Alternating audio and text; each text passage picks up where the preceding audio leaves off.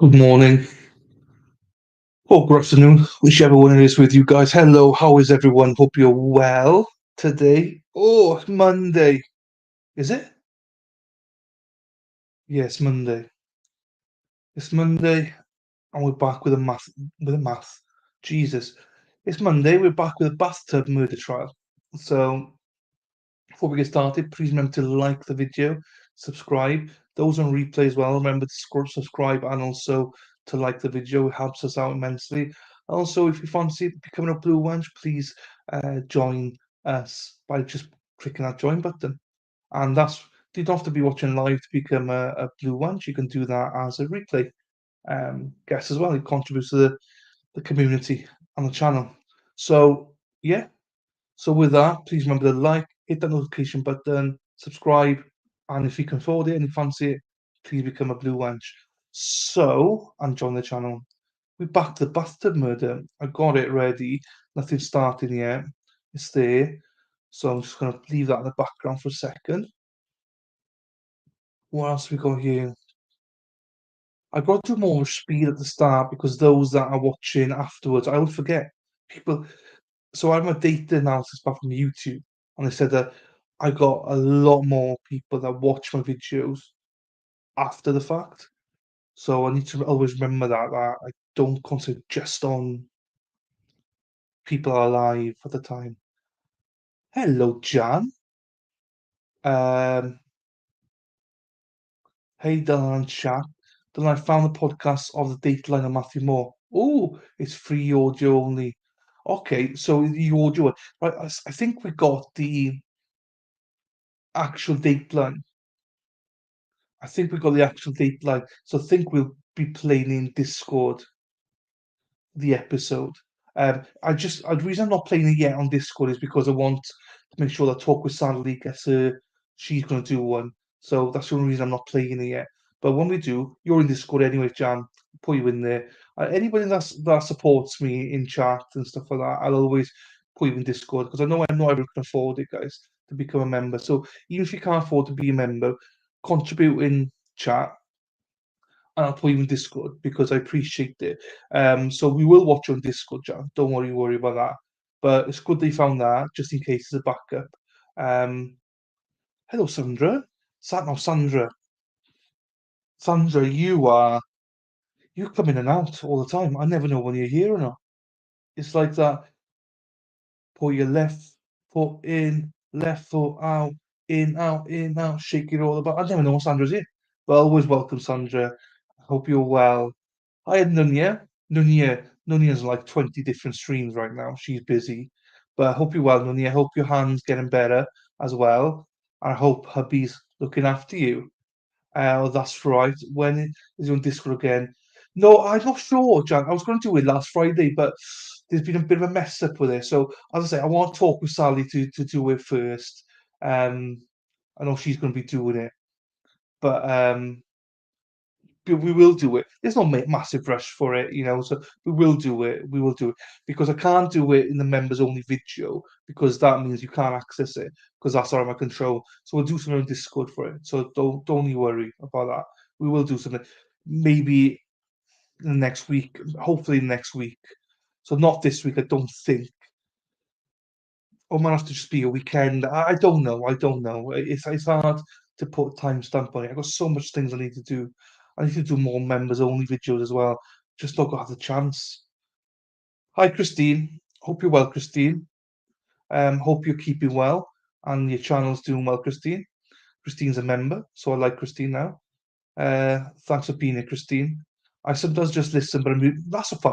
Yeah, it's fine. You always pop up. I'm like, so Sandra, and then you're gone. I'm like, oh, but you're listening. That's fine. That's fine. That's fine. No worries. Yeah, we will. I'll say we will do it. Just need to find a time to do it all. But also, I don't need to do it. You guys can do it. So no one needs to wait for me. If people want to watch it or got the audio or got the Rumble, not Rumble, actual Dateline, use it. Use my Discord. I think people are shy to use it. Guys, it's there. Use it. I don't. I'm not a Discord guy. Um, so by all means, if you want to, if you got or anyone's got Dateline already and you fancy watching Discord with Jan and other people, go ahead. Do it on the weekends or something. That's absolutely fine. It takes the pressure off me having to organise it. So happy days if someone wants to organise it. Hubby's in the doghouse. Uh-oh. Uh-oh. There may be trouble ahead. Uh-oh. So does that mean he's gonna have to do the taxi driving for a while now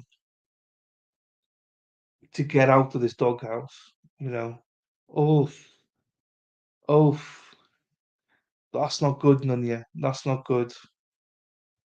But I hope he's okay. Because I'm sure he's telling all his friends, "Oh, I'm in the doghouse. I can't win." So I'm sure he'll turn. I'm sure he'll turn. Let's have a look at this. Just putting that there. What else we got here? Uh, uh,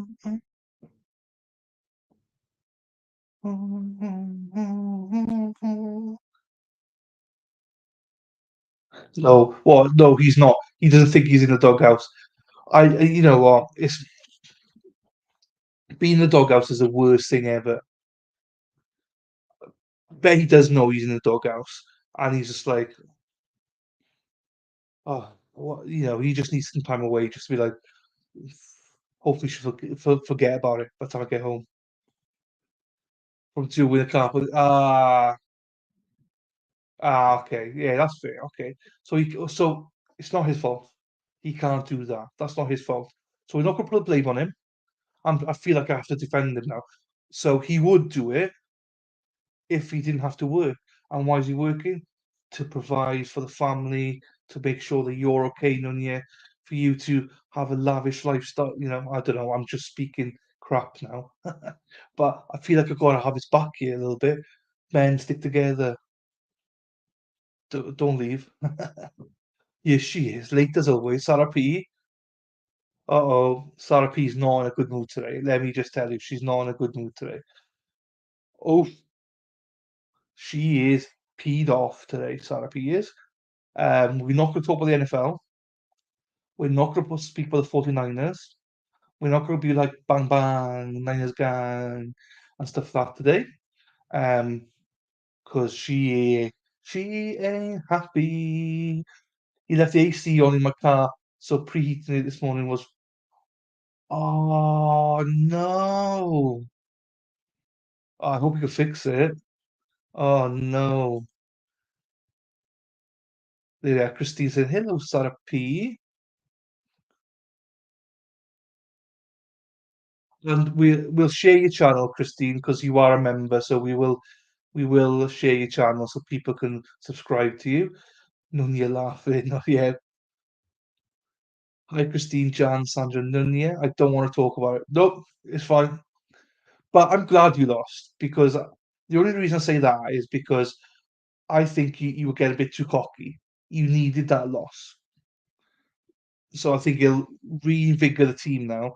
I Before you lost, I didn't think you'd win the Super Bowl. Now that you've lost, I think I'm more inclined to say that you're going to win the Super Bowl this year. So you needed that. I think you needed that restructure. I think Brock needed that kind of loss to be now like focus. Okay, okay, that's not happening again, guys. So I think it's a good thing. I think it's a good thing actually. I think I see you winning the Super Bowl now or being very close to it. Sarah P is blasted. He was blasted.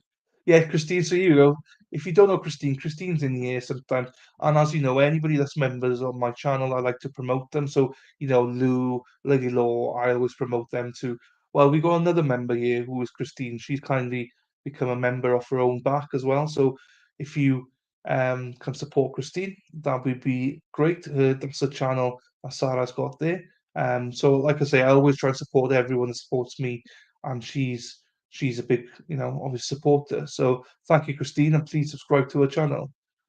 At least the Seagulls lost two. Yes, I agree. I agree. Which is a shock, though. Oh, diolch yn fawr. Um, but that was a bigger shock than what the New York Jets was. So, the New York Jets were, whoa. So at least with Cleveland, they have a really good defense. So, I saw the New York, I suppose, but here he is. Here he is. Here he is, Jonathan. Jonathan's becoming one of my favourite chapters because you just don't understand him half the time. Subbed Christine. Thank you, Nuni, for subbing to Christine. Anyone else that can sub to her, that's great as well. Hey, Jonathan. Sarah P. Oh, you were the Mark. Oh, that one. That was horrible. That was the Bengals, wasn't it? Bengals uh, v Buffalo Bills. Jesus, that was horrendous. Jonathan. Super mysterious. Jonathan.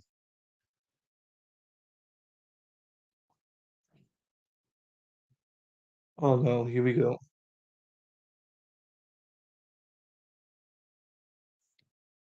Wow, Jonathan, I bet you could hear a pin drop in that stadium. I have my own thoughts about all of that. Do you know what? I'd love to hear what goes on in Sarah P's head sometimes. Because I mean, like, she lives in fantasy world, so I'd love to hear it. Um, uh, like they let me make the person as pasty white as I am in real life. Love definitely was some NDAs involved. Oh,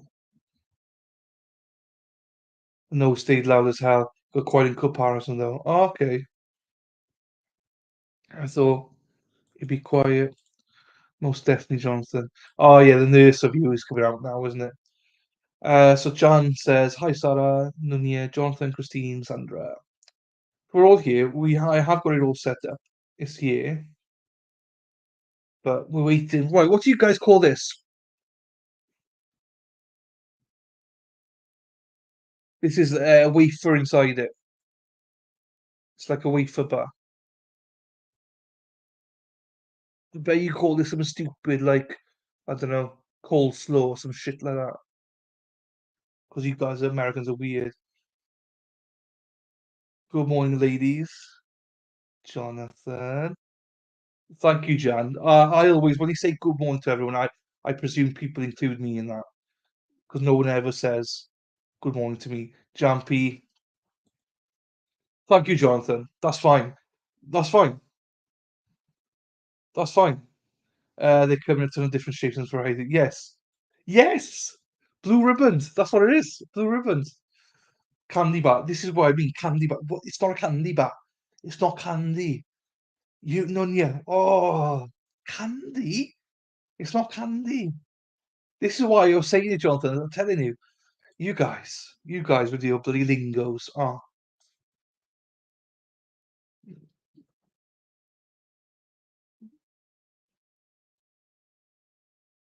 hmm. Not even blue. I'm blue up at the other time. Be up at the other bar. Okay, hang on. Let me just get this here. Um,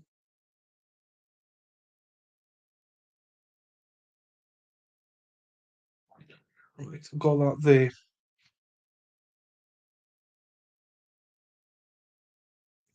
If I thought English class was hard in the US, yes. Here, chocolate is candy, not a food group. Fine, fine. That's just what I think is weird. I can sing that in Romanian. They call it in. They call it in for some weird reason. Jesus, we have to get you on. We have to get you on. Um,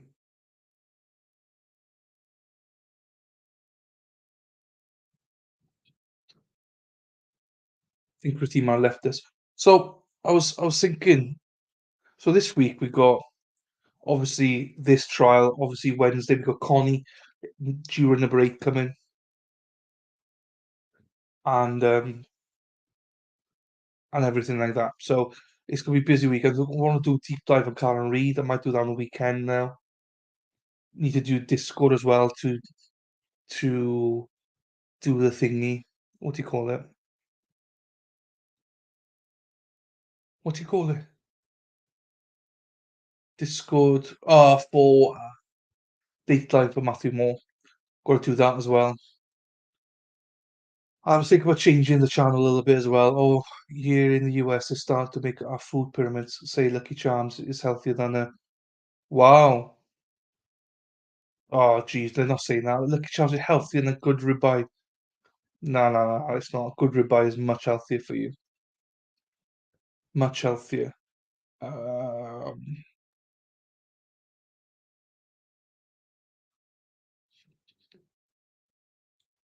okay. No, I was thinking of because I need to do more. I find it hard to do members only just because it's like there's so many things going on, with everything. So I need to pull my finger out a little bit. I was also thinking about adding another layer in. I had a chat with a couple of people for memberships because some people, can't afford $5, $6, whatever it is. I don't even remember how much it is, to be quite honest with you. So gonna put like a $2.99 layer in as well. Um, so I don't know. I was thinking putting like two layers in, 2.99 and 4.99 or whatever it is. So um, I don't know. What do people think about that? I don't know. Um, to see if it's more affordable for people as well. Based. I know, based. Mm.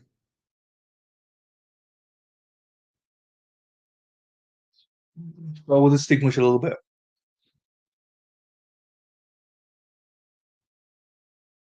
Right. Let me finish this and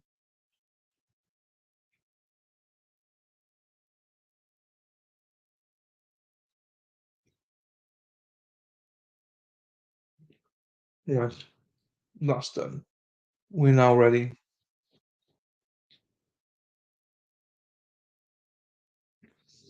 Oh, it's fine. It's just more. I want to make sure that it's inclusive. That's all, John. I want to make sure it's inclusive for everybody. That's affordable. Because I do realize that not everyone can afford it, and I just want to make it a little bit affordable for people. I don't know if it's the right thing to do or not, but I appreciate that, John. I do appreciate if you become a member, but as you know, I'm never, you know, um, Jimmy, I can't. I don't know. I hate speaking about money as well. So, oh, geez, no, you can't. No, you can't. So for me, this score is in my control. I can add and whatever anybody. The members only videos are out of my control. Um, YouTube does that. If I want to do members only, they like even so Sarah P now, if she wasn't a member, even though she's a mod, she wouldn't be able to access the members only. Not because of me, because of YouTube. So it's stupid really. So in a way it's stopping me from making content. Um so that's why I don't know. We'll see. I will see. Um to moving and selling our house and I start a project car. Must got feelings, but yeah, I get it. Everyone's got costs, guys. Everyone. I only bring it up because I have to. I have to bring it up because it's part of the channel. I never used to, but now I do. And so also my living as well now. So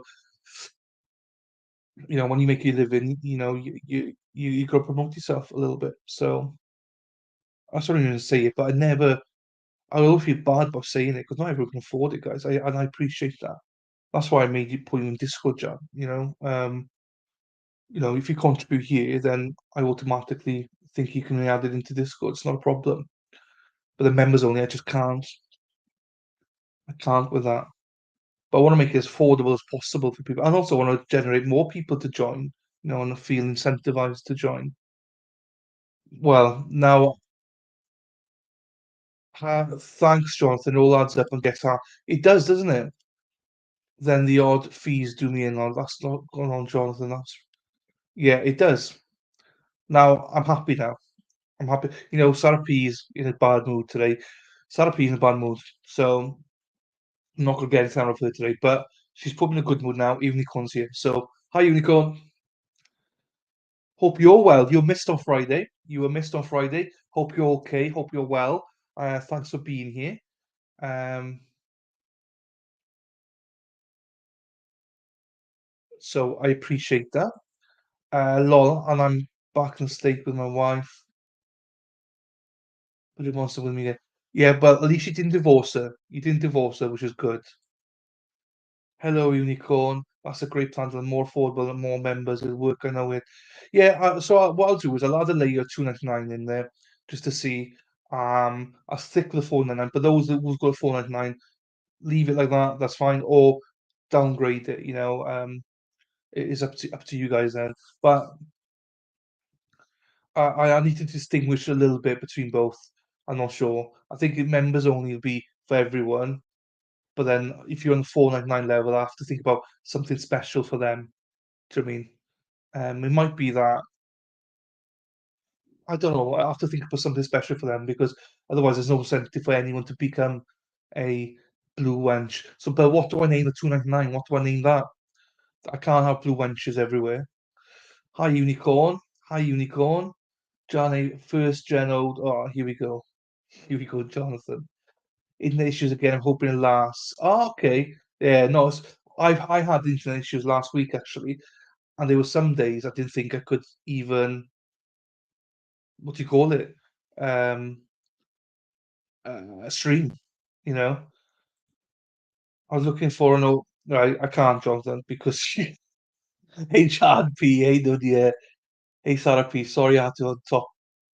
Oh, geez, I've got top messages again. She's in a bad mood, Unicorn. So watch yourself. She's rattled today. She's, woof, she's grumpy. Wow, Jonathan sounds like a lot. I've got. Hey, love, Terry. I thought you were avoiding me, Terry. Oh, it doesn't come up.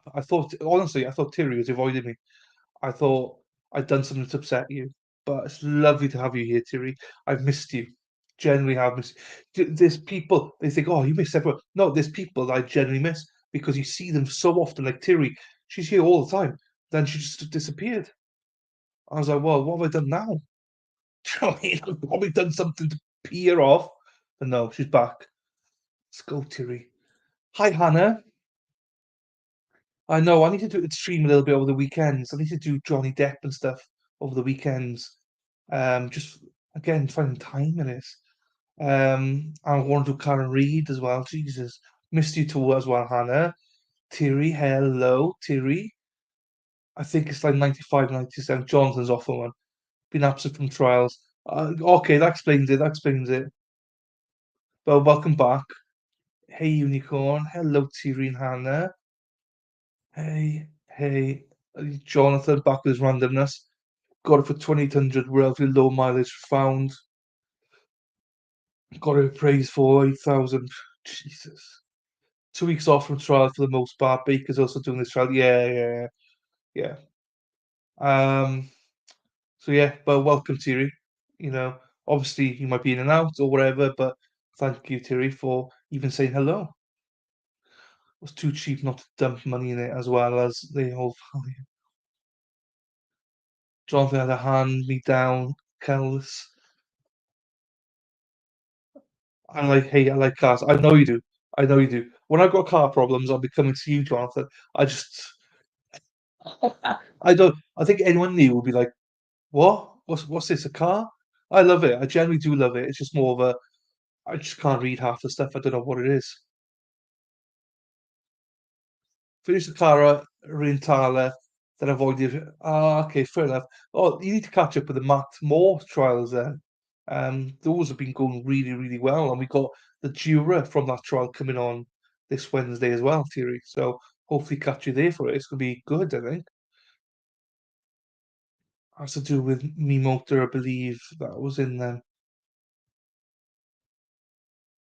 Mm.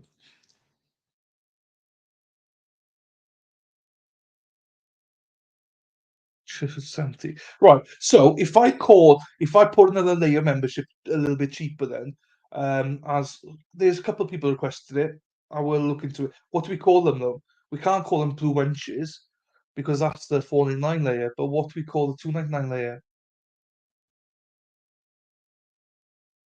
Is there anything we can call them?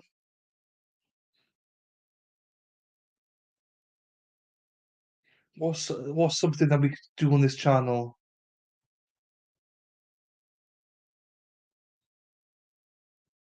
Ooh, we've only done I think 3 or 4 episodes, and we're going to do 16. I think it is, Thierry. So you've got plenty of time, plenty of time. Also, it's not really a trial. If you're hoping to watch the trial, don't watch it. It's more his insight into everything, So um, that's what we got. I need a name now then for another level of membership, guys. So what can we call the trial's not started, by the way. Here we go. It's there. What can I call? We got blue wenches at 499. What can I call the 299 level? I need somebody to be quite.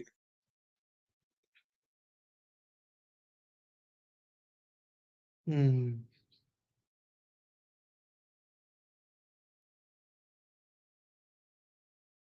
Hmm. Have to go on silence. Hmm.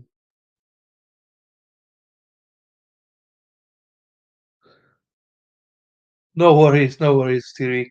See you in a bit. Um.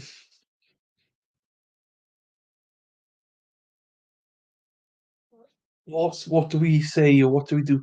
Blue wenches and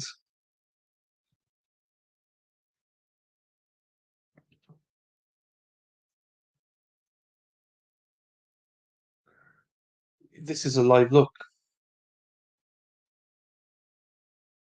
Cheerleaders. Cheerleaders. Okay, that's one offer. I it hasn't bounced on me, Hannah. I'll be honest with you, but at least you put an offer out there. And that's more than anyone else has done. So thank you. I like the concept. I like cheer. Yeah, I like that. It's just more of a, when you got a blue wench, you can visualize a blue wench. Thank you. State versus Tronnes, CF 18-12472. State, ready? Your Honor, Michael Smith of the state. Cheerleader going on to a blue wench. State. Defense, ready? Yes, Your Honor. Good morning, Richard Zaleski from Tronnes. We just need him his eye on. Those with the Riz. Oh, they're called. Tammy Jack's also for Mr. Chalmers. Oh, he's all handcuffed up there. Right, okay. And as soon as Mr. Tronnes is ready, we can Any bring the more jury for any out. more, guys? Any more? As long as you have no Handcuffs and pads out there, stuff? it looks like you do. Not quite yet, Deputy. We still need Mr. Tronnes ready.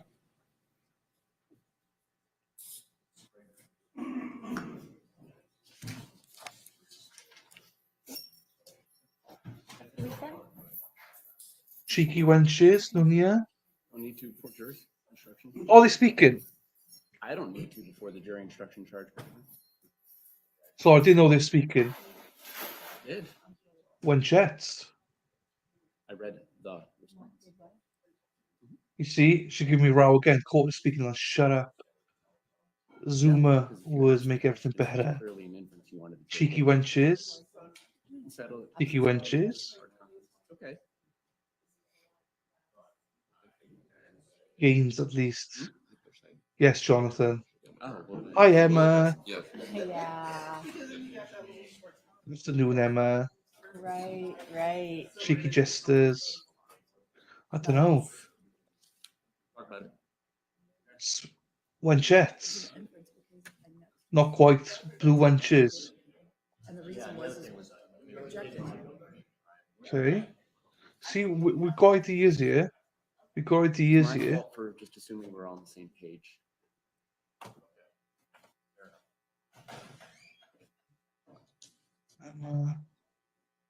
What's BAMFs? To see him a lot.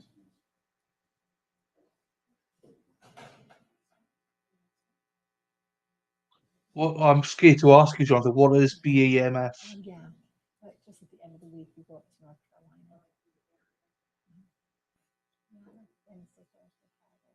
afterwards.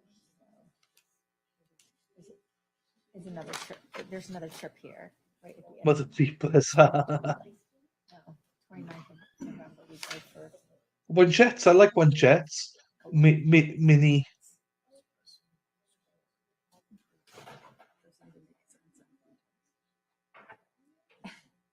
Let me just go. Oh, I got it on top May live. almost 4 weeks out. Yeah, I don't know. It's just because.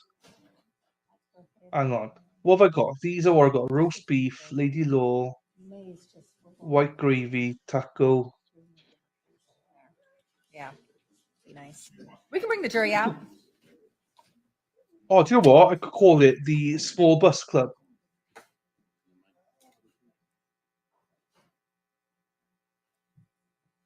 Small buses, or small bus, or taco club. Like these are all my thingies. They're all related to the channel.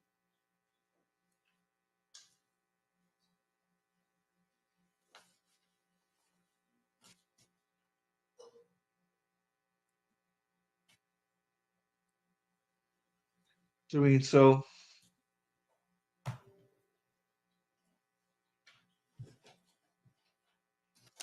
Hello, Anne. Good morning, Anne. Hope you're well, Anne. Hope Canada's doing well up there.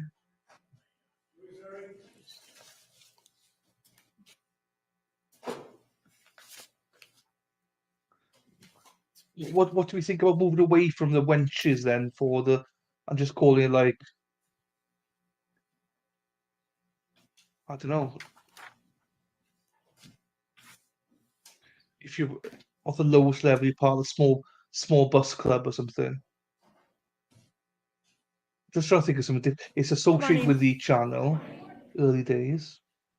Has everyone followed all the instructions that I've given you? Yes. And state recognize the presence of the jury? Lippers. Defense? You do. State ready to proceed? Yes, Your Honor. Defense? Yes. State, you may call your Thank next you, Anne. witness. Good to see you as well, Anne. Daniel Connolly. Just be careful. Sarah P's in a bad mood today, okay? I'll say that to everyone because I know it annoys her. So she's in a bad mood today.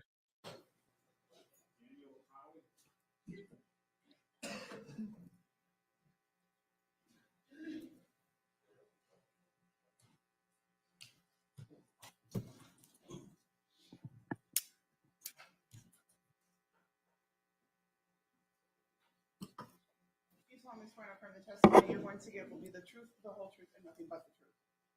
Can you please state your first and last name for the record?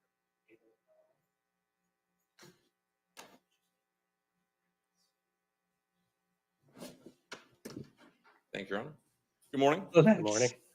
If you could just introduce yourself to the jury and spell your last name for the record. Sure. I'm Daniel Conley. That's Daniel Lawrence Conley. My last name is Connolly. And where do you work? Currently, I am self-employed, What type of work do you do? primarily made to manage consulting. This is like the ERP system that I work with Shanti on. And what city do you currently reside? Cary, North Carolina. And how long have you lived there? Since summer of 2019, we moved there. Before that, going back to 2018, where did you live? Princeton, West Virginia. All right. If you could just give the jury a brief description of your educational and work background. Okay, I have a bachelor's and master's in management information systems. Going on for my master's, I did a few years of software and web development. And for about 7 years after that, I worked at my family's business, helping them Thanks, Sarah. re-implement systems like their payroll and systems like Made to Manage. That's what I worked on with Shanti. And since we sold that business and we moved to North Carolina, Go I've on. worked at Fidelity Investments and then did Made to Manage consulting for a company. And over the last 5 or 6 months, I've been doing that independently. Can you just tell the jury a little bit more about what this program Made to Manage is? Sure. It's a enterprise resource planning software, and it is specifically geared towards manufacturing companies. So it can help you track things like your inventory, your manufacturing processes, but also all things on the financial side. So you build a widget, it tracks all the costs of building the widget while also tracking your manufacturing process. And basically those costs, you can do things like print out financial statements, do all your financial reporting, and it's all in a single system. And you mentioned earlier that you worked with Shanti on this program. Is that Shanti Cooper or Shanti Cooper-Tronnes that you're speaking of? Shanti Cooper is how I knew her, but Shanti Cooper-Tronnes, yes. And how long is it that you knew her or worked with her? So I was acquainted with her from 2013. I did not work with her a great deal at that time. She worked at my family's business, but away from me. We did not have a working relationship at that time. However, several years later, I got more into the financial side of Made to Manage and needed help. And I was aware of her from the earlier acquaintance. So from, I'd say, summer of 2016 until the time of her death, we worked more and more closely together on the financial aspects of implementing Made to Manage. So. And is it fair to say that Shanti was a resource for you related to the Made to Manage? Yes. Now, did you ever actually meet Shanti in person? No. So how is it that you would communicate with her? Text, phone, and email. So I want to go back to April of 2018. Can you just sort of explain to the jury what your work relationship was with Shanti at that time? Sure. I believe that, well, at that point, she had assumed. Hi, Nancy. Hi, Nancy. Welcome, Nancy.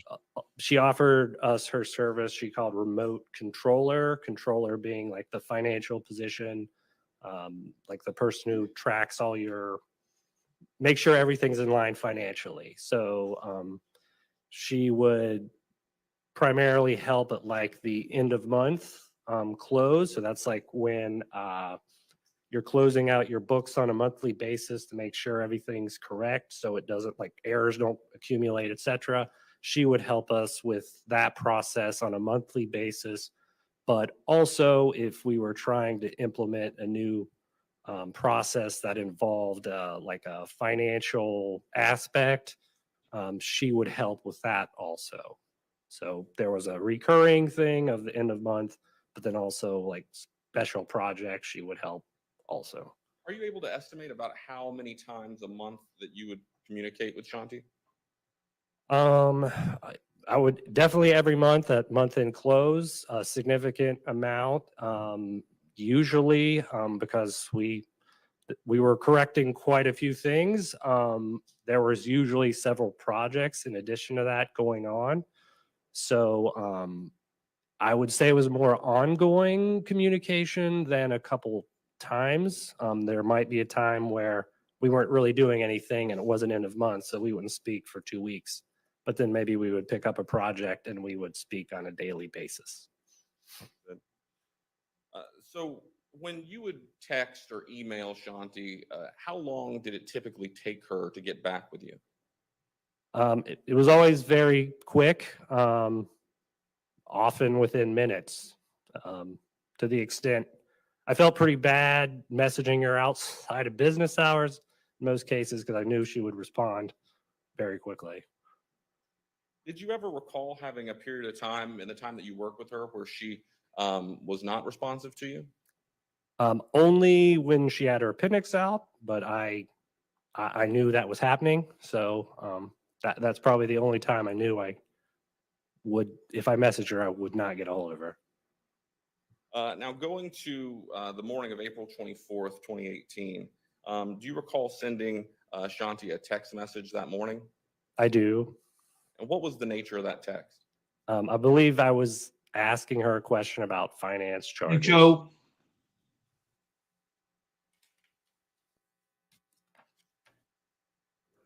Showing opposing counsel with the mark for identification as state CD. Okay, thanks. Commissioner approach the witness. Okay, Let the record reflect, I'm showing the witness what's been marked for identification as state CD. If you could just take a look at this and let me know once you've had a chance to review it.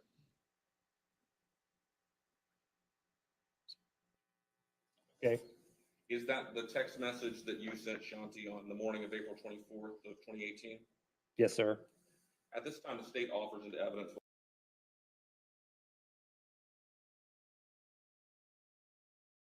Oh, what's going on?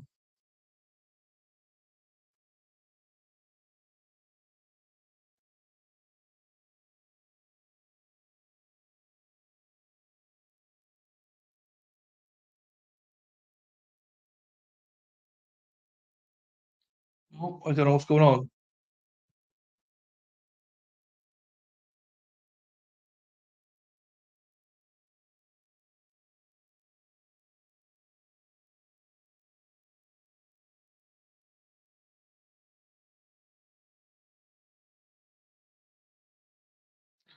Oh, he's like rocking it. I don't know what's going on. Got the moves like Jagger. You're right, Joe. He's got the moves like Jagger. Don't know what's going on though, Joe.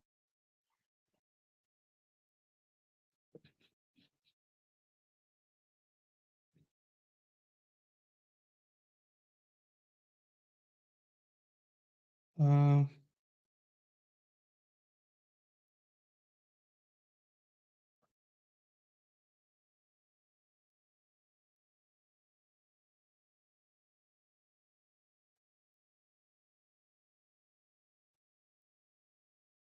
trying to see if I can find another stream.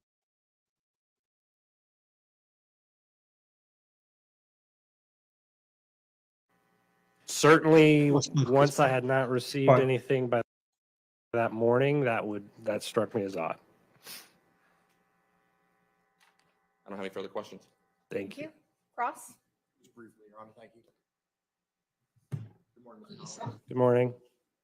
So over the course of the 2-year relationship with. It's or the important, 2 Joe. years that you were working closely with Ms. Cooper-Tronnes at times, there were gaps, and you said because there were projects that would start up and you'd see her regularly, but then there would be times you wouldn't see her for periods of time or speak to her. Yes. And you were aware of her appendix surgery Yes. and subsequently the slow recovery. Uh, maybe something was mentioned about her having some issues, but I wasn't significantly aware of any. You weren't that close. You weren't that kind of friends. Not yet. No. Okay, fair to say. And the and during that time of illness, that was really the only period that you had problems or delays in getting a hold of Shanti. Only during the acute illness. I mean, when she was at the hospital. Were you aware that she was going through some sort of dental situation, had a dental emergency going on that day? No. So no telling if she was just sleeping that morning. No. The text message that you sent, there was nothing absolutely urgent about that text, was there? No. And you didn't even follow up with another text that morning in reference to the lack of response. No. I believe I sent some additional texts in the afternoon. Thank you. Any redirect? Briefly, Your Honor. So you mentioned there was a brief time during her acute illness with the appendicitis that you weren't able to necessarily get quick response out of her. Had that ended well before the text on April 24th? Yes. I think she did another end of month close in the meantime. I mean, this was 2 months, and we were working on a project at that time. She was supposed to send me something that day regarding an email the previous night that I sent to her. And during that time that you had been working on that project, was she always very quick to respond? Any project, she was very quick to respond. No further questions. May this witness be excused from subpoena? Yes, Your Honor. Any objection, defense? Thank you, sir. You may step down. You are excused. State, you may call your next witness. Cool. Matthew Herbert.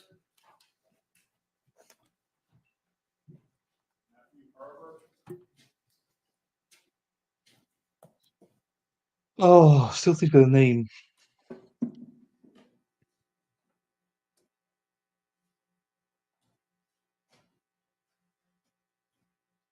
Hmm. You solemnly swear and affirm the testimony you're going to give will be the truth, the whole truth, and nothing but the truth. Can you please state your first and last name? Is the audio okay? Can you all hear it? Cool. Okay. I could turn it up a little bit if needed. It's not a problem. Good morning, sir. Can you spell your last name for the court reporter? It's Herbert. And your first name is common spelling? Yes. And what do you do for a living? I'm a software consultant for enterprise resource planning software, And how long have you been doing that? about 23 years.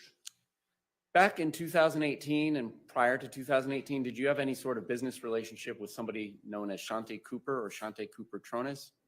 Did And approximately when was that relationship formed? about 2012. And what was the nature of the business relationship? I worked for a software company at that time named Consona Corporation, and they had hired Shanti Cooper to be a implementation consultant, Sorry.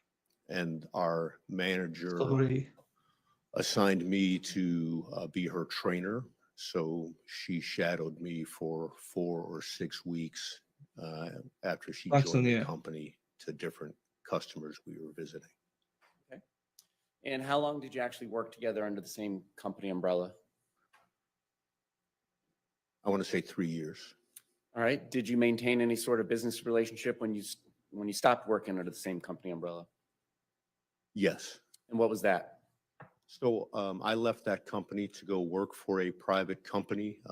They hired me as a direct hire.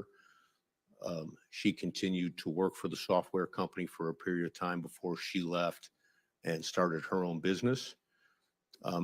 During that time, we still had a professional relationship where she would contact me if she had questions about the software or the data environment that I could help her with. And at the same time, I would contact her with questions. She had a higher level of speciality working with the accounting part of the software than I did. So if I got stuck and I had to phone a friend, that's who I would call. So it sounds like there were situations where she would phone a friend and there were situations where you would phone a friend. Yes. And we're saying phone, but what were the means of communications that you all used together? Email, text messages, phone calls. And over the course of the years that you had been working with her, both under the same company umbrella and when you guys went your separate ways but maintained a relationship, how prompt was her response time typically? I would say, so it was typical for me if I was visiting a customer, and you have to understand that if I went someplace for the first time, I would be sitting in a room at a table full of people who were all asking me questions basically at the same time.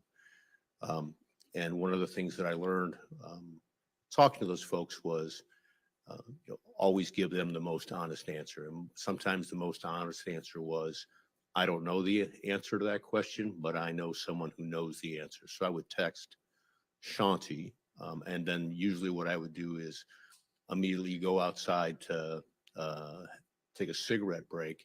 And by the time I got outside and had lit my cigarette, she usually texted me back. And not being a smoker myself, is that 5-10 minutes? That's 5 minutes. All right. So that was your typical response time you received from her during business hours?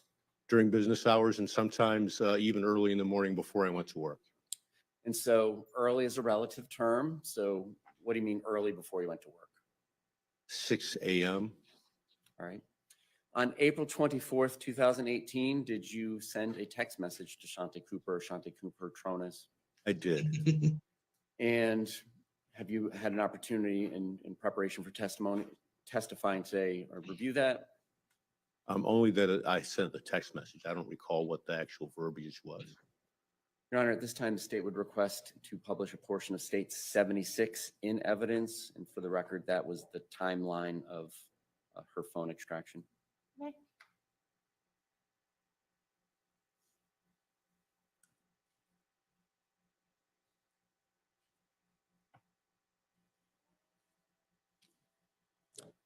Jonathan, All right. never change my man, Speaking never of row change. 1078. Are you the Matthew Herbert with the phone that has an area code of 517? That is correct. And did you send the text, "I have another opportunity for you" with advanced reporter and MN details this evening? Yes, And that's not specifically requesting a question to be answered. Is that a fair commentary on it? correct. More of a referral. But based on your communication with her over, I guess you said you met in 2012, 6 years, would you expect a thumbs up like an Apple iMessage? Yeah, or Josie. okay, or any sort of response? Yes, And would that have the same typical response time that we've described already? yes, All right. And if the records on her phone shows that this was sent at 10:28 in the morning on April 24th, does that seem accurate? yes. No other questions of this witness? Thank you, State.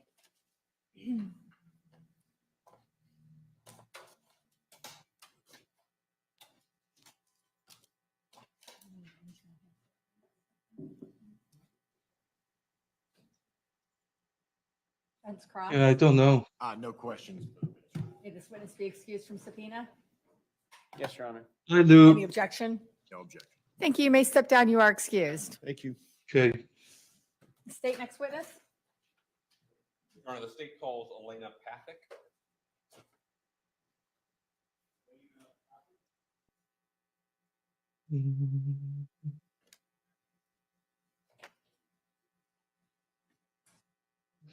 Yeah, it's gonna be an interesting one, I think.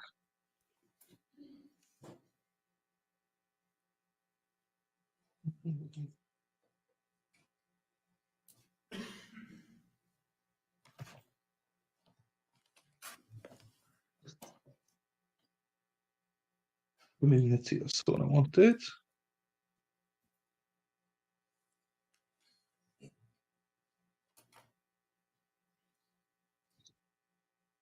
Right, so yeah, it's not looking good for him. You're right, Dunya.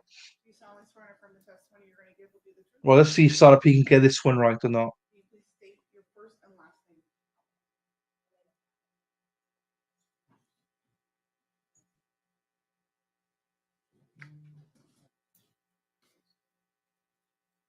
Thank you, Your Honor. Good morning. Morning. If you could just speak up a little bit. If you could introduce yourself to the jury and spell your last name for the record. Okay, Elena Pathick, last name Pathak. And what city do you currently live? I live in Springfield, Missouri. How long have you lived there? Couple months. Prior to living in Springfield, Missouri, where did you live? West Plains, Missouri for about 1.5 years, and before that, Orlando, Florida. Going back to 2018, where did you live?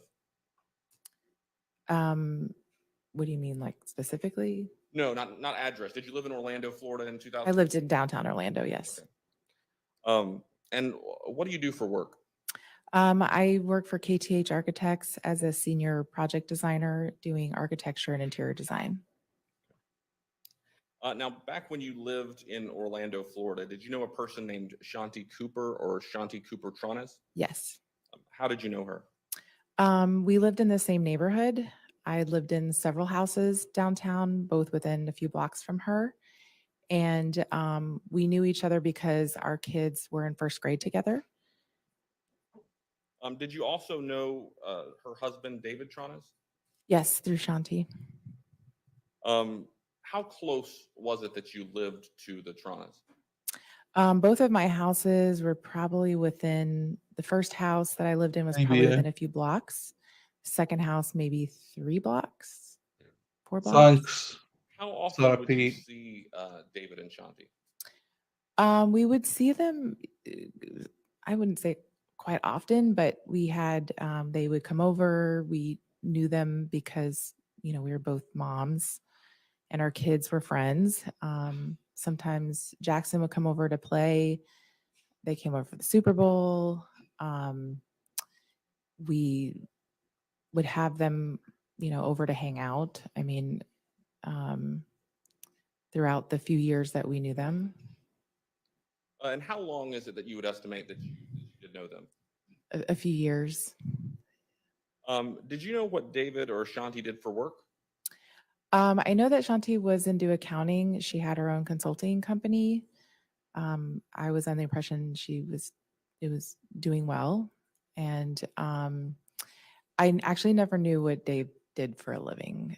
When my husband had asked him, he said he was into sales, but I don't really know what that means. I mean, it was, it was just kind of strange because my husband's like, I don't know if he sells vacuums. I mean, it was just a strange answer. We never really knew specifically exactly what he did.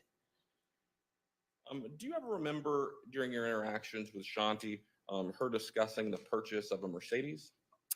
Yes, because I had gotten a new car and she just seemed a little like she didn't understand why Dave kept pushing her to buy a Mercedes. And it was kind of She's strange back. because she Thierry's kept saying, back. I'm fine with the car that I'm driving. I don't know why. Commissioner, hearsay?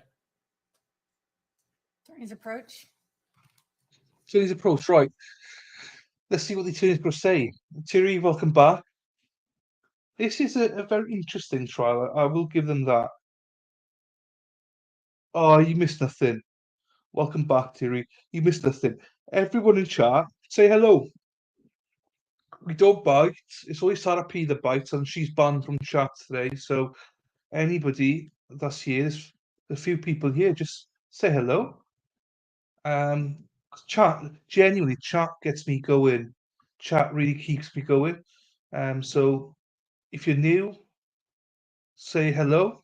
If some of you, right, you've been in that position where you were new to the channel, you were lurking in the background, and all one day you said hello or something, and look at you now. Look at you now. What did Sarah do? Well, I made one comment saying about Bang Bang Niners Gang, and she flipped. So she's in a bad mood today. So yeah, that's why she's in the corner hiding a little bit today. I know you will be as well. I know, but we're just teasing her, trying to make her day better. It's lovely. Don't listen to that. Only today. Thierry, Anne, Lou. I always say hi. I know Jonathan. You always do. All I did was tell him I don't want to talk about the game yesterday. I know, but we've got to have a bit of a laugh, don't we? Thank you, Emma. Stop being nice to Sarah P, everyone. Jonathan. Right, I think it's a good thing for you, Josie. I think it's good. Right, no, shut up, Emma. I know. I'm more bad with the Wales lost, but I'm over it. Argentina deserved it. I think it's a good thing the Niners lost yesterday. I think you've got better chance now to win the Super Bowl. Okay, I believe you were answering related to conversations that you had with Shanti related to the purchase of a Mercedes. If you could just continue. Yes, she Sorry, Judge, I'm gonna, just for the record, object to relevance. Overruled. Nancy. she didn't understand why he kept pushing her to buy a new car. Now, as a couple, how often did you have an opportunity to observe This. the two of them together? It's good. Well, It's whenever good. we have them over, or my kids' pool party, or like I said, the Super Bowl, they came over to our house, just the two of them. So I mean, we did see them. In the time that you spent around the two of them, did they appear to be affectionate towards each other? No, I never saw them hold hands, touch, kiss. It was a little strange. Now, In the time that you knew them, did you ever go over to their house? I did, yes, several times. Did you ever go I'm inside sure the you want house? to know. Yes. What was Yeah. the most recent time before the murder that you had gone to the house? I want to say it was probably 3 to 4 months before it happened. Can you describe the house? What you remember about it? Yes, I can because of my career. Shanti had asked me to come and look at the house, and I think she was frustrated by the I would say lack of progress. Um, it it was in much more disrepair than the first time I had seen it. I came in and there was literally no floor, and I have to say it was a bit shocking because normally when you renovate houses, because I've renovated many of my own houses in downtown Orlando, you wouldn't remove the floors because you want to preserve the old wood floors. We would even pull wood out of closets, to preserve floors if we had a lack of material. We would try to find ways to keep the floors. They're beautiful. I was very familiar with this house because I had looked at purchasing it years before it was for sale, or when it was for sale before she had purchased it. So I was familiar with the property, and it was a beautiful house. So to come in and see it completely gutted, I mean, there were walls removed.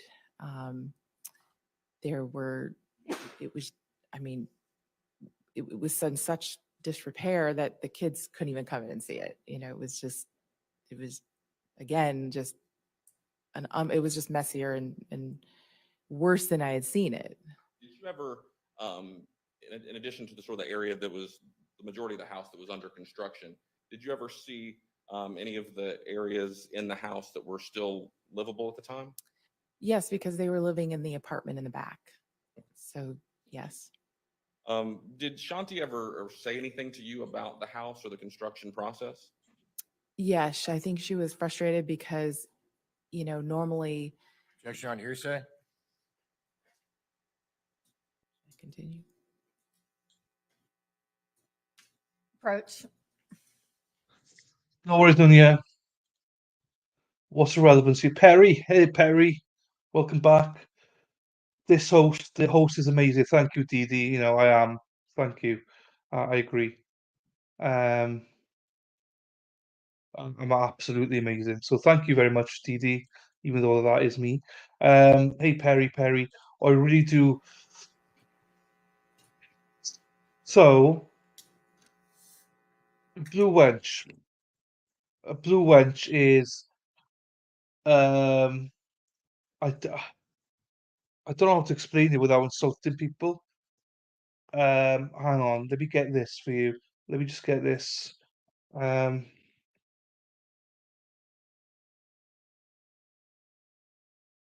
let me get this, and then this might explain.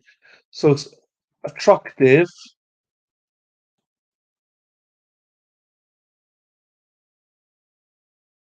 um, similar to this. Right, if I show you this, because this is not going to insult you.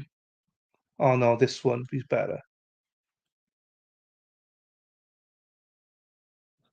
So it's a combo. You start off as a wrench thing, then a wench thing,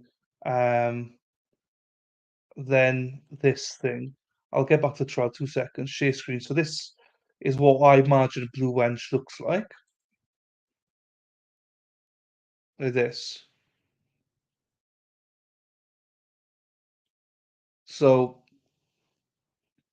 very attractive. Um, so played off the wrench thing, and then the blue wrench and wench, a little bit of a. I don't want to say. I don't want to say the word, but I don't want to say the word today. But like, you can see them dressed up like this. Do you know what I mean? So an attractive blue wench. So someone also who likes a bit of fun, likes innuendos and stuff like that. Shows the backside. Hey, CG, you're not even a member, so I can't. This is members only today. I'm joking. So stop it. I don't really want to say. So as long as you can get a joke, you're like a blue wench. You're like, you're in with the crowd. You sort of,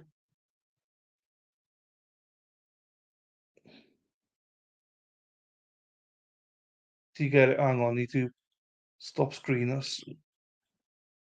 I'm glad you get it because it's hard for me to explain it. Um,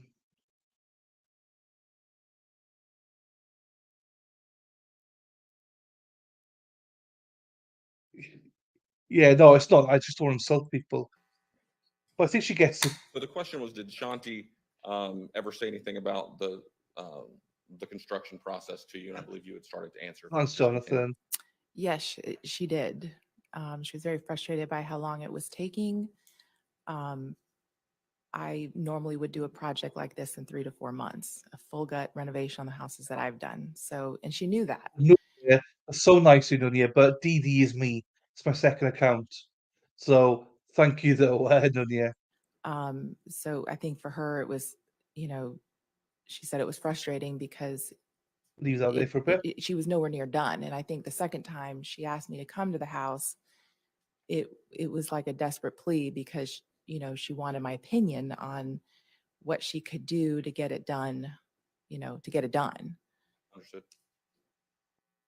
Hi, CG. I don't have any further questions. Thank you.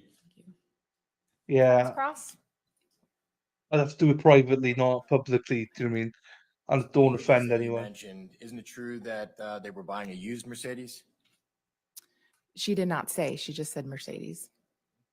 And your relationship with the Tronnes family was business or pleasure? It'd be more pleasure. Your children went to school together? Yes. That was, which school was that? Blankner, Blankner Boone. Thanks, Nunia. Blankner School. Okay, and was Shanti very happy that Cooper or Jackson was going to be going to the school? She did not state that. I don't know. So she never expressed to you how excited she was about the school district? I don't know. I mean, I wouldn't assume whether she was happy or not happy. When was the last time you saw Shanti? It was right before she passed away. I believe it might have been the Saturday before she passed. She explained to you about the contract with Zombie House Flipping? She did talk to me about that when I went back to see the house. She expressed her excitement with the development and the light at the end of the tunnel. I think she was hesitant, actually. She had production beginning on May the 7th, didn't she? I don't know because it seemed when I talked to her, it was up in the air. So you're not even aware that it had been set and what had happened and there was a production schedule. She did not make that clear to me. You were aware that David owned the home before his marriage to Shanti? No, You were aware that there was termite damage to the floors and that's why they were taken out? Did that ever become something that you spoke about with David and Shanti? no. So in the house as you saw it originally, you don't know how it came or why it came to be peeled so slowly back to the studs that you Hi, finally Kathy. saw it to be. Welcome No, but I back, know that- Kathy. Termite damage or no termite damage, I would have had that house done in 3 to 4 months. And Mhm. so with a professional contractor coming in and a TV crew and production schedule, that could happen, quite frankly, in your opinion, in 3 to 4 months. I don't know because I'm not familiar with a production schedule. And what about the cost? Don't you think it's $200,000 to $300,000 to get the property complete? Objection, foundation, speculation. Sustain? You do remodeling of homes? What's that? You've done remodeling of homes, Yes, but each home is very different in its needs. but you knew this home. I did. I didn't know it inside out. And you have no opinion at this point based upon what you know about the market and the home as you saw it before and after, and your conversations with Shanti and David and their design plans on a ballpark figure on what it would cost to finish the property? Objection, foundation. World? I know what I've spent on my houses, and it ranges drastically depending on exactly what you're doing. Could they make this house livable for $200,000 to $300,000? Objection calls for speculation foundation. Okay. One more. Evasive. Nothing further. Thank you. Redirect. No, Your Honor. May this witness be excused from subpoena? Yes, Your Honor. Any objection, defense? No. Thank you, ma'am. You may step down. You are excused. No. State next witness. No, At this time, the state calls Samantha Adams. we saw it. Thanks for those to me. I'm a Oma 72 jar pens. From South Africa, yes. Kathy's from South Africa. You are through to semi-finals of the Rugby World Cup. Well done, congratulations. This judge sounds so cheery. Swear to affirm the testimony you're going to give will be the truth, the whole truth, and nothing but the truth. Please state your first. So anyone else like Kathy, say hello. Dollar bills. Thank you, Your Honor. Good morning. Good morning. If you could just introduce yourself to the jury and spell your last name for the record. Yes, my name is Samantha Adams, ADAMS, And what city do you currently live in? Madison, Alabama. And how long have you lived there? A little over a year. Prior to living in Madison, Alabama, where did you live? Prior to Madison, Alabama, I lived in Palm Bay, Florida for approximately 3 years. And then before that in Asheville, Alabama. And then prior to that, Orlando, Florida. And what was the time period that you lived in Orlando, Florida? I was born and raised in Orlando, Florida, and I lived there prior to my 22nd birthday. And when was your 22nd birthday? May of 2018. All right. And what do you currently do for work? I am a facility security officer for a military defense contractor in Huntsville, Alabama. But going back to Cheeky, cheeky. I'm a cheeky girl in a cheeky world. 2017 and 2018, were you working full-time or were you also a student? I was also a student. What were you in school for? I attended the University of Central Florida studying criminal justice. And in addition to being a full-time student, did you have a part-time job? Yes, I did. And who was that part-time job with? Shanti Cooper-Tronnes. How is it that you came to work for her? I was looking to leave my previous job at Universal Studios for a more job that was more flexible with my school schedule. And so I put a posting on care.com and Shanti reached out the next morning asking for a nanny. Can you just explain to the jury a little bit, what is care.com? So care.com is an online site that Life is individuals can plastic. post themselves It's to become a nanny or fantastic. anything that an individual may need. Also, personal assisting, an app basically for an individual looking for help. And what was the nature of the work that you ultimately ended up doing for Shanti Cooper-Tronnes? When I first started with Shanti, it was mostly nanny work with her son Jackson, and it eventually went into more personal assisting / nanny. If she needed anything, I was the person to help her. Can you give some examples of Africa one. outside of childcare? Yes. So for Shanti, she ran her own business. So she would have me go to the post office, check her mailbox. She would have me, if she got any checks, go ahead and post those in her bank account, as well as go grocery shopping if she needed an errand ran, anything like that. And what, well, first of all, how long is it that you worked for Shanti? It was January of 17 until mid-April 2018. And what were your typical hours when working with her? Anywhere from 9 to 11 a.m. to about 3 to 5 p.m. Are you able to estimate about how many hours a week it is that you worked with Shanti? About 21 hours a week. And how much of this time, It's like it's been there from the start.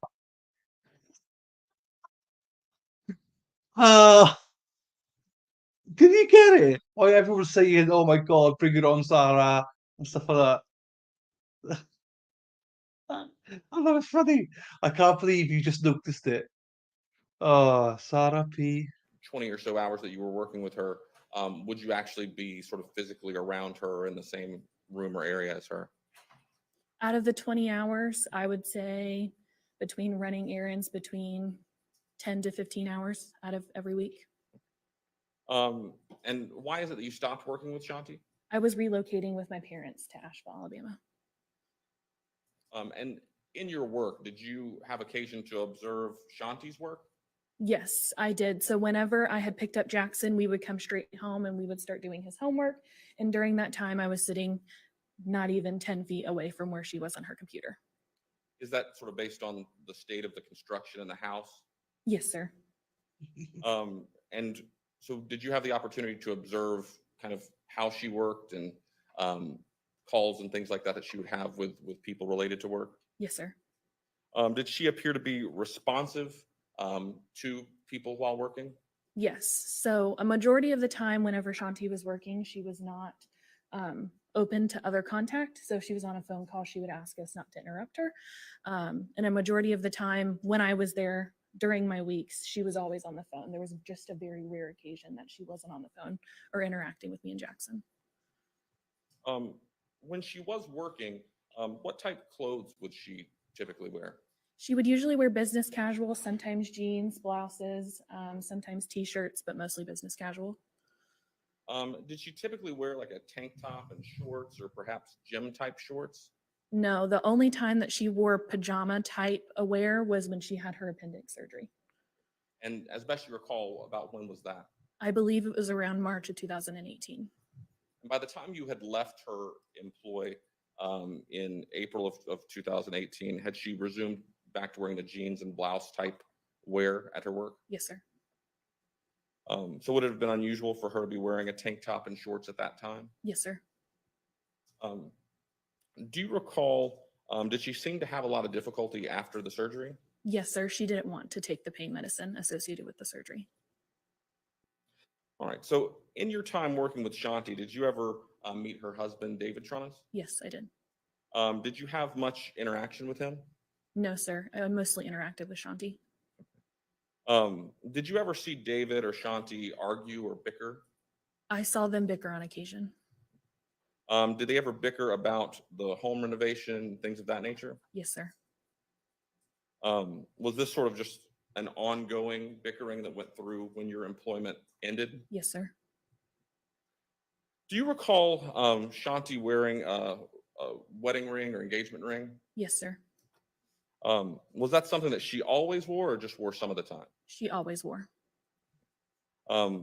Was there ever a time that you recall seeing her that she was not wearing the engagement ring? I never saw her not wear the engagement ring. The only time that she ever took off was the wedding band, because one day I reported to work and one of the diamonds had fallen out. So she had me take it to the jewelers, but she was still wearing the engagement ring. Had she gotten the wedding band back after that at some point? I think we got it back the same day. Okay. And then after that day, did you ever see her not wearing her engagement ring or her wedding band? Yes, sir. Were you Facebook friends with Shanti? Yes, I was.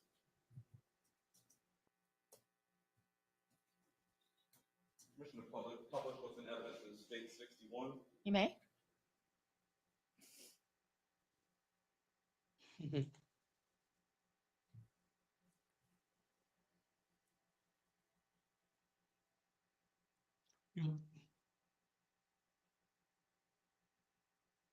Is this a Facebook posting of Shanti, do you recall? Yes, sir.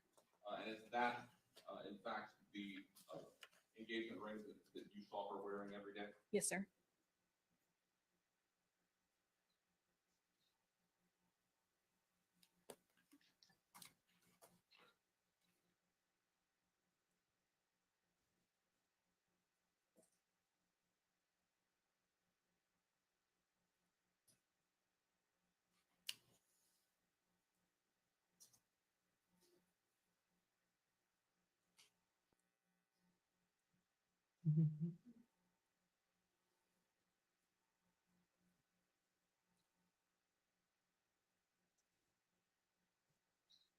This guy's like putting gloves on, like he's going to inspect someone's ass, like a doctor.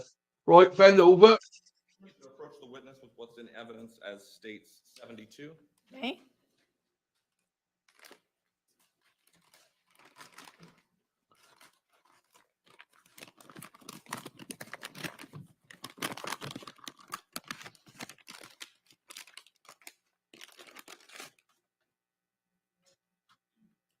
question.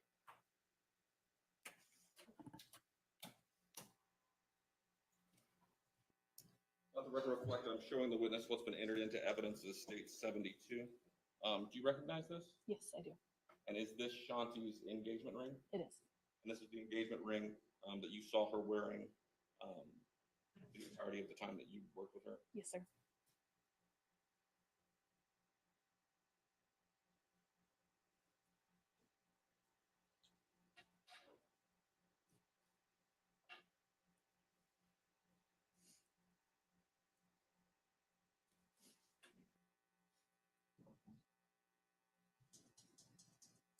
Diamonds are forever. Yes, sir, it is.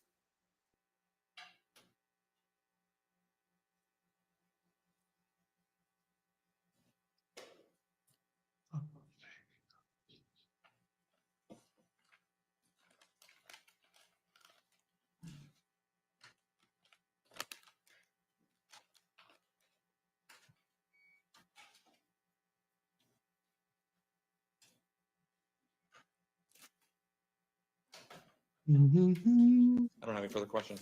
Thank you. Does anyone know how long this trial's lasting for? Because I can't find it anywhere. Good morning, Ms. Adams. Good morning.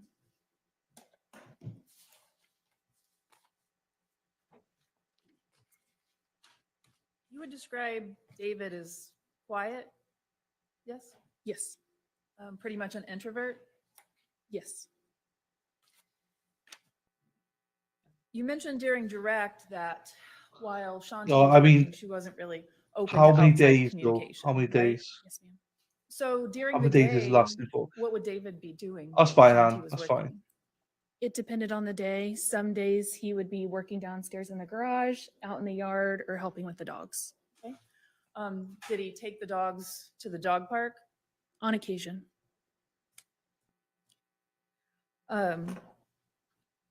From your observation, was there a lot of communication between the two of them while she was working? During Go the on, day, Cinnamon Joe. not really, no.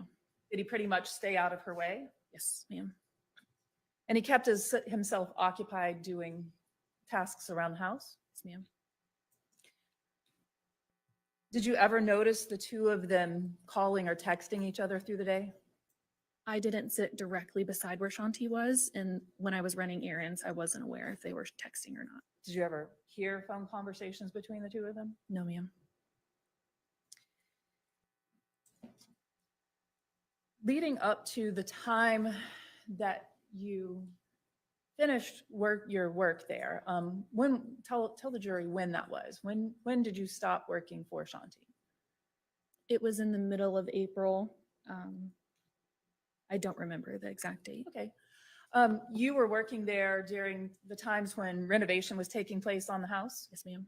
You became aware that they were going to be involved in the zombie house flipping show? Yes, ma'am. Shanti was excited about that, wasn't she? Yes, ma'am. In fact, work was to begin May 7th, I believe. Is that correct? I wasn't aware of a date. Did you know that it was supposed to start soon in time to when you were leaving? I believe so. Okay. Prior to that, had work been progressing on the renovation? I would say work was retracting, not progressing. Okay. In January, that year before you terminated your employment, had there begun a renewal of some work in the house? January of 17 or January of 18? 2018. Yes, ma'am. Okay. And from your observation, what was happening? In January of 17, it looked, if I recall correctly, they Talking were, about 18. sorry, January of 18. If I recall correctly, they were putting cement in the home. And did you learn why that had to stop? No, ma'am. Shanti was excited about participating in the show because of the sponsorships that they were going to get. I'm not aware. Objection Foundation. Sustain. I'll withdraw the question. Yeah. There's a show. So basically, you know how we have like DIY stuff, house recoveries and makeovers, DIY makeovers with Nick and stuff.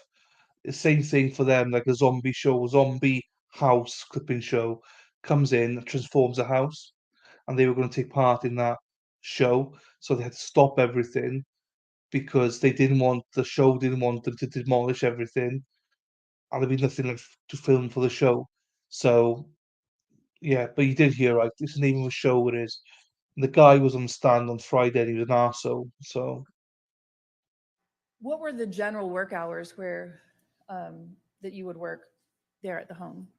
Anywhere from 9 to 11 to 3 to 5 p.m. Okay. Were you there when the family would share meals together? No, ma'am.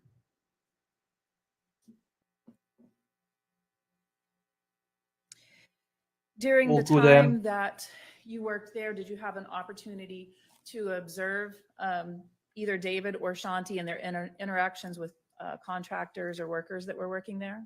No, ma'am. I was usually doing other tasks.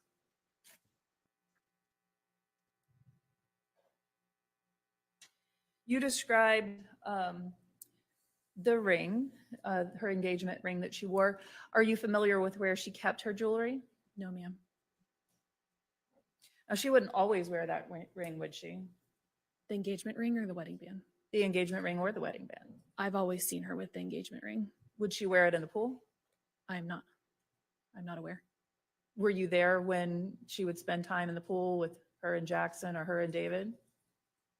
I've only ever been in the pool once with her, and I do not recall if she was wearing the ring. Did you go on trips with the family to like Aquatica or places like that? Yes, I did. Okay. Did you see her wearing the ring there? I believe she was wearing the ring.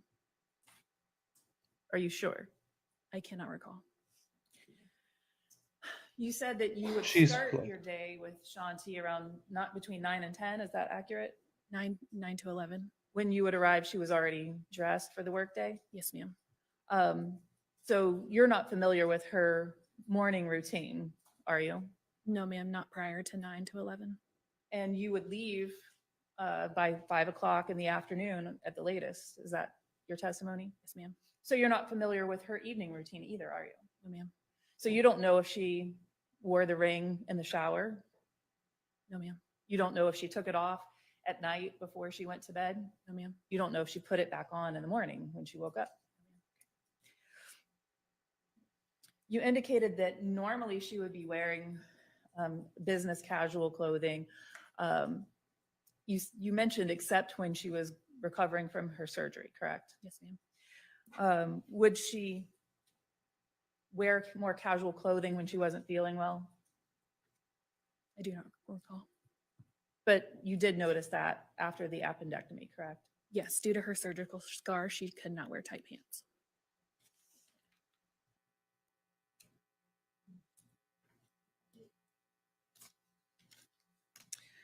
Did you become aware of any problems or concerns that Shanti had about the neighborhood? No, ma'am.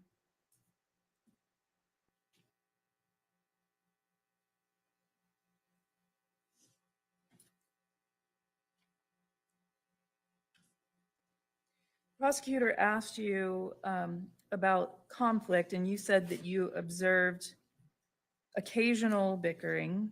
Is that your testimony? Yes, ma'am. Nothing you saw ever gave you a cause to be concerned about Shanti's safety? No, ma'am. You never saw any marks or bruises on her? No, ma'am. In fact, you never saw Shanti confront David about concerns about their living situation or any frustrations with that, did you? No, ma'am. She mostly kept me out of that.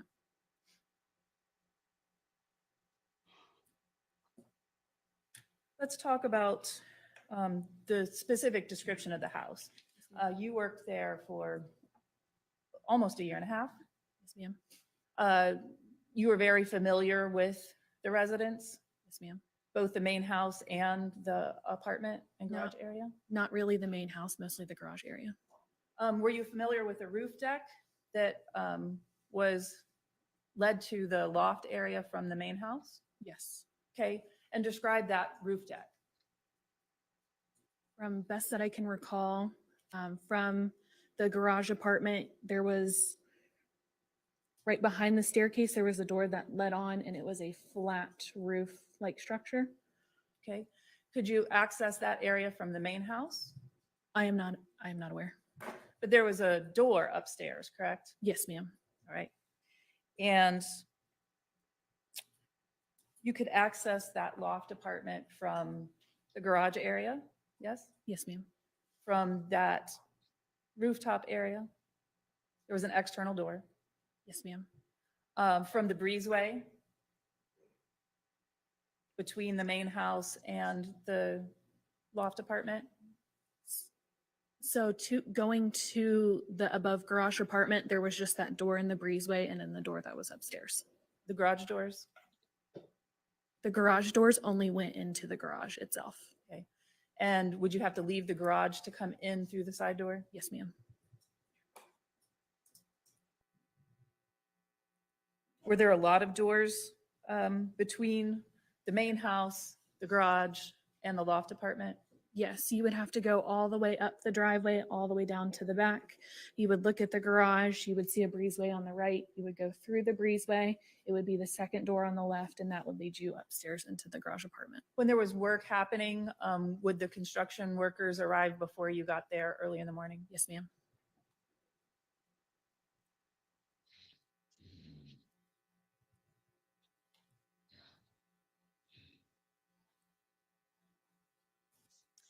You indicated that your work duties included going to the post office, running errands, depositing checks. Did you ever make withdrawals for Shanti?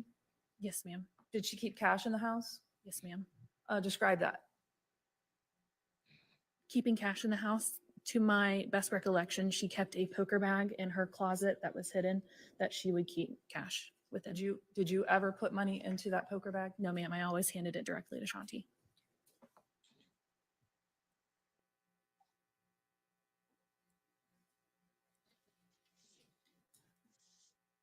From your observation, was David actively working and supervising the contractors when they were there on site? Yes, ma'am. That would include, did you ever observe him like also doing tasks, picking up lumber, picking up supplies, making those kind of business activities? No, ma'am. I have nothing further. Thank you. Any redirect? No, Your Honor. May this witness be excused? Yes, Your Honor. Defense, any objection? No objection. Thank you. You may step down. You are excused from subpoena. Okay. State next witness. John Johnson?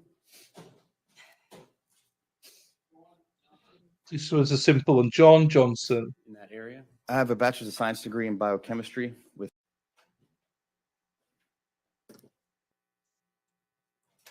Please, the court. May proceed. Can you spell your first and your last name for us, please? Sure, it's Sean, S-H-A-W-N, last name Johnson, J-O-H-N-S-O-N. Where do you work?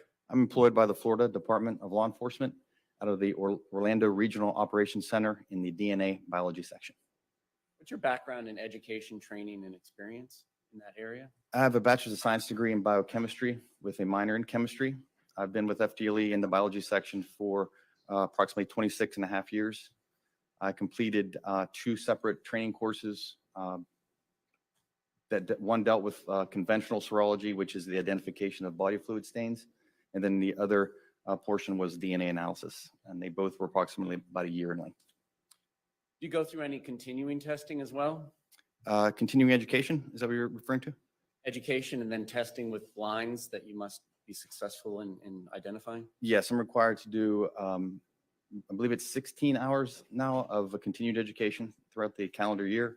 And then I'm also required to take 2 proficiency tests per year. And a proficiency test is a mock trial, or not a mock trial, but a mock case with a scenario. And I run that proficiency test alongside other cases. And then the results are sent out to a company and they will grade it pass or fail. Does the FDLE lab in Orlando itself hold any accreditations? Yes, we're accredited by the American National Standards Institute, National Accreditation Board. And what is the process of a lab becoming accredited? Approximately every 4 years, people of the forensic community nationwide come into our lab system and they fan out over the state and go into the biology sections and make sure that we are doing what our standard operating procedures say we're doing. And it's extensive interviewing process with analysts, and that, like I said, is done every 4 years. Tell the jury about your actual workspace itself. I have my own work area in that I perform DNA analysis in that, where I examine items of evidence in my area. I have a refrigerator that is locked for evidence security. And then when I look at evidence, the area in which I place the evidence out on is cleaned between items. And so I have actual space that's for computer and then for evidence. And is there anything to do to help ventilate the air in there? Not at that specific work area. When I'm doing the DNA analysis, that is done in hoods that have certain airflows. Just explain that to the jury. It's basically just to keep my DNA off of the samples and from anything going into the hood that would be unwanted. And how is it that a piece of item evidence gets presented to you for analysis? I'm assigned cases just randomly. And then once I receive the case, I'll request the evidence that's involved in the case. And then it is brought to me by a technician. And can anybody just walk into the FDLE lab in Orlando and pick up pieces of evidence? No, the submitting agency will bring it into our evidence section, into the vault, and that's where it stays until I request it. And then when you request it and it's into your care and custody, what do you do to make sure that it remains secure? Like I said, I have a locked refrigerator and locked storage areas. And so one piece of evidence is taken at a time. I perform my analysis, seal it back up, and put it away to be locked away. You have any technicians that assist you with your work? Yes. And do they wear the same protective clothing as you do? Yes, they do. And do they have the same security protocols that you do as far as keeping the evidence secure? Yes. All right. Have you ever given opinion testimony before about DNA evidence and the comparison of known DNA samples to unknown DNA samples? Yes, I have. Approximately how many times? Today will be my 190th time. And have you ever not been allowed to give opinion testimony in these areas? No. What is DNA? DNA stands for deoxyribonucleic acid. It's a material that controls the function and development of the cells in our body. It's what makes us who we are. It's our genetic blueprint. We get half from our DNA from our mother and half from our father at conception. And DNA is actually 99.9% the same from person to person. This large portion makes us human beings. It gives us the ability to communicate, stand on two legs, so on and so forth. 0.1% is different. You can see a lot of the differences when you look at individuals: hair color, eye color, height or weight, and so on. Within this 0.1%, what I look at are 21 areas of the DNA that differ from person to person by their size. And it's these sizes of DNA that make up an individual's DNA profile. And do these 21 areas that you test for, do they have anything to do with functionality, like how tall you are, your eye color, anything like that? They do not. And are there chemicals that you use that can identify these areas of the genome? Yes, I use chemicals that specifically target those 21 areas. And are these chemicals available commercially? Yes. And what particular kit or kits did the FDLE use at the time that you made these analyses in 2018? It's called Global Filer. And is this a Global Filer, a product that is accepted in the forensic DNA community? Yes, it is. And what other purposes besides use in a criminal case would Global Filer and these other commercial kits serve in the scientific community? They're used in cancer research. They're used in paternity cases, and they are used in identification of remains in mass disasters such as 9/11. Prior to doing DNA analysis, do you do any other sort of chemical analysis of some samples that are provided to you? Sure. If a stain is red-brown in color, indicative of blood, I'll do a chemical presumptive test, for that stain. And it's just adding a series of colorless solutions to the stain or to a rubbing of the stain. And if those colorless solutions turn pink, then it's telling me that it's chemically positive for blood. All right. Were you provided known samples in this case to analyze, and then I'll have you explain what a known sample is. Yes, it was. What is a known sample? Known sample is a sample that the source is known. For example, a buccal swab is a swabbing of the inside of someone's cheek. And also a DNA card is used to dry down liquid blood.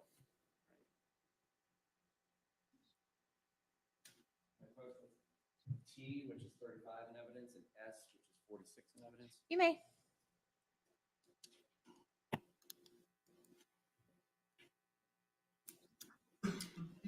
So I'm showing you T, which is 35. First, you recognize this item? Yes, I do. And how do you recognize it? The FDLE case number, the exhibit number, and then my initials are on the seal and then on the date that was opened. Now, when you receive a particular piece of evidence such as this, does it come in that sealed envelope? Yes. And then when you are done performing whatever casework it is that you perform on it, do you replace it into that envelope? Yes.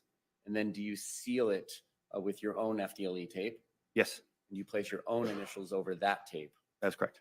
Is that item in substantially the same condition as when you left it after repackaging it? It is, the seal's intact and my initials are still in the seal. All right. Now, when you receive that item and when you open it, what was inside of it? This is buccal swab represented as being from David Tronnes. So you didn't go out there and collect a buccal swab from somebody named David Tronnes, did you? I did not. And that's why you say identified to you as? Correct. And what is actually physically in the box? Can you in the envelope, can you describe it for us? There is literally a a stick cotton swab. And is it suspended in a box so that the cotton swab doesn't touch the sides of the box? I don't recall if this was. Sometimes they are, sometimes they're not. And then why don't you just take us through the process of how you take this cotton swab and develop it into a DNA profile? Sure. The first thing I do is I just take a very small portion of the buccal swab because there's a lot of DNA on a buccal swab. The first step is the extraction process, and it's simply adding chemicals and heat to these cells to break them open, to get the DNA out of the cells and into solution. The next step in the process is quantitation. That tells me how much DNA I was able to get out of the stain, or in this case, the buccal swab. Once I have a certain amount of DNA, the next step is the amplification, or PCR, which stands for polymerase chain reaction. And what that does is it amplifies those 21 areas I spoke of to get millions of copies of those areas to give me enough to obtain the DNA profile. This doesn't change the DNA, it just copies the DNA. It's the exact same reaction used for COVID testing, PCR COVID testing. So once I have a lot of DNA at these 21 areas, those samples are then processed and the size of those 21 areas are determined. See you in a bit, Lou. These 21 areas, Like are you the- familiar with what STR is? Yes, STR is short tandem repeats, and those are just the units or the repeats that make up the sizes of the DNA. And so if someone has 10 repeating units, then they have a 10 in their DNA profile. Now, each of these 21 locations, is it one that is one location that's being tested, or is there two to kind of go with having two parents? All 21 are being tested at the same time, but for a buccal swab, I would never expect to see more than size of DNA. More than two sizes of DNA at any area. Because like I said earlier, you get half of your DNA from your mother and half from your father.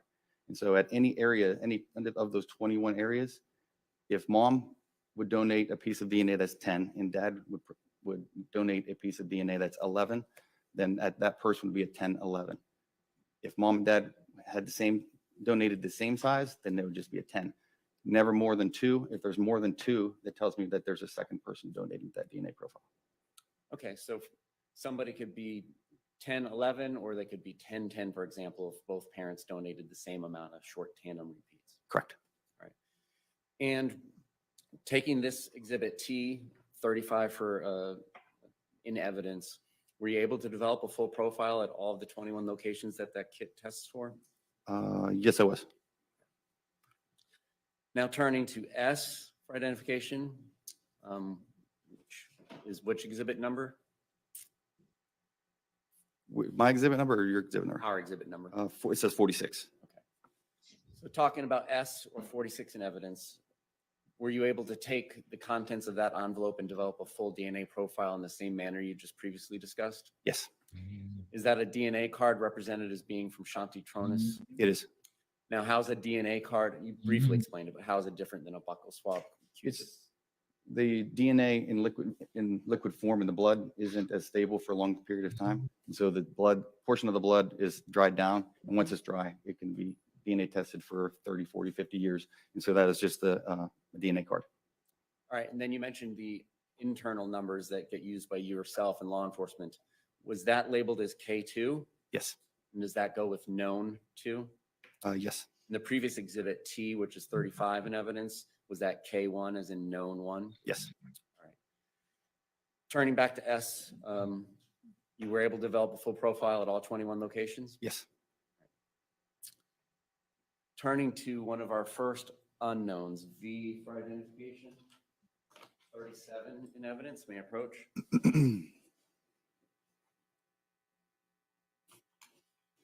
Are you familiar with that item? I am. And what do you recognize that as being? It's my Q1, which is hand swabs represented as being from David Cooper-Tronnes. And is that similar to buccal swabs that are taken from inside somebody's cheek when swabs are presented to you as being represented from somebody's hands? Yes, I didn't take them myself, if that's what you're referring to. Yes, Right. But inside the contents of the envelope would be another Q-tip in a box. correct.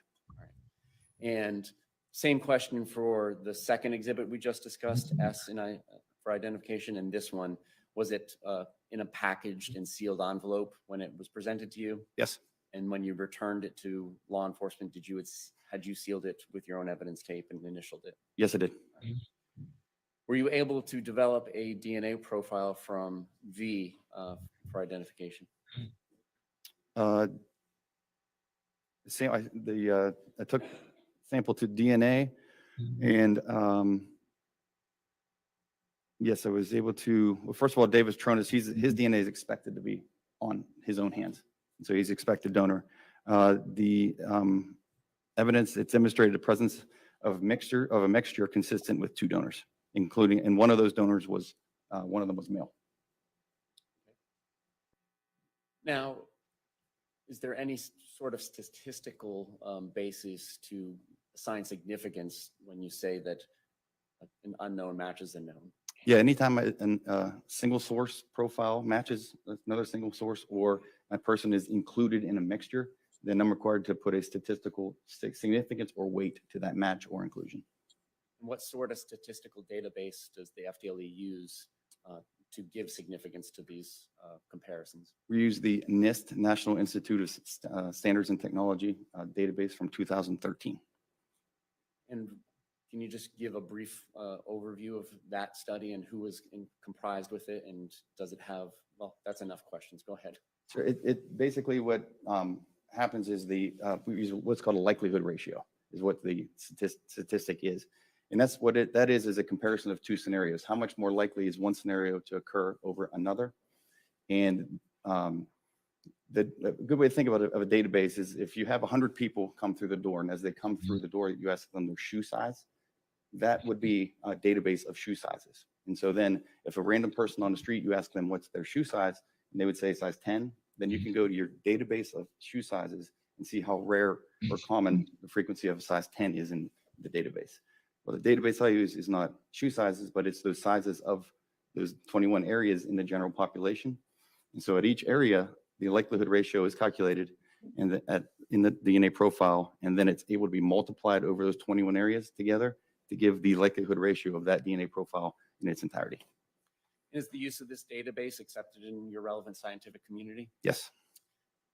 And so you don't need to have millions of samples in order to develop a statistical database. A much smaller sample size is okay? It is the database I use is approximately 1,000 people, and it has been scientifically proven to be reliable to use it as a representation of the general population. All right. And so for V, was that assigned Q1 internally for an unknown or questioned source? Yes. And that you expected Mr. Cooper-Tronnes' DNA to be there because the swabs came from him? Correct. And what else was there, if anything? Then I compared Shanti Cooper-Tronnes' DNA profile to the mixture. And was there any statistical comparison? Yes, she was included as a contributor in the mixture. And then the observed mixed DNA profile is greater than 700 billion times more likely to occur if the sample originated from David Tronnes and Shanti Cooper-Tronnes than from David Tronnes and an unrelated individual. And you say 700 billion. Is there any relationship to that number that FTLE uses in Earth's population? It's 100 times, approximately 100 times the Earth population. And you can proceed. It's approximately 100 times the Earth population. The actual number is much, much larger, but we cap it at that in order to have a relative number you can kind of wrap your head around and just for reporting purposes. All right, I'm gonna, with the court's permission, approach with you for identification, states 36. Okay. Are you familiar with this exhibit? Yes. And what does it say, said to contain? This is my Q2, which is fingernail clippings represented as being from David Tronnes. And again, the packaging and labeling and sealing of this exhibit when you received it and you returned it, similar as what we've previously discussed? Yes. And were you able to develop a profile from Q2? Again, this was a mixture of 2 individuals with David Tronnes' DNA expected to be present. And was there any statistical comparison that you could make to the DNA cards profile of Shanti Cooper-Tronnes? Yes, Shanti Cooper-Tronnes was again included in the mixture. And again, the observed mixed DNA profiles are greater than 700 billion times more likely. Now, do you actually send fingernail clippings into the DNA comparison, or is there a step prior to that? I actually take the clippings and using a sterile swab, I'm swabbing the clippings. All right, and so then similar to the other Q-tip exhibits that we've already discussed, that's what's actually getting clipped is some of the cotton off of there? Yes.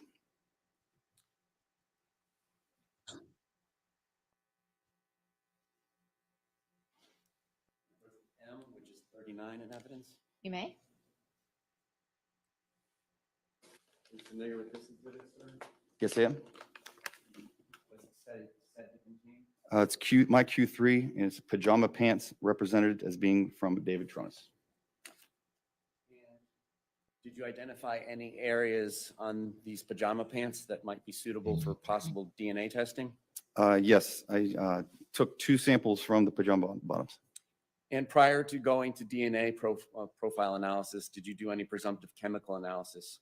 Yes, on this exhibit, the 2 stains that I took forward gave chemical indications of the presence of blood.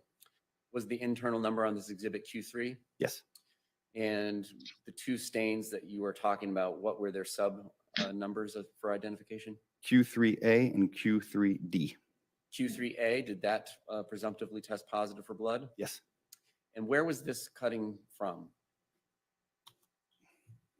I have to refer to my notes.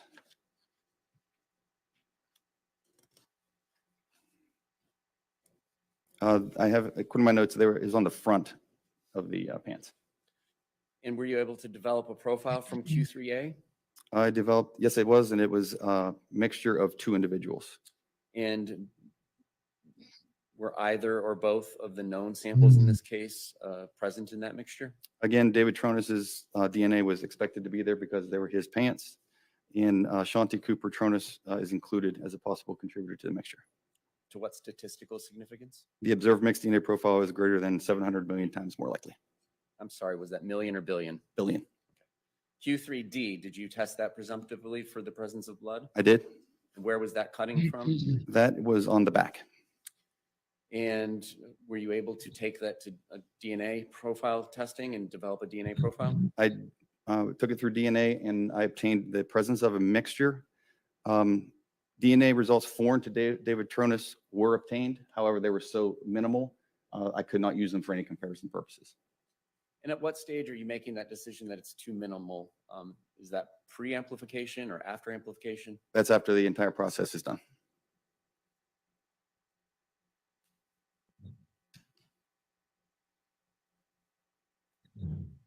May I just have standing permission to approach with this witness? Of course. Thank you. I'm approaching with AI for identification, which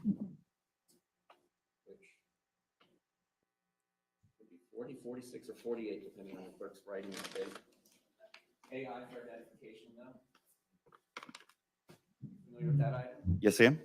And does that have an internal number? It does. It's my Q4. All right, and what was it said to be? Vaginal swabs represented as being from Shanti Cooper-Tronnes. And were you able to develop a DNA profile from this exhibit? No. Well, part of the process it went through extraction and quantitation. For vaginal swabs or orifice swabs, if there's no male DNA present, then the process will stop after the quantitation period. And in this case, the quantitation failed to demonstrate the presence of any male DNA. Yes. All right, thank you. AJ for identification, 49. Are you familiar with this exhibit? Yes. And what internal identification number was assigned to this exhibit? This is Q5. And what was that said to be? Oral swabs represented as being from Shanti Cooper-Tronnes. And did you take this through DNA analysis as well? No, I did not. It actually also was dropped after the quantitation period portion of the process due to there's no male DNA present.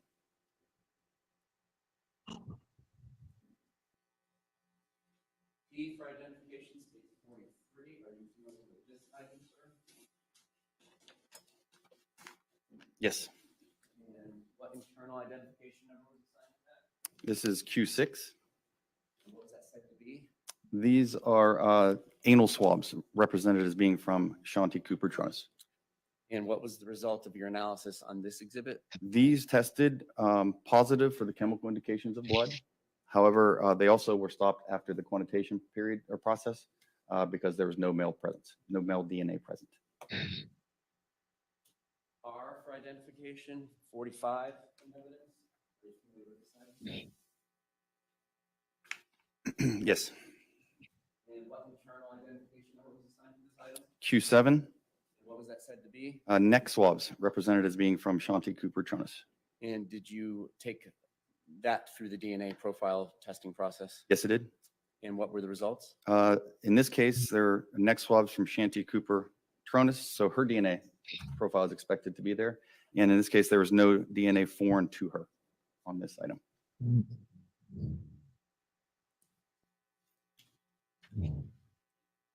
X for identification, 47 in evidence. Are you familiar with this item, sir?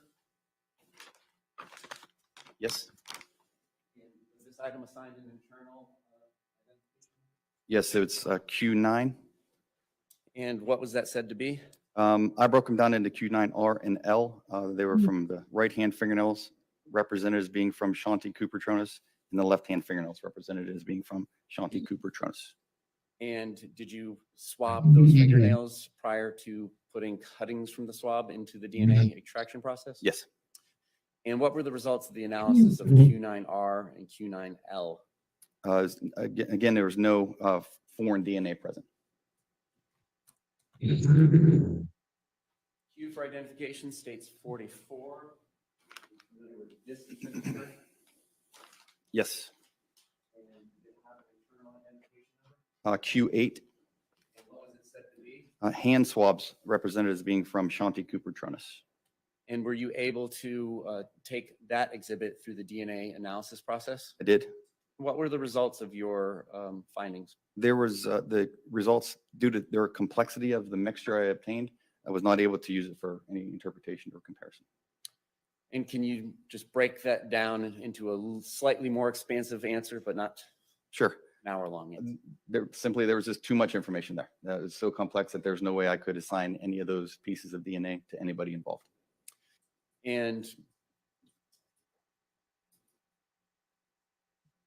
that mean, is there a cutoff, like 3 people, 4 people? Or what sort of cutoffs is there, if there is a cutoff, before you say it's uninterpretable because there's too much DNA present? If there's more than 4 contributors present, it's definitely too complex. But then also, if there's degradation, if the sample isn't going through the process due to something maybe on her hands or chemical or something like that would affect the amplification process, then it would also be too complex.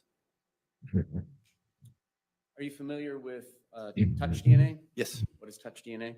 It's Anytime you touch something, you are shedding skin cells. So if I would touch the bench and swab that, I'm leaving skin cells, but I would not expect to get my DNA profile just from that one touch. But if I would sit here and rub it for a half hour, swab it, I would expect to get my DNA profile.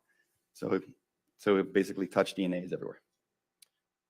All right, and throughout our daily lives, if a human being goes around touching things all day without washing his or her hands, is it possible to accumulate foreign DNA?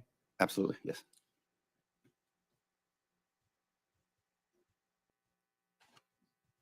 Approaching with states AE and AF for identification 55 and 56 respectively.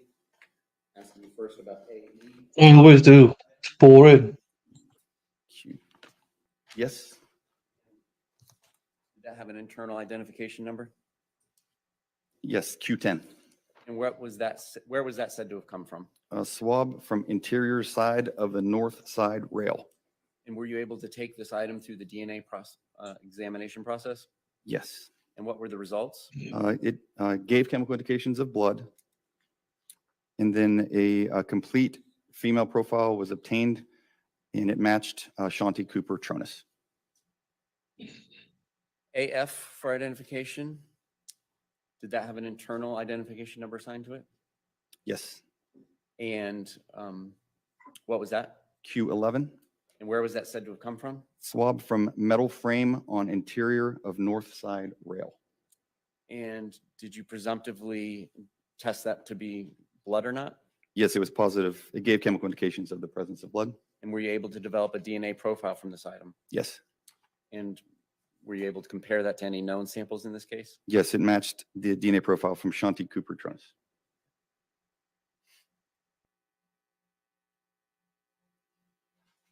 AR for identification states 58.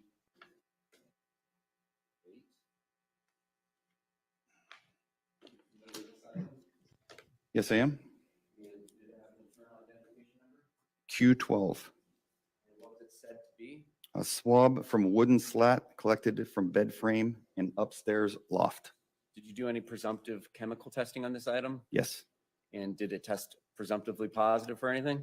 It gave chemical indications for the presence of blood. And were you able to take this through the DNA profile testing and develop a profile? Yes, I obtained a mixture consistent with 2 donors, including at least 1 male. And were you able to assign any statistical significance to the 2 known samples that you had at this point in time? Yes, David Tronnes and Shanti Cooper were both included.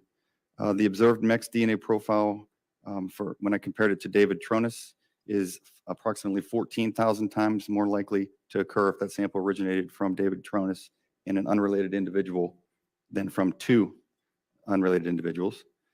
And then compared Shanti Cooper-Tronnes's profile to the mixture, and the mixture is observed. The DNA profile is greater than 700 billion times more likely to occur. Now, when you get a number like 14,000 times more likely to occur if he's in the mixture as opposed to 2 strangers, approximately how many different locations out of those 21 are we talking about? It's hard. It's just much, much less than 21. And so the range is basically, that's the lower end. And so if the person DNA profile is not there, or it's there, or if it's not there as much as another individual's, then that likelihood ratio will reflect that. Don't quite Certain get things such that. as blood better sources of DNA as opposed to, like you said earlier, skin cells. Yeah, it depends on how many skin cells that are there. In the example I used, if I would touch the bench here and then a drop of blood was put there, then I would expect the DNA profile to be coming from the blood.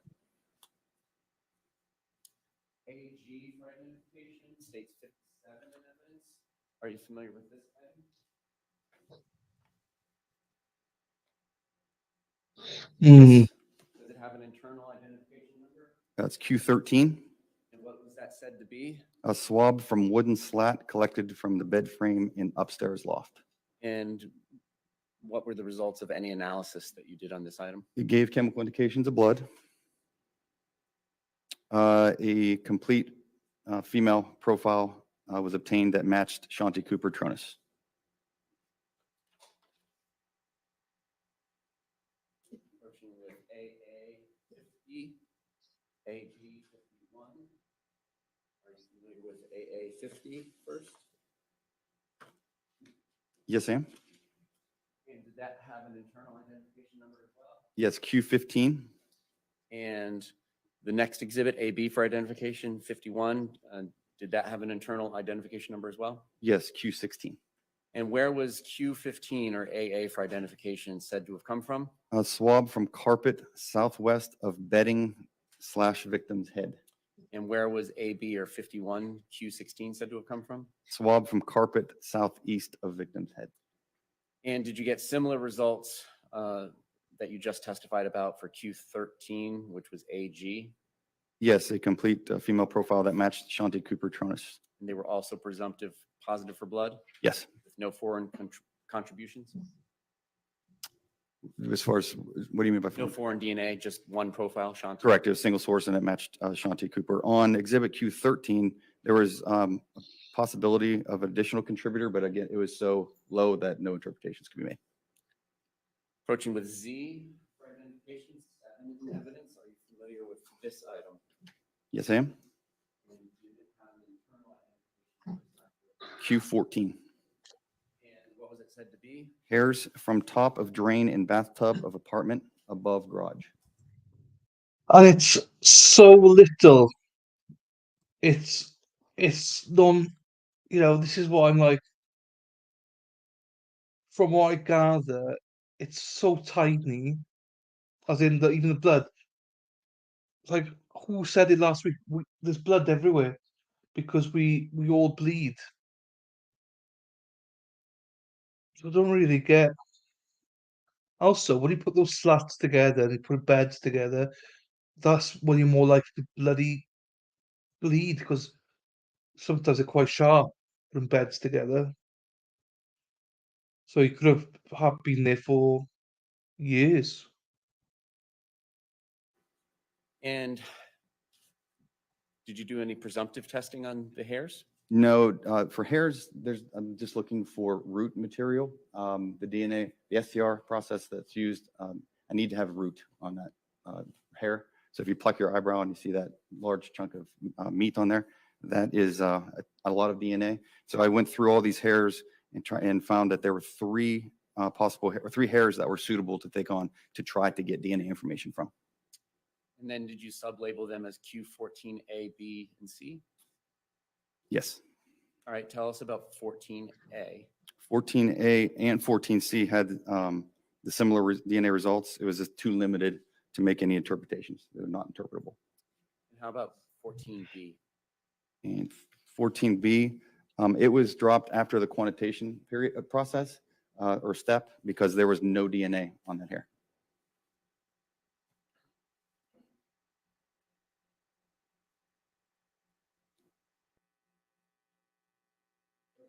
A for identification states 29 in evidence. Are you familiar with this item? I am.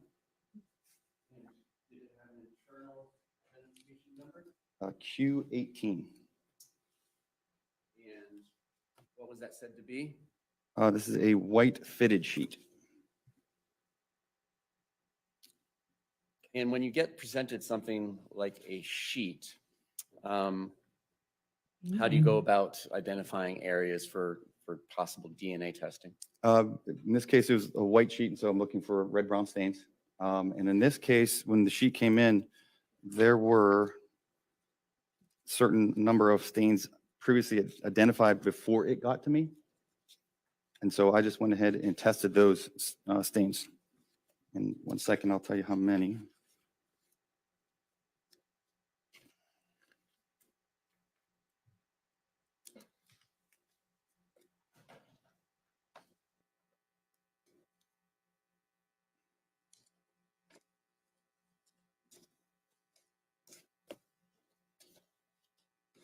Sorry, there was Q17 also before that, so just trying to find the. I know, I went out of order. That's okay, I got it. It was 19 stains of various colors and of shadings of red-brown staining that I tested. All right, let's talk about stain 2. Did you presumptively test that for blood?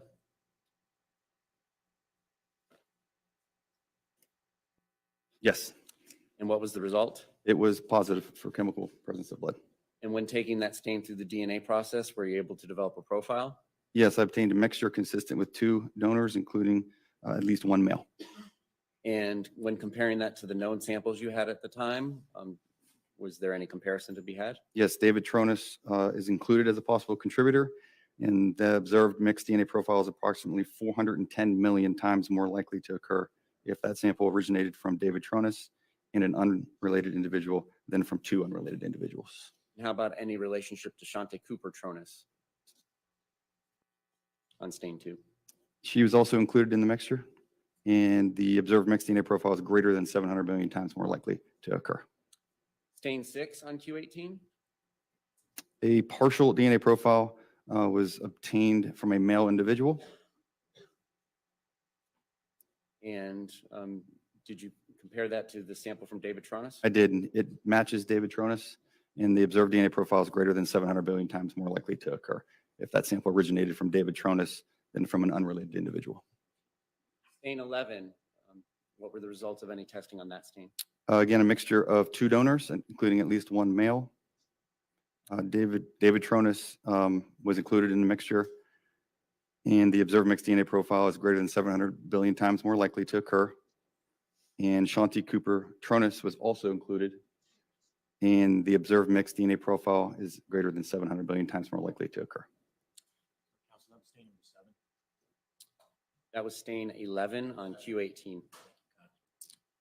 Stains 15 and 17, were you able to develop any DNA profile from those 2 stains? Yes, the same complete DNA profile from a male and it matched David Tronnes. And by match, is that the terminology for over 700 billion times more likely? And yes, in this case, again, it was 700 billion times more likely. Stain 19, what were your results, if any? I obtained a mixture. However, it was too limited to be used for any interpretation. Now, turning back. Are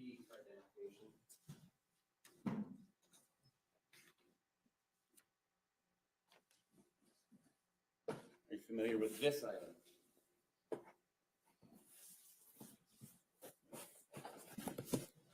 Yes, I am. Did it have an internal identification number as well? Yes, Q17. So hence why it was out of order with A and B, sorry. That's good. What was it said to be? This is a white top sheet. And again, was it presented to you with certain stains already pre-marked by the law enforcement agency? Yes, in this case, there was 33 stains that were identified. All right. Let's talk about stain 5. Did you test stain 5 for the presence of blood? Yes. And was it present? Yes, it was positive. Did you take it through a DNA profile testing? I did. And what were the results when compared to the known samples you had? I obtained a complete male DNA profile, and it matched DNA profile from David Tronnes, and then the observed profile is greater than 700 billion times more likely. And that was presumptive positive for blood. Yes, on stain 5. Stain 9, did you test that for the presence of blood? Yes. What was your results? A complete male profile was obtained from Q17 stain 9. And what was the results from testing it for the presence of blood? It was positive. And so stain 9, you developed a complete male profile? Yes. And when comparing that to David Tronnes' DNA sample, which you already had, what were the results? He's excluded as the source of that DNA profile. I'm going to approach with you with CI for identification. 60 in evidence. Are you familiar with this item? Okay. Yes, I am. And did it have an internal identification number? It's my item 21 or K3. So a known 3? Yes. And what was that said to be? A buccal swab represented as being from Jackson J. Cooper. And similar to the buccal swab from David Tronnes, was it on a Q-tip in a cardboard box? Yes. Were you able to develop a DNA profile with it? Yes, I was. And are you still using the same commercial kit when you did this as when you did the 2018 Yeah. 2019 test? Yes. All right. Have you ever done building work and stuff? You've got to get scratches, and even though they weren't building, he was still potching, he's still doing stuff. So of course you're gonna get scratches and stuff like that. I don't really understand half this stuff. Why is it relevant? Comparing this exhibit that I just presented you to the stain on stain 9, what was the relationship, if any? I compared the two profiles, and the DNA profile from stain 9 matches the DNA profile from Jackson J. Cooper, and the observed DNA profile is greater than 700 billion times more likely to occur. All right. Stain 18 on Q17 or B, did you presumptively test that for blood? 18? Yes, sir. Yes, it was positive. And did you develop a DNA profile from that exhibit? I obtained a partial DNA profile. And what does a partial profile mean? It's just a DNA profile that's less than the 21 areas, but still enough to use for comparison interpretation. And did it have any statistical significance to any of the 3 known profiles? Yes, it also matched Jackson J. Cooper. And not a mixture, just him? Yes, it's not a mixture. It's just a single source, and it is the observed partial DNA profile is greater than 700 billion times more likely to occur. So even if you don't have 21 locations, you can still exceed 700 billion? Yes. All right. Stain 19, did you test that for the presence of blood? I did. What were the results? Positive. And did you develop a DNA profile from this exhibit? I did. And did it have any statistical relationship to the knowns? Yes, it matched DNA profile from David Tronnes, and the observed DNA profile is greater than 700 billion times more likely. Stain 23, did you test that for the presence of blood? Yes, it was positive. And did you develop a DNA profile? Yes, a complete male DNA profile was obtained. And did it have any statistical significance with the 3 knowns? Yes, it matched Jackson J. Cooper, and it is greater than 700 billion times more likely to occur. Stain 27, did you test that for the presence of blood? Yes, it was positive. And did you develop a DNA profile? Yes. And what were the results of that DNA profile being compared to the 3 knowns? It also matched Jackson J. Cooper and is greater than 700 billion times more likely to occur. And finally, stain 28, did you test that for blood? 28, yes, it's positive. And did you develop a DNA profile? I did, and it matches Jackson J. Cooper. And it's partial. It was a partial DNA profile. And it is also greater than 700 billion times more likely to occur. No other questions of this witness? Mm-hmm. Attorneys, will you approach? Give me a break now.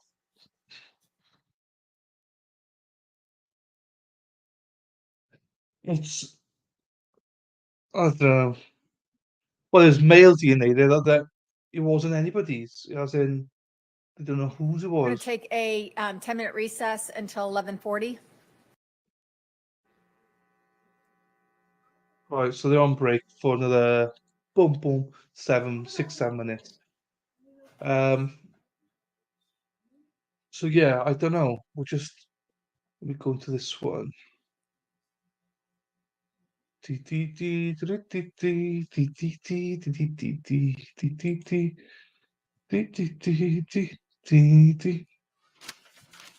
can't do that. Fine.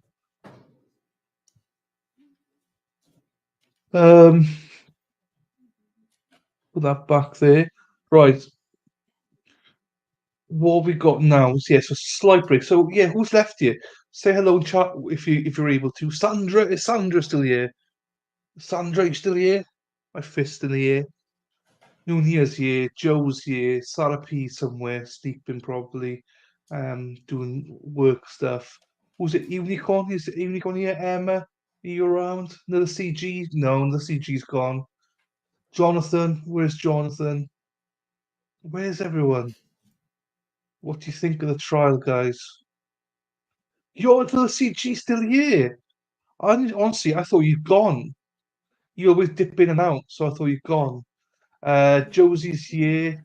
Hey, Josie. I'm still here. Emma's still here. CG's still here. Yeah, CG, you're one of those sly ones as well. I never know when you're here. I knew Noonie is here. I know you're here, Noonie. Don't you worry about that. Not that it matters who's here, but always nice to see or hear from people. Like the worst thing about this testimony or this type of testimony is I don't 100% understand it, and it's boring. It's not boring, but it's long-winded. Do you know what I mean? We're going to hear more now from the defense, so that's what we'll be hearing here. Oh, excuse me, I'm yawning.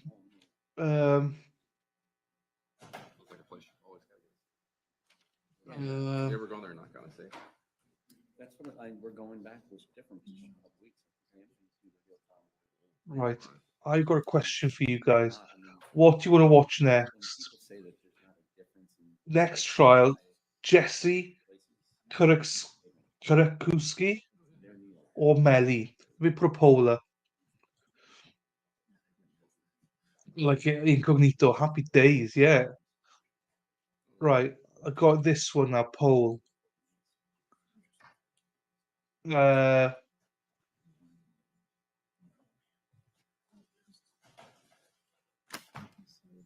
Next. So if this finishes in time, so the You ran from.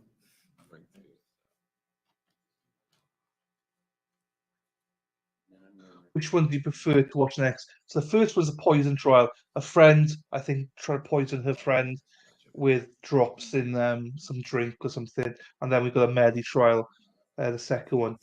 So let me know what you guys think.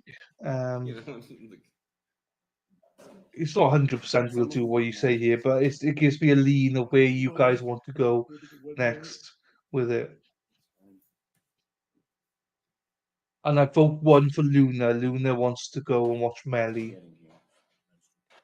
So I'll make sure we go one vote for Luna. Luna, Luna, Luna, Luna, na, na, na, na.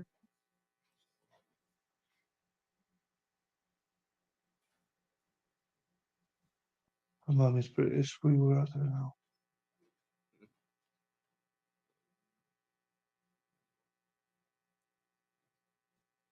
City?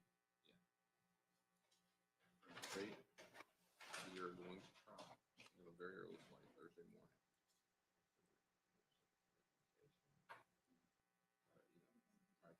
You know, maybe not.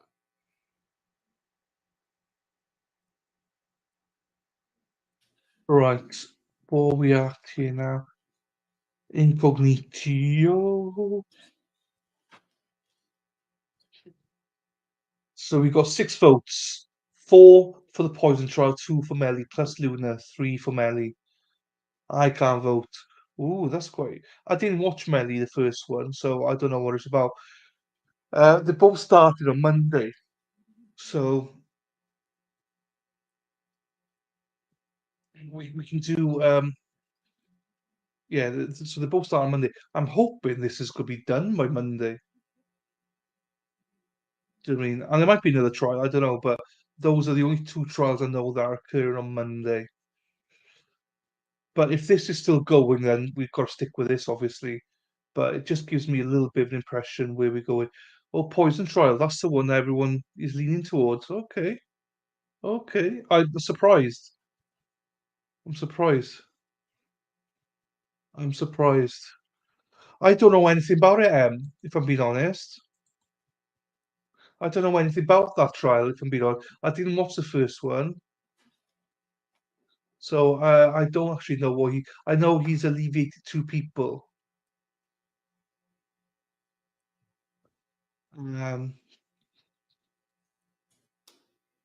Noodles, done meatballs. Like, oh, nice. That sounds nice, Jonathan, that sounds nice, to be honest with you. I'm down for a Travis trial redo. Travis Rudolph. What were you on that? Do you think he was guilty then, CG? Is that what you're trying to say?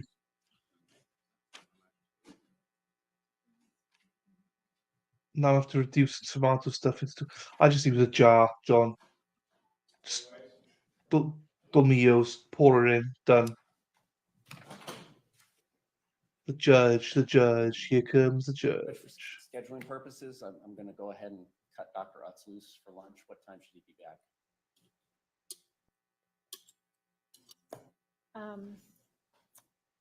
1:30, I'm guessing. Yeah, 1:30. I think that's good, safe.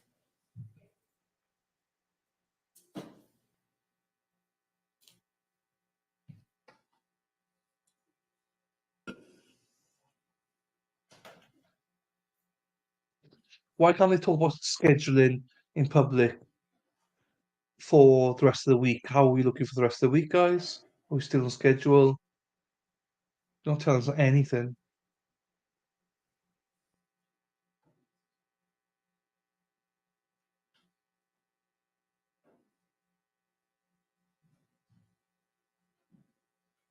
Or re-show. I think some people are doing that already. So I don't when there's people doing it, I don't tend to do the same trials. And Just state for give it to scheduling them. purposes, are you thinking you'll be finished tomorrow? Yes. State's case will. In the morning or in the afternoon, do you know? Do you have a sense of that? We have Dr. Utz's testimony, Mhm. Detective Sprague's testimony, and then it's about 6 hours worth of the defendant's interview. Okay. Sounds like tomorrow afternoon then, it's a guess. And I'm just trying to get scheduling idea of where we're at. So it might get to you tomorrow, but definitely Wednesday. I think the only witness that I've got that we may be calling would not be available to Wednesday. Okay. That's Oh. fine. Yeah, we might, we'll probably do your opening. I mean, again, depending, it'll either be then or Wednesday morning. And it's 11:40, we can bring the jury back. Okay, so it looks like it's finishing on Wednesday. So the state have got they could rest tomorrow afternoon, they believe, and the defense only got one witness, so it's saying that probably can be done. So imagine closings maybe Wednesday, Thursdays, jury instructions, deliberations. Yeah, I think we're looking good. Yeah, I don't tend to. I know. I think it's MG Law's doing it. So I won't. Whilst he's doing it, I won't do it. I don't try and copy other people. I try and leave it for the streamers to do their own thing. Because it's just too many people then. So I will probably do it again, CG, but I'll leave it for a couple of months. Until he's finished, and then see who else is doing it or what they're doing. I want to do Rittenhouse as well. I shouldn't, no, actually, don't say what you're doing because people just nick it. So don't. I need to stop saying what I'm thinking. Many of his friends are much too stupid to sit and listen to a second trial. I'm intrigued for this. Read Jonathan, just get it over with. So true, Jonathan. Hi, Jan. Jan's back. State you may This call time your around next should be witness. more interesting than Mary trial since Oh, sorry. prosecutor press. was removed, yes. And the lead Apologize. detectives will be discredited, You knew yes. where we were before the break. 2 pieces of evidence in Mary trial is the Good morning. video and the shots. Johnson. projector.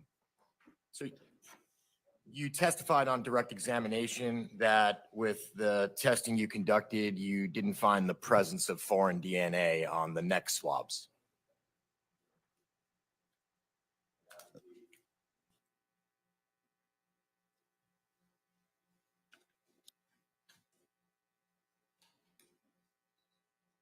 That is correct. Okay, Q7, is that correct? Yes. All right. So no foreign DNA. Rittenhouse, South. So I've never seen it, so I don't know anything about it. So I want to watch it, but I need to finally finish off Johnny Depp as well, though. That's the only thing. I'm halfway through Johnny Depp trial, and Amber Heard, but it's fucking boring. But Rittenhouse, I've never seen it, so I'm not gonna cheat to look at it or anything. I want to go in with open minds. DNA on the neck swabs. You did find the presence of Shanti Cooper-Tronnes' DNA on David Tronnes' hand under one of the fingernails. That's correct? Sum and substance of the testimony? Correct. Isn't it true that there's a number of ways that DNA can be transferred from one person to another? Yes. Simply maybe such little contact as holding hands? Yes. What about picking somebody up? Sure. What about having to drag somebody? Sure. What about attempting CPR? Yes.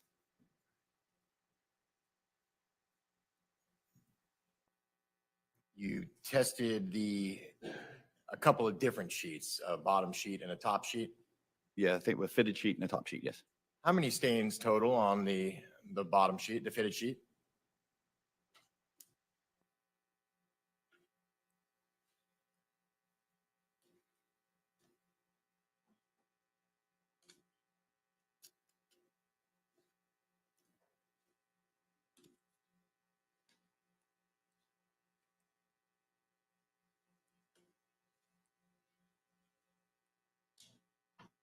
There were 19 stains identified.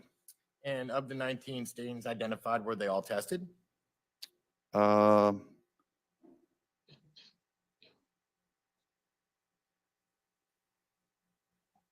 15 of those stains were tested for blood.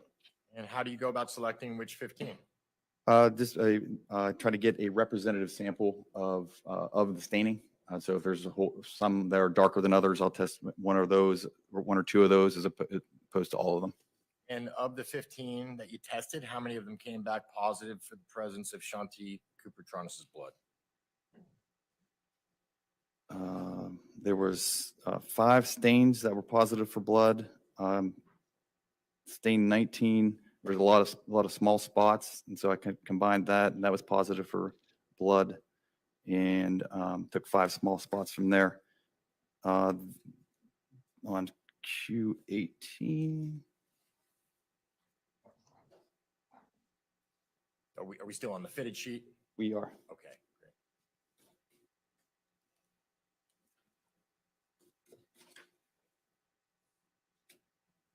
Stain, and what was your question? Which ones came back? How many of the 15 that you tested came back positive for the presence of Shanti Cooper-Tronnes?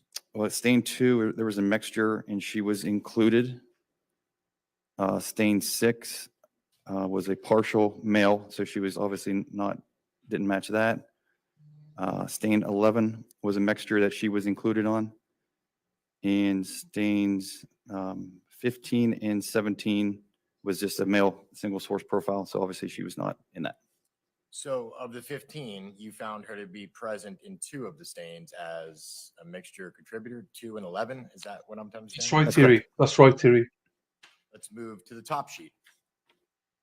How many stains total showed the presumptive presence of blood?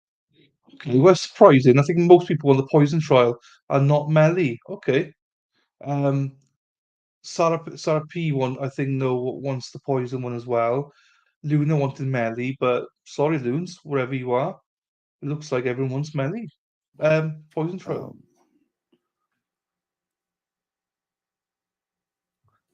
Here we are. I was actually going to do Melly, so I'm actually 7. quite pleased I did that now.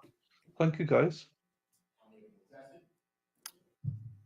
As far as tested for DNA or for blood? For DNA? For DNA. Believe all 7 were. And of the 7, how many came back either including or exclusively to Shanti Cooper-Tronnes? Just go through them real quick. Stain 5 was from a male. Stain 9 was from another male. Stain 18, she was excluded. Stain 19, from a male. Stains 23 and 27 are also from a male. And stain 28 was also from a male. So were any of the stains you tested attributed to Shanti Cooper-Tronnes? No. So 0 of 7. Correct. DNA can come from skin cells, Yes. blood, Yes. semen. Yes. And when you're testing these blood stains, can they distinguish from menstrual blood to non-menstrual blood? No, I cannot. You mentioned the absence of male DNA in the vaginal and anal swabs. Male DNA doesn't last forever. It does not. Doesn't mean that there was no sexual intercourse in the previous few days. We usually use 5 days as a range. Okay. What about the use of a condom? Would that affect Yes, it would. results? What if during the course of intercourse, the male didn't ejaculate? Would that affect your results? Yes, it would. Moment, Okay, nothing further for the witness. thank you. Any regret? Don't show. I On cross-examination? don't Yes. think. If it is shown through other evidence that an external force had been used upon her neck, but yet there's no foreign DNA, are there explanations for that? Objection, Your Honor, calls for speculation. Overruled. Just using no more than common sense, because I'm not an expert in that Let me aspect. Let me tie it into DNA expert comments. Sure. Could foreign DNA be washed away? Yes. Does water wash foreign DNA away, or do you need to have chemicals? No, water would wash it away. If there was an intermediary, such as a Mhm. mattress padding or a towel between the external force on somebody's neck and the person imposing the external force, would you expect to see that person's DNA on the neck? I definitely would. The lack of No, it's fine. We'll do the poison trial. It's all good. I wanted to ask. That's why I wanted to ask you guys. We'll do poison trial. Sorry doing that, but I do what you guys want. So there we are. Poison trial there is. I'll have to do some research into it then. I know there's a video on Core TV. I saw it on Thursday, I think, or Friday. But I still haven't watched it. And Sarah P reminded me of it on the weekend. So, and that's how I think she reminded me on Friday, Saturday. So there we are. I'll look into it. contact would affect it not being there. No other questions? Thank you. May this witness be excused from subpoena? Yes, Your Honor. Any objection? None at all. You may step down. You are excused. We're going to go ahead and take a little bit of an early lunch, and we will be in recess until 1:30. If you can, try to make sure you're back again a little bit early so we can start on time this afternoon. And you can follow the deputy out.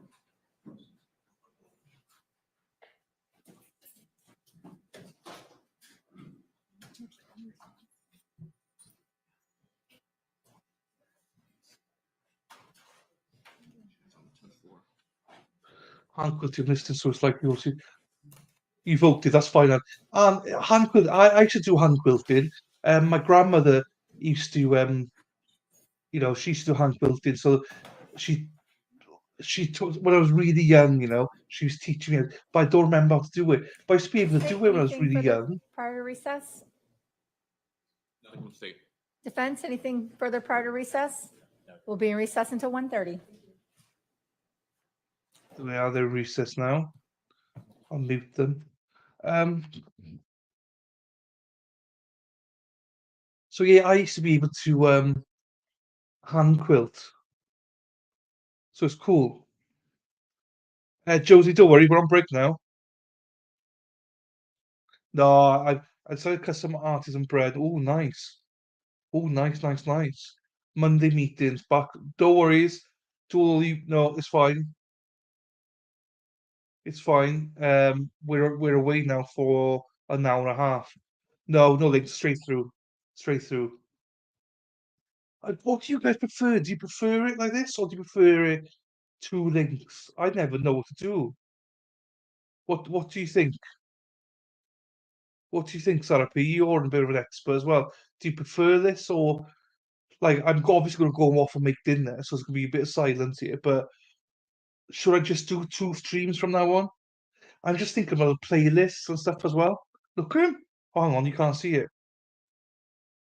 They're holding him back just now with the bloody chains.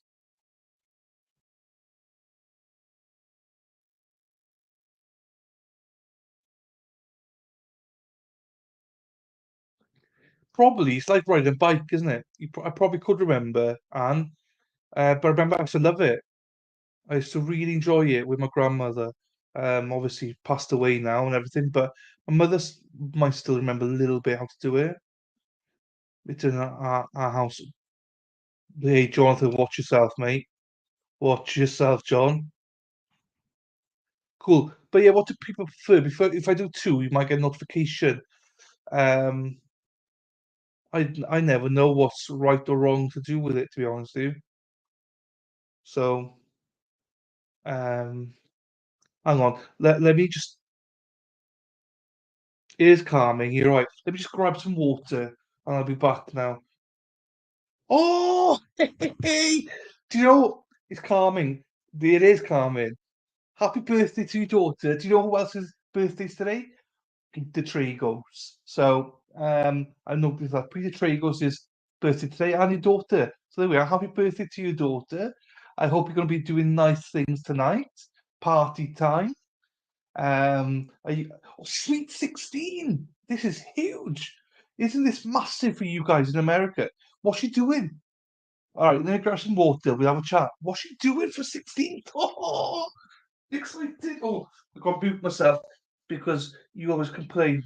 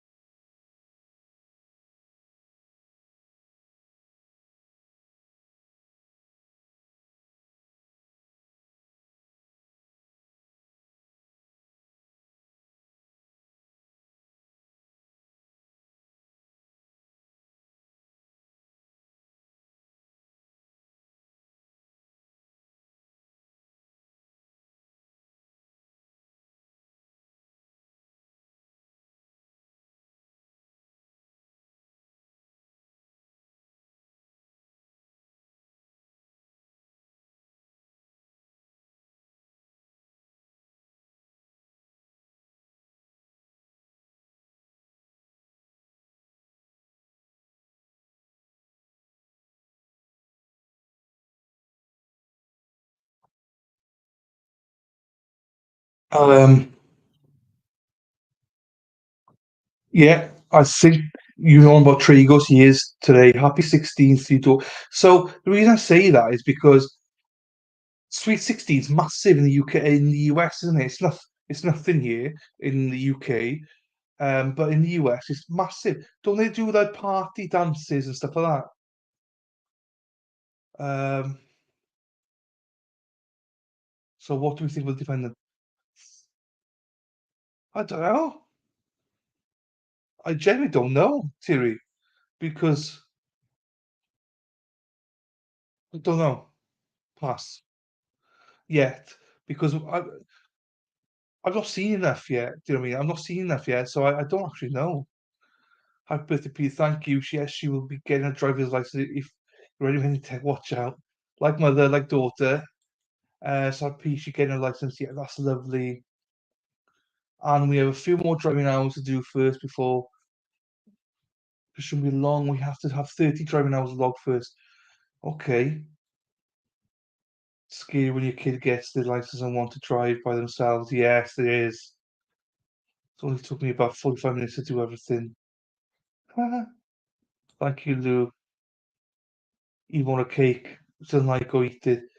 Cookies, which is fine. Yeah, I mean, hey, whatever she's happy with. Oh, there we are. Because I know I saw some stuff on YouTube. Some people they spend like hundreds of thousands on Sweet 16. So it sounds like his daughter's quite down to earth then. You know, doesn't want the fuss basically, which is good. I'm similar with my birthday. I just don't like the fuss. I'd rather have a small little get together. Which so that's good. Oh, Sweet 16. Has she got a boyfriend or something? Are they, is he going to treat her out for dinner or something as well? Oh, it's nice, isn't it? 17's big in the UK. 17. 16's nothing. 17's huge.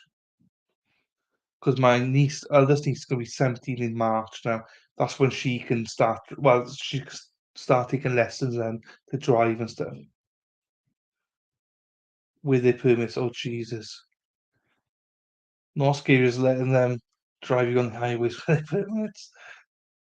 She's a third one in the past 3 years. Oh my God, to get a license. I'm honestly glad I don't have to ride with my son.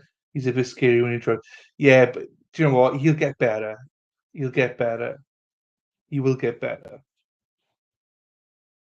Just hope he's safe, touch wood, that he's safe. Oh, they're all grown up. Look at them. Do you know what I mean? No, I think it's great. I think it's great. So the plan is I'll entertain this for a little bit, then I'm gonna have dinner at about 6 o'clock my time, 1 o'clock Eastern, 12 o'clock Central Time, 10 o'clock Pacific Time, 11 o'clock Mountain Time, 7 o'clock European Time. Oh, check me out. Buy him a nice simulation race wheel so he can practice at 2. Yeah, costs a fortune though, I bet though, Jonathan. Right. Right, let me just Google this now. Let me just close down the stream. Oh, yeah, I mean, look, nine, yeah, the poison trial gets it. Right, I'll close the poll down. It was a smashing one. It's fine. So well done. It's like my oldest daughter won't even get on the highway, takes the feeder roads all the way, though. There are people that will move over or let you on the highway. She's really cautious. That's good. She needs to be a bit like she needs to be a bit of a bitch like her mother and stick. All right, fucking move. So she just needs a Hellcat or something fast then. So some more horsepower makes it way easier on the highway. Right, the Jonathan's off on one now. Right, I'm gonna look at um poison trial.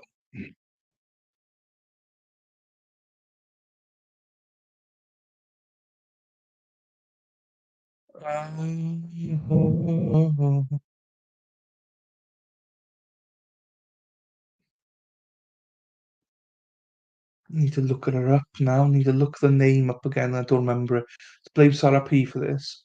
Ba- ba.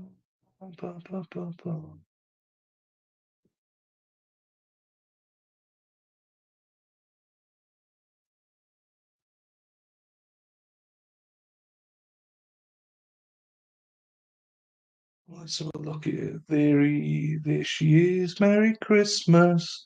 Everybody's having fun. Jessie Kurkswia.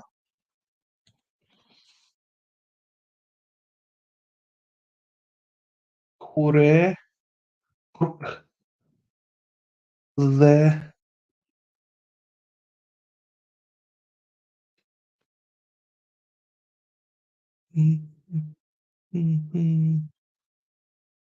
It's eye drops murder trailer is. All right, then let's get it. Let's get it on. Let's get it on.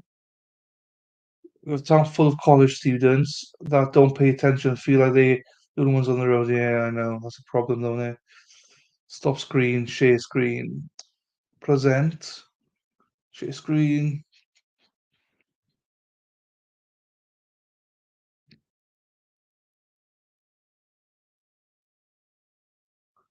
I'll say how I feel about the people on the road where I'm legally. Enjoy the edible, Joe. Enjoy it. Right, this is the eye drop murder. This is posted October 3rd. So, Waukesha County, Wisconsin. I was going to say, where's Waukesha? It's Wisconsin. Off all week. Nice, Joe. Nice, Joe. You can see the rest of this trial. To use your speed for good. A Wisconsin woman is facing life in prison if convicted of killing a friend in her care by poisoning her with eye drops. Jesse Kurowski, 39, is charged with 1 count of first-degree intentional homicide and 2 counts of felony. Jesus, to your friend. Felony theft in 2018, the death of Lynn Hernan. Prosecutors say she killed Hernan, whom she was caring for, and staged the scene to look like a suicide by drug overdose.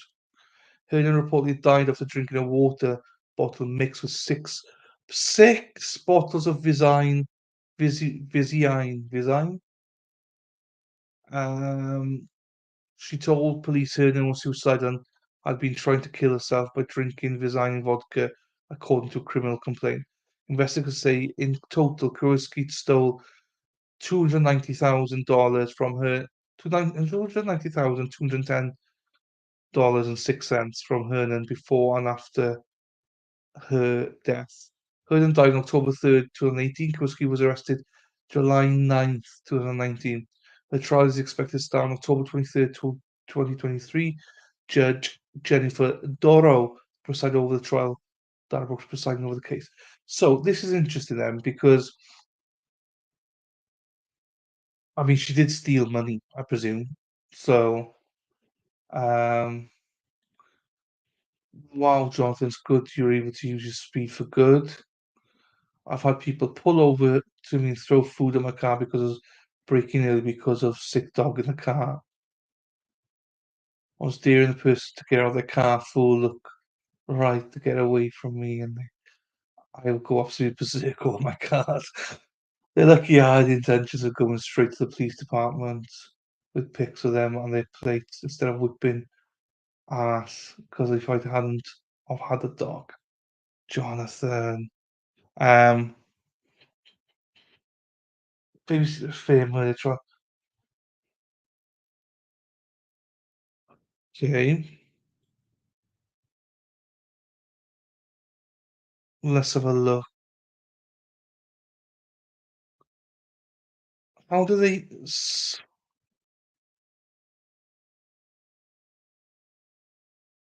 How do they get it?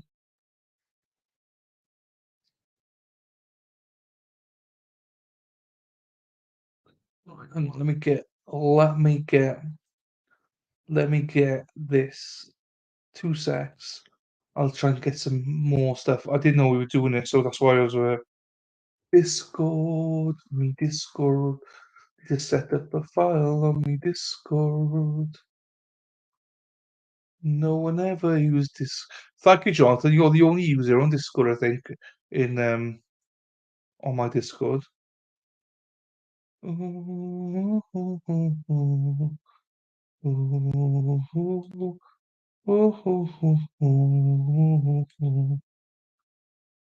Mr. Man. I need to copy and paste the name again because I don't remember the name. Remember? December? Remember? December? Remember? December? Remember? Ooh, hoo, hoo, hoo. Right, let me.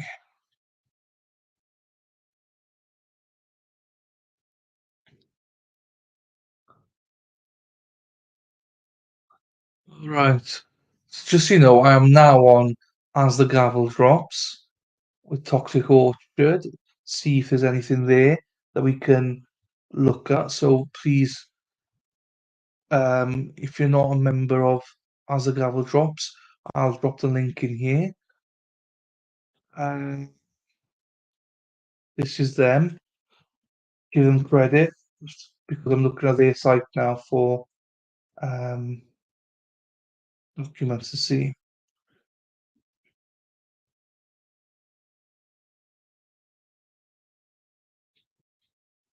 Let me just have a look here.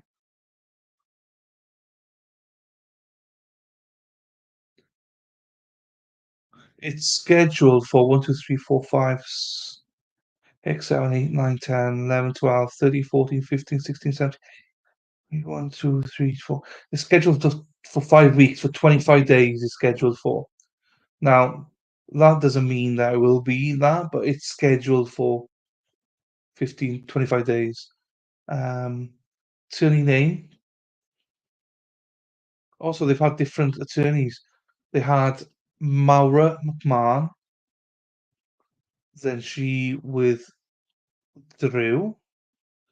in March 2022. Paul Crawford was as well, but withdrew. Erin Mendon withdrew. Pablo is still there. So Pablo Galavis and Jean Donna Culture. Jean joined in May 2023, and Paul Crawford rejoined but left as well for Jean. So okay. Let's have a look here. Just trying to look. You Americans are the bloody 19th of the 1st. Okay, yeah, no.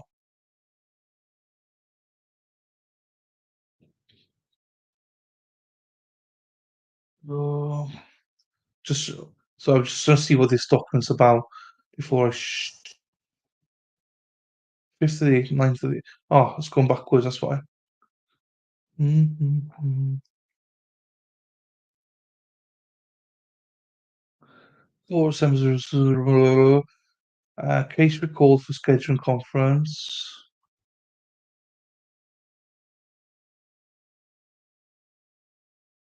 Demand for speedy trial was done on 20th of February. No, I don't. That doesn't. I don't need that. Doesn't seem to me. I mean, still give them credit, but I don't think there seems to be that much info here actually. Um, I want to see if there's any court documents, but there's not. She ain't got any. They ain't got any there. Doesn't seem so anyway. Let me just look here again.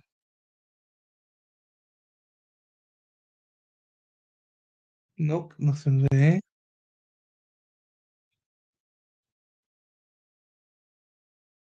No, not that one.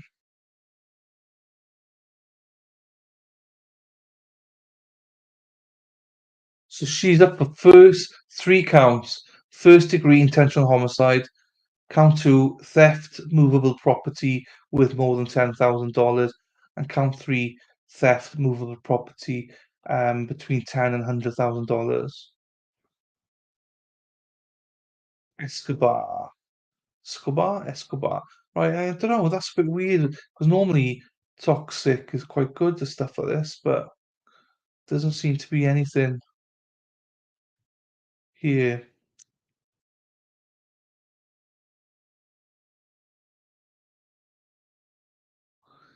Right, there's another thing here I got from there, but don't know.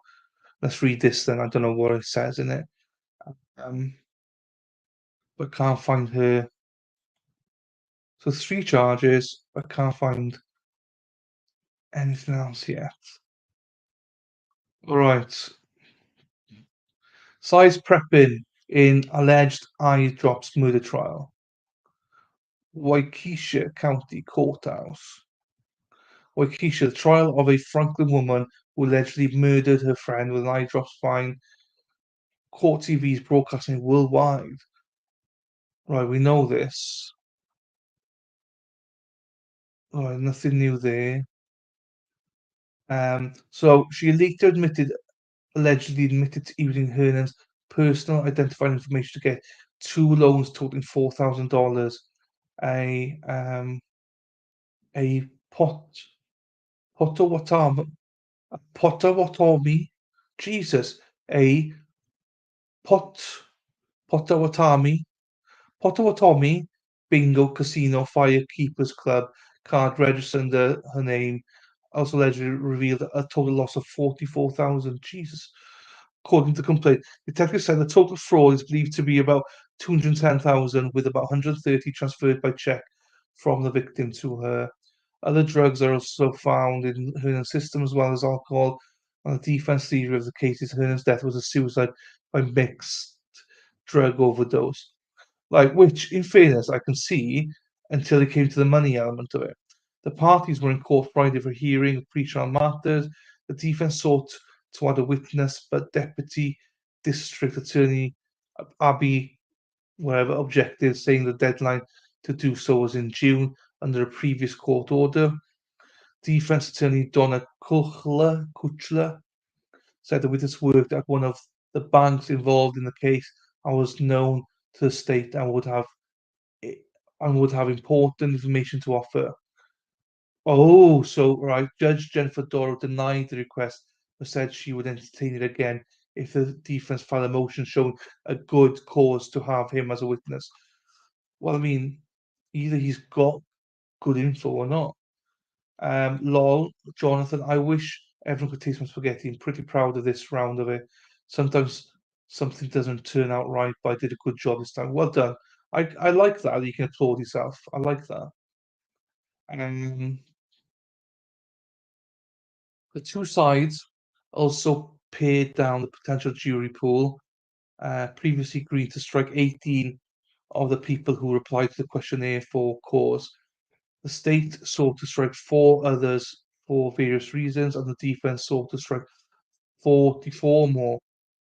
Many of them sought to be excused, claiming to be crime victims or police officers or knowing attorneys at Kukla's firm or who work in the district attorney's office or claim to be friends with judges. But Dora ruled that being a crime victim, a police officer, or knowing attorneys or judges who were not involved in the case were not sufficient grounds to strike a juror for cause and ordered those people in for jury selection, where their concern could be examined more fully in Vaudoyer, Vaudoyer, Vaudoyer, Vaudoyer, Vaudier, Vaudoyer, Vaudier. Fuck. A few others were removed from consideration after they cited health concerns or work or caregiving obligations. Fair enough. Jury selection will draw 150 people in for a panel, 50 per day, until the pool of 30 is reached, from which the final jury will be selected. The trial begins with jury selection on October 23rd and is expected to last for 5 weeks. Mamma mia, here we go again. My. 5 weeks. What the fuck are we doing? 5 weeks of this trial. 5 freaking weeks. Right, so if this trial is rubbish, blame Sarah P. That's all we do is blame Sarah P. 5 weeks, okay. Let's have a look. Where does that take us? 1, 2. Oops, wrong one. 1, 2, 3, 4, 5. So basically 24th of November. Oof, that's a. So they got um Sarah Jessica Parker's fault. Jonathan, that's good. That's good, sir. That's why I like your humor. That's why I like your humor. So I think that they probably won't be they probably won't be showing it on Monday because jury selection. So jury selection will be drawn 150 people in for a panel. So imagine the first week's gonna be jury, so they might not show anything. Why? So even though it starts on October 23rd, we might not get it until the end of the week. Or if they're showing it, happy days. But if they don't, so then, um,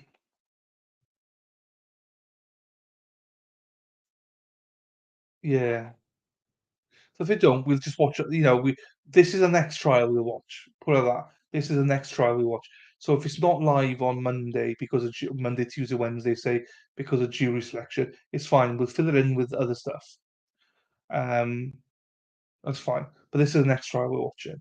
So it's just occurred to me that I might watch Johnny Depp. Just occurred to me that we have to make all the jokes about Sarah Jessica Parker while she's still alive, because after she dies, it'll be like beating a dead horse. Horse. They call it horse as well, don't they? My, just how much I love you, Mamma Mia. Here we go again, Mama. Da da da da da da. With the baby, darling. Oh, see the rain, we got it. Mama, just how much I love you. Mamma mia. Here we go again. Mama. But yes. You got more horsefish shows. Are we talking about Sarah P now or Sarah Parker? Right. people leaving now. So this will be the next trial, but this is a big commitment. But Sarah P's told us we've got to do it, so we will do it. So thanks, Sarah P. If it's good though, it's obviously thanks to me. So right, let's do it. So that's what we're watching next. And by the sounds of it, this trial we're watching now, they are resting. The state are resting on tomorrow, but it looks like it'll be tomorrow late afternoon. Defense have got their one and only witness is can't make it till Wednesday anyway, and then I imagine Wednesday you'll be closing arguments.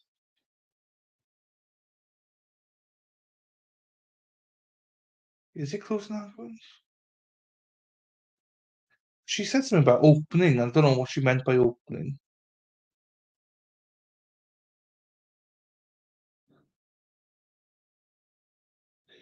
Also, I like the way he put. He's so diplomatic, Lou. JP in there because you know I'd just say Sarah P. She's nearly 60, isn't she? She's quite old. I remember that. They were the one with black hair was gorgeous. I have to remember her name now. So there we are. I think it fits in. So we got, and if the poison trial does not, I drop poison trial does not start Monday, we'll just watch some of the bits and bobs. I might just even do Johnny Depp on the whim, but we'll play about with it as we get to Monday. We'll see what's happening Monday. But as it is, we plan that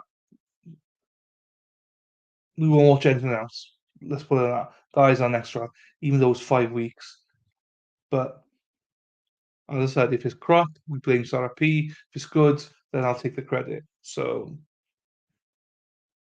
no, stop. It's lunch now. It's lunchtime now, Lou. It's not now for now. No, it's lunchtime with them in the court. They're back at 6:30 our time, Lou. So I'm just gonna not end it, but I'm still gonna let this go. But I'm gonna go off and get some dinner. I think now. Um, go off and get some dinner and then come back by 6:30. So I'll better put a banner up for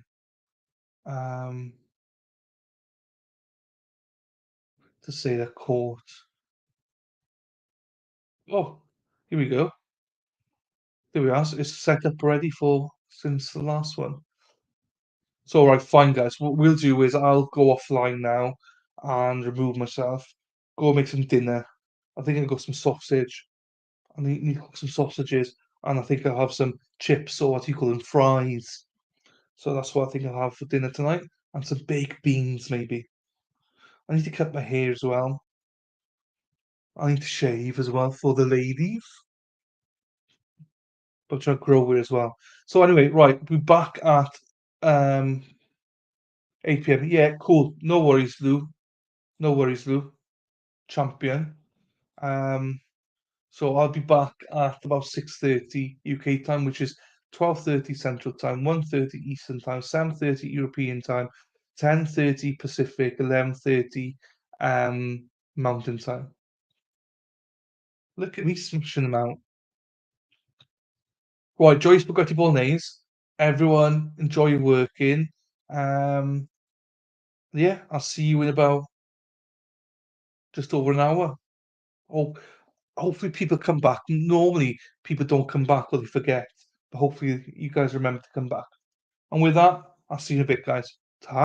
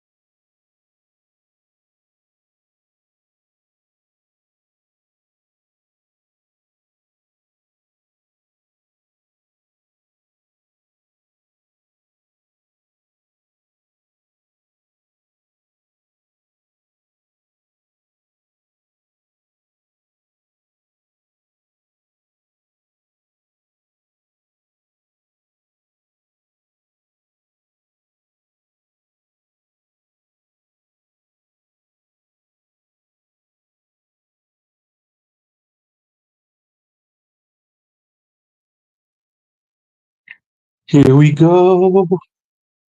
We are back. We are back. Hello, everyone. Who's still here? I know there's people here, so who's still with me? Who's still with me? That's the question. Ba bum, ba ba ba. Judge is not there yet, so we're waiting. We are waiting. Dee dee dee dee dee dee. Right. Let me. Hello, Anne. Anne's here. Okay, I'm back. Anne's here from Pattern Knitting. Oh, please smiling. Okay, take that down now. We're back. Guess who's back? Back again. The stream is back. Tell a friend. Guess who's back? Guess who's back? Guess who's back? So we'll see what mood therapy is in this afternoon. Not sure. Right. We've still got. They normally run till about. Try and finish by 5 Eastern. They normally try and do. And as some of you that were here earlier on, they were resting. They said the state said they're going to rest tomorrow. Tomorrow evening. So his defense will start probably Wednesday morning. Actually, unless the state run over. There's an interview with so there's two people to be interviewed. What the hell am I saying? They got two more witnesses. And then there's a 6-hour video of the defendant in the interview that they want to play as well. So that's so exciting. I just can't hide it. Hopefully we get to see him and not just the audio, because that'll be unbearable. So we think got 6 hours of that, and then oof, yeah, I'll take most of tomorrow now. So maybe the witnesses will be mostly done today. But to be fair, they went through the witnesses very quickly today. And if the defense, I don't think the defense done that great a job. Do you know what I mean? They keep getting to the points they want to, but they don't tie it together. I know they're going to tie it in closing, but still, I mean, I don't know. I don't think it's looking great for the defendant at the minute. So we'll see. We'll see what happens. So the judge is not there yet. She's a little bit late. No, she's normally quite good, but she's a little bit late. 1 minute late so far.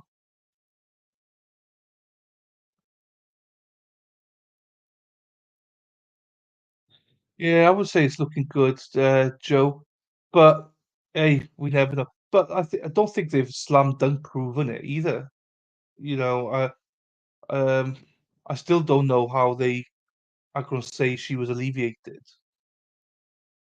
on both sides. I know they're saying punched her or something, but happy days. So you're wide awake now. Then you're raring to go. Happy days. Never done edibles. It's not a thing in the UK, really. Edibles. No, so never tried it. Oh, the summer night. Tell me more. Tell me more. Oh, oh, oh, oh, oh. Go grease lightning, da da da da da da. Grease lightning, go grease lightning. So they got similar ponytails, the defendant and the woman attorney.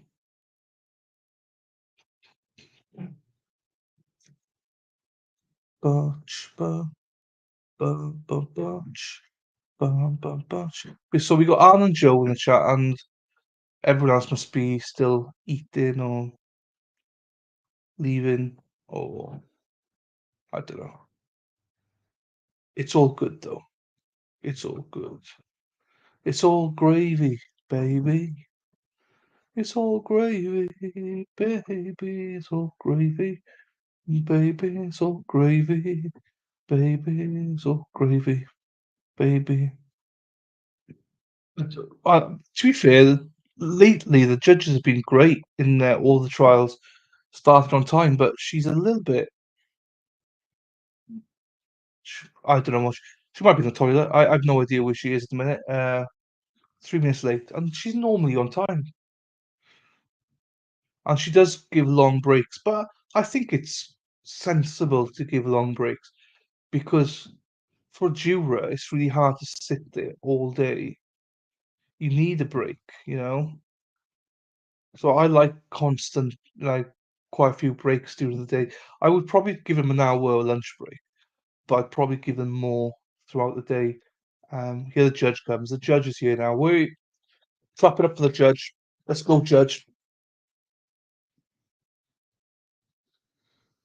Let's go to the judge. Let's go to the judge. Let's go to the judge. Let's go. Let's go, judge. Let's go. Right. Come on, judge. Save my stream because no one wants to hear me sing. You're the one that I want. You are the one I want. Ooh, ooh, ooh. Honey, come on. Speak. And then let's get the jury in and let's get going. I don't know. This trial it's an odd one. I think that he might be guilty, but I can't. I, d- I think it's going to come down to the closing speeches and how persuasive their arguments are. Because the blood stuff didn't show anything. So I'm presuming the interview has something to do with it. But he was Doolally for the interview, though. He was in the right sound of mind. Oh, no wonder I muted this. That's why, idiot. And so you And may call your next then, witness. can you see Harry my Cox. mouse? Here. See him with a ponytail right next to you? Here he is, on.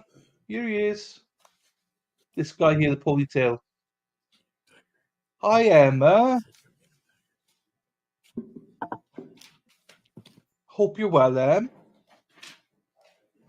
Hope Gobby M's Promise back. to affirm the testimony you're going to give will be the truth, the whole truth, and nothing but the truth. For what are you sorry about? State your first and last name for the record. Don't be sorry. Don't be sorry. Thierry, we're back. Guess who's back? Thierry's back as well. May it please the court. May proceed. Good afternoon, sir. Where do you work? I'm self-employed now. When I lived here in Orlando, I was employed at the District 9 Medical Examiner's Office. And what time frame did you work at the District 9 Medical Examiner's Office? From April No of name, though. 2008 until August of 2020. And what role did you serve there, or roles? I was the Deputy Chief Medical Examiner. And tell us about your undergraduate and your medical. It's all school good. training. It's all good. So I have all of my education and training from the University of Cincinnati in Cincinnati, Ohio. I have a Bachelor of Science degree in biology, a Doctor of Medicine degree, 5 years of training in anatomic and clinical pathology, followed by a year of specialized training in surgical pathology, followed by a year of training in forensic pathology. I have been certified by the American Board of Pathology in anatomic, clinical, and forensic pathology. I'm currently licensed to practice medicine in Ohio and Florida. And can you tell the jury what Happy days. pathology is, and then those subspecialties that you also mentioned? Yes. So pathology in its simplest form is simply the study of disease. Pathologists are physicians who are Oh, you usually do, though. I mean, during the breaks, you will lose them. I don't care about losing them over the breaks. It's more about if they come back, hopefully. Do you know what I mean? Like you've done, you came back. Hopefully, Gobby Unicorn's not too far off. She's probably I think piano lessons or something tonight, probably. Employed by hospitals. Clinical pathologists oversee laboratory testing, analysis of blood and body fluids. Anatomic pathologists make diagnoses based on tissue samples and sometimes autopsies. There's a subspecialty of anatomic pathology called forensic pathology, which deals with the investigation of death. And at the medical examiner's office, did you perform autopsies? Yes, And do you continue to perform autopsies up in Ohio? I do. Approximately how many times have you conducted an autopsy? Well, I have personally performed over 7,000 autopsies and been involved personally in death investigations for a total of probably 10 or 11,000 individuals. And did you perform an autopsy on somebody identified to you as Shanti Cooper-Tronnes? I did. Your Honor, at this time, could we reread the stipulation to the identity of the deceased?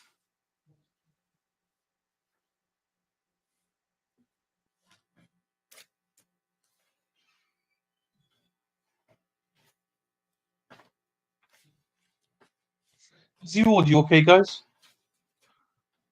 Volume for court?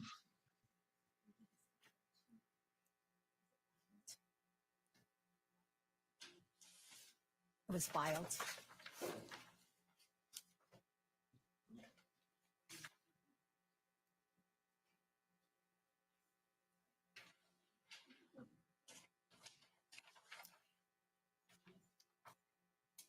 And if you remember at the very beginning of the trial, I read you a stipulation and I told you at that time that certain facts, if they're stipulated to by the parties, the facts must be accepted as true by the jury.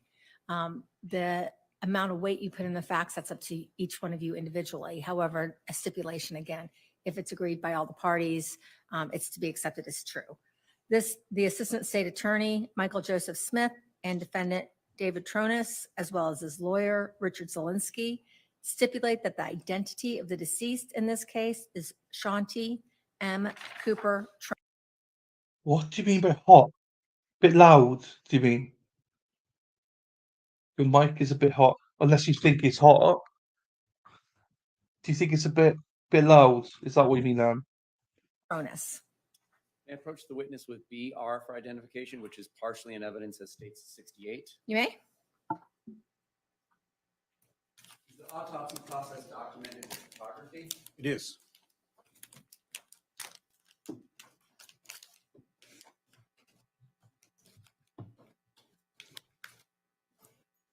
Yeah, I don't have any control over it, sorry. So in StreamYard, you don't control it. It's the same for the stream as it is for here, unfortunately. So I'll just try to speak quieter. Do you recognize image 66 on this exhibit? I do. What do you recognize it as?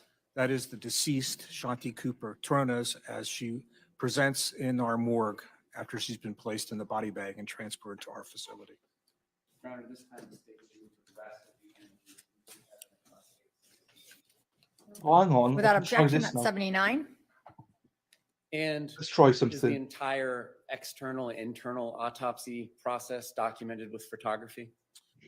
Well, there are some aspects of the internal examination that may not be documented, but pertinent findings are documented photographically. And can you just tell the jury about the medical examiner's office and their jurisdiction and role in the criminal justice system? Yes.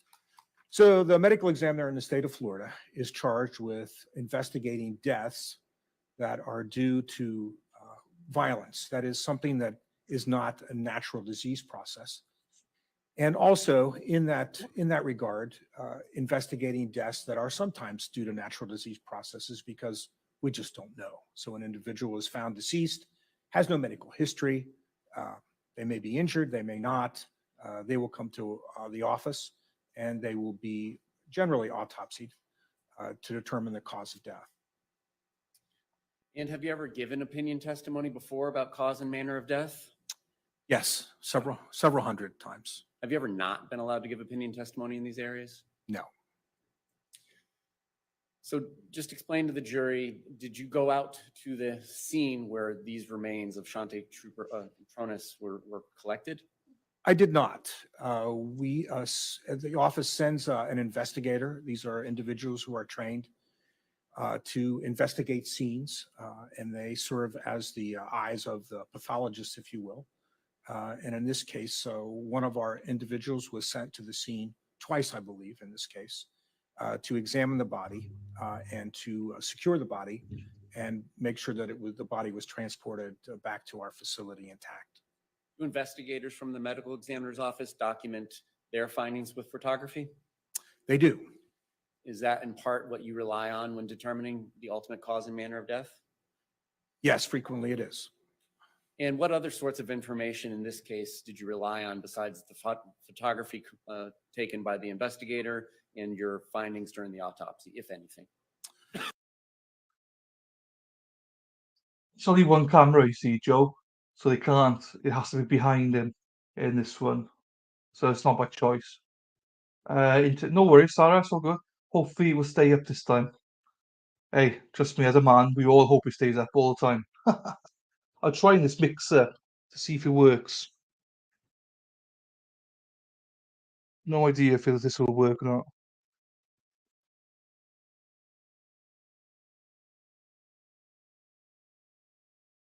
Hello? Oh, hang on. Well, there would have been conversations, multiple conversations with law enforcement. They may ask me particular questions, give me background information, ask me specific questions related to their questioning of the defendant or other people. And in this case, I don't know that I needed any of that information to come to a conclusion as to the cause and manner of death. Do detectives frequently witness the autopsies that you all perform over there? Yes, they often do. I don't recall in this case if they actually attended the autopsy. I know we spoke afterwards. I'm not sure if they actually were present at the time. What sort of process, if any, does the body or the remains go through prior to being presented to you after it has arrived at the medical examiner's office? Well, the first thing we have is we have the story from whoever found the body, law enforcement, and then we have the photographic images of this death scene from our investigator, as well as the background information that the investigator may get primarily from law enforcement or sometimes other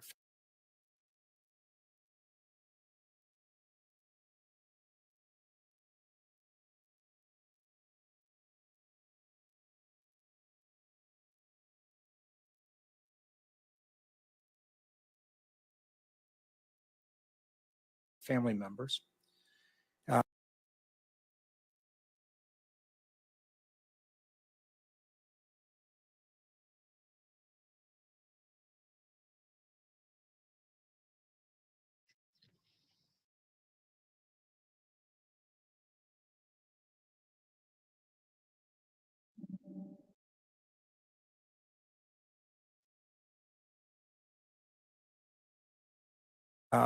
Then the body is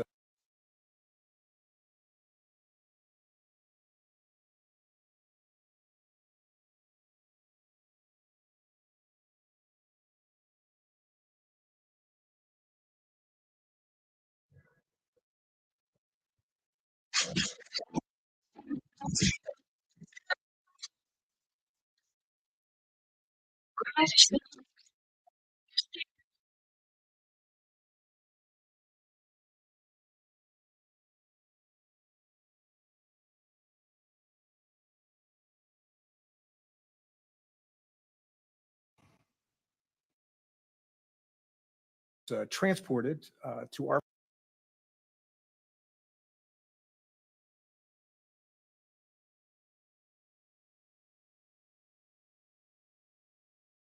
Hey, you can't hear me, surely. I don't think you can hear me. Hello, hello? Hello, hello, hello, hello? Hello, hello?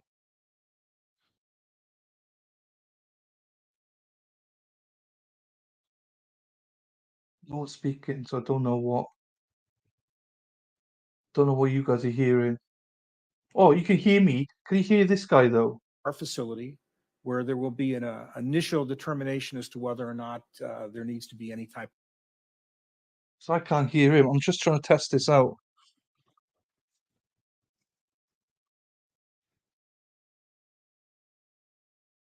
Well, hang on, because is my right?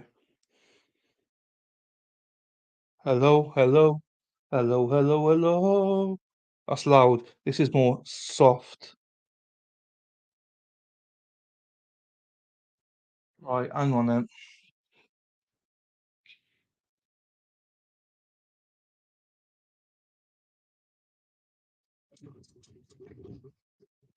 Okay, can you hear my mic? Let's see if this works then.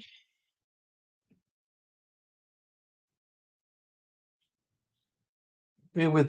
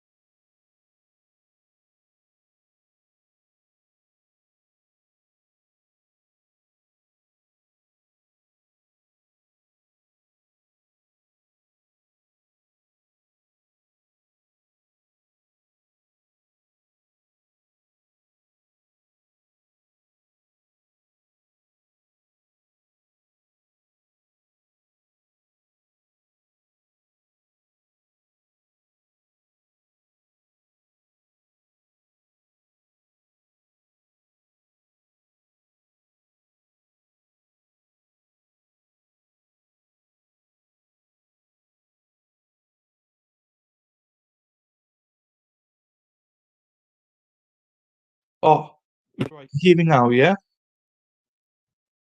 Of special procedures performed. Mother ducker. Right. It's 2 seconds. So can you hear me now clearly? Right. So the mic's working, and I think I can control my mic here. Hello. Hello, hello, hello.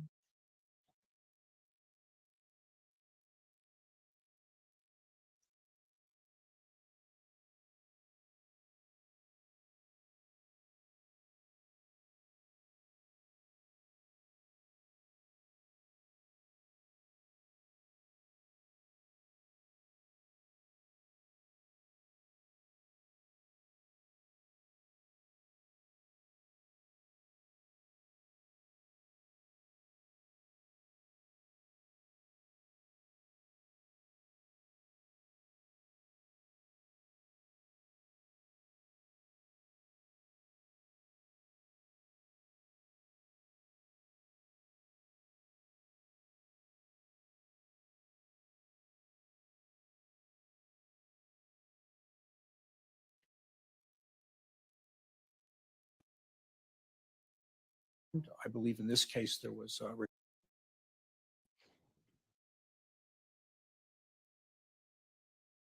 Input. Load.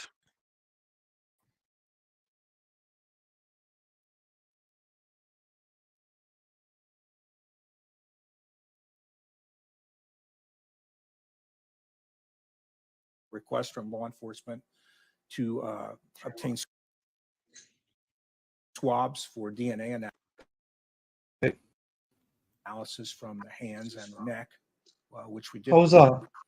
At that point, the body is then Can you hear me removed, now? from the body. So could you hear me? Hello? Can you hear me now? Can you hear him? Just not. Right. So us. I'm speaking. Bag Let's see if you can hear him as well. At the scene, the investigator will have placed paper bags on the feet and the hands to preserve evidence. And those will be Okay, carefully good. opened. The hands will be inspected, swabs Hello, are then obtained. hello, Then the body will hello, be hello. Yes, photographed as hello. is. And at some point, the body needs to be cleaned so that we can tell the difference between a smear of blood and an actual injury. Okay, Anne, am I better now? Is this a hot mic or is this better? Is this lower? Is this better? I'm just playing with adjustments because I'm conscious of people saying, After the body has been cleaned, we'll obtain a "Do new you hear me set of over here? photographs of Hello, 1, almost 2, all 3. the Hello, body 1, 2, surfaces, 3. paying particular attention to those areas of injury or apparent injury or anything else unusual, Happy tattoos, days. Let's go with that scars, things like that. The body has at that time already been weighed and measured. And then the autopsy will commence. Personally, I perform the autopsy the same way in just about every case, irrespective of the nature of the case, which involves then a removal of the organs, paying particular attention to any evidence of injury or disease. Hello, hello. From those organs, individual sections are retained for future reference. Blood and body fluids are obtained for toxicological analysis.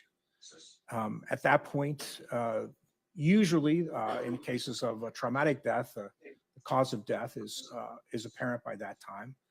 If not, there may be other tests, studies that are performed. Then the procedure will be documented. The protocol will be completed. My report will be typed. I'll review it and subsequently sign in. Your Honor, permission to publish states 68. You may. Is the monitor on in front of you, doctor? Well, there's nothing. It is. What? Witness feedback now. What do you mean feedback?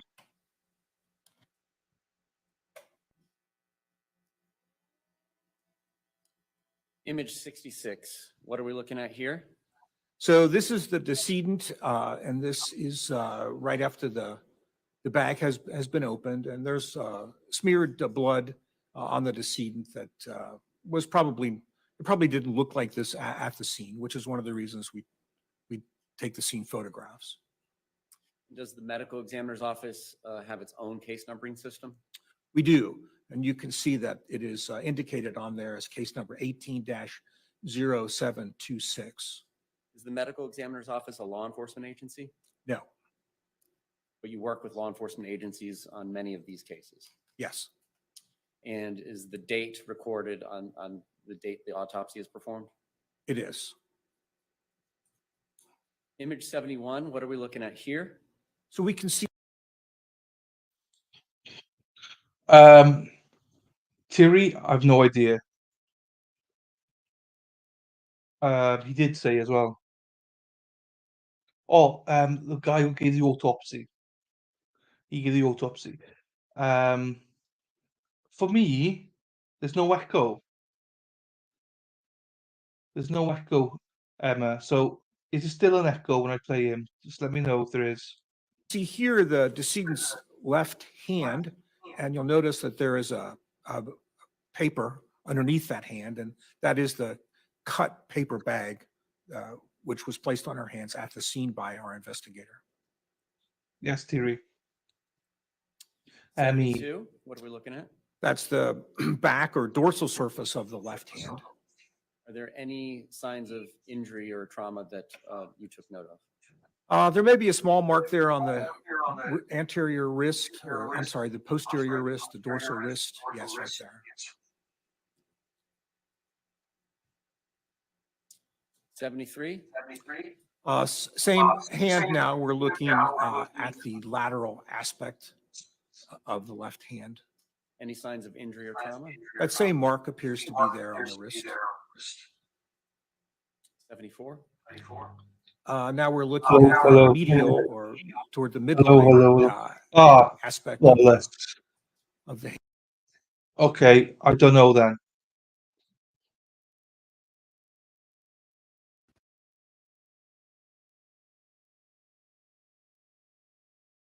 hand, and I don't see anything there. I see some wrinkling of the skin that's associated with being placed in the paper bag. And why is it important in these types of cases to document a decedent's hands? Well, there's frequently questions that come up about about the hands. It's just a good policy. You don't know at the time that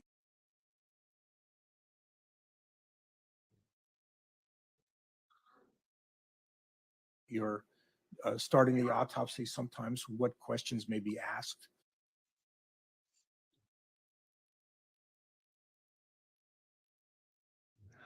Okay.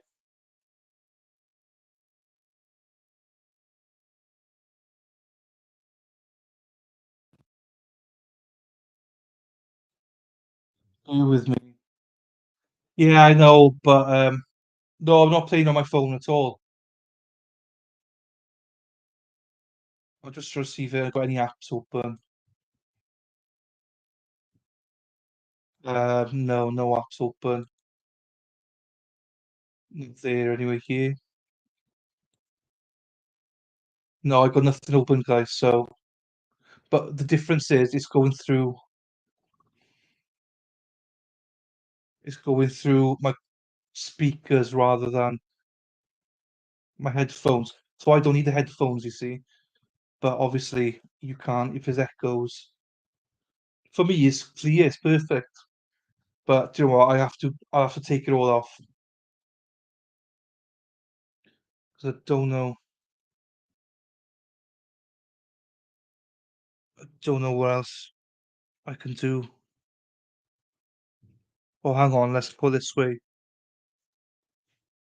All right, let's try this way. And Bear with me.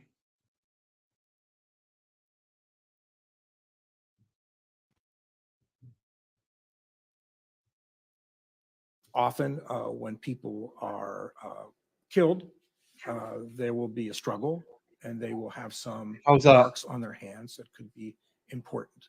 Hello? 75? Now we're looking at the palmar aspect of the left hand. There's Any still signs of echo, injury or guys. trauma? I don't see anything there. 76? Now we're looking at the right hand with the opened paper bag. 77? Now we see that same right hand and we see a sort of a vague rectangular mark at the base of the thumb and the index finger.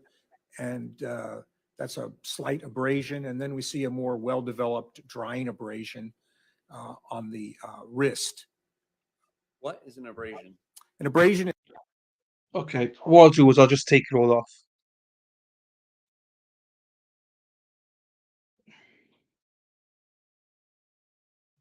So apologies, I'm going back now. I have no control over my mic anymore.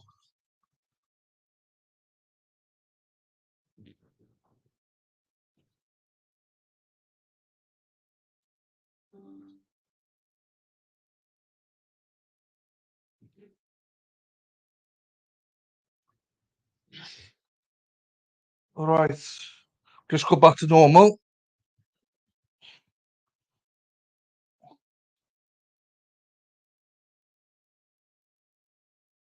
It's perfect my end. I don't get it. Right, let's have a look here now and let's get this right.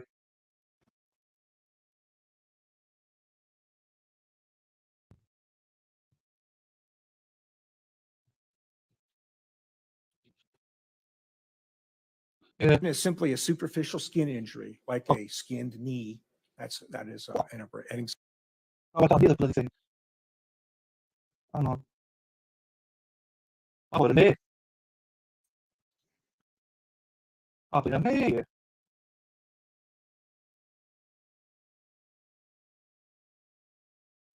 Uh,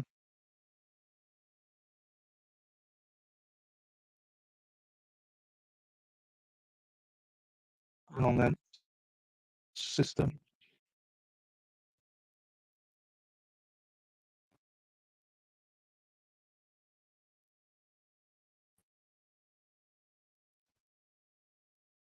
Example of an abrasion. Some of us call it a scrape. Okay, Yes. it's normal, guys. 78? Again, we see that ill-defined area of abrasion on the back of the right hand. I don't see, and it might be a small mark below No. that. I don't see anything else. 79? Now we're looking at the medial aspect of the right hand without any. Looks like there might be a small contusion on the surface of the wrist there, the upper surface in the photograph. Yes. Arrows? Okay, this should be better now. What is a contusion? A contusion is a bruise. It is simply Who's sounding better, me or the witness? Because I haven't got it through any mics anymore. I've just gone back to normal now. I have. a rupture So- of blood vessels under the surface of the skin, and they will often present as a bluish, purplish, sometimes green or yellow color through the skin. And does the color of a bruise or contusion change or evolve during the healing process? It does. It's no more mixer anyway, so I'm Image gonna send 80. that back. Now we're looking at the palm of the right hand. Is there any sign of injury or trauma? I believe not. 82? Now we're looking at both feet. Again, they had been placed in paper bags. The bags have been cut open, and we're looking at the feet now. 83, what are we looking at? Now we are looking at the face of the decedent after the skin has been cleaned. And we can see there's several things that we can see here. First of all, we can see that the left eye, both the upper and lower eyelid, are darkened. They're swollen. So she has hemorrhage under the skin of the left upper and lower eyelids. What is a hemorrhage? Hemorrhage is bleeding. She also has over the cheekbone, there's a dark spot that you can see that is actually a laceration. A laceration is a blunt injury of the skin or any other organ, which results in tearing of the skin. It's not caused by a sharp instrument. And that actually goes down to the bone. Didn't appear to be any fracture there. Then you can also see that there's some swelling associated with that injury on the left side of the face. She also has a number, if you look at the facial skin, she's got some small dots, dark red dots on the skin surface. Those are petechial hemorrhages. Those are small, very small hemorrhages that occur on the skin, primarily in the face, the eyelids, or in the clear lining of our eyes. And what sorts of things causes petechial hemorrhaging? Well, they can be seen in a lot of cases of traumatic and natural deaths. They're most commonly associated with deaths associated with strangulation or compression of the torso. And although they can occur in many circumstances, it's a matter of degree. So usually in a case of strangulation, and they are present in the vast majority of cases of strangulation, you will see quite a few petechial hemorrhages. Whereas in cases of people that die from heart disease or whatever, some other type of trauma, they can have scattered petechial hemorrhages, but usually not to the same extent that you see in a person who has been strangled. What causes the swelling of tissue when it's been injured? Well, when the tissue is injured, there's actually a leakage of fluid from the vasculature, and that's what causes the swelling. And is that process the same in somebody who is alive versus somebody who is deceased? No, we wouldn't expect to see swelling once the person no longer has a heartbeat. So turning back to this photograph, the injury involving the left eye and the eyelids, does that seem to be indicative of pre-death because of the swelling? The swelling and the coloration. I mean, there can be circumstances, for instance, if I were to autopsy a person who didn't have dark swollen eyelids like that and turn them over on the autopsy table and leave them like that for a day, they could develop something that looks similar to this. This sort of blunt force trauma that we see in this image, is that consistent with a punch from a human being? It could be. It could be a fall. It could be any number of things. Any number of injuries can cause this type of appearance. And the injury on the cheek, is that also consistent with a punch from a human being who might have been wearing a ring on one of his or her fingers? Yes, And you said that injury went down to the bone? it did. Is that the sort of injury that would have required stitches or sutures if she had survived the attack? I think most likely, yes. An injury like that, would it bleed a lot? In general, yes, injuries to the head, because there's such a rich vascular supply, a lot of blood vessels in the head, it tends to bleed quite a bit. 84, what are we looking at here? We're looking at now the head and the torso. You can see there that there's a small bruise above the right breast. There's another one over the right collarbone or clavicle. And then you can also see that there's, even in this picture, you can see on the top of the right shoulder, there's a bruise, and on the right upper arm, there's bruising. And then you can also see there's a dark area on the right side of the neck, an abrasion. What are we looking at in 85? Now we're looking at the lower torso, and here we can see most prominently over the superior aspects, the upper aspects of both knees, there's abrasions there. So as I mentioned earlier, the skinned knee, the difference here is that when you fall and skin your knee, the abrasion is actually a little bit below the midline of the knee. In this case, these abrasions are above the midline of the knee. So that leads me to believe that these were most likely caused by dragging the individual in a face down position. Is there anything you can say about these injuries above the knees in relation to time of death? No, they appear to have occurred either right before or right after the death. They appear to be the same age as the other injuries that I've seen here. 86?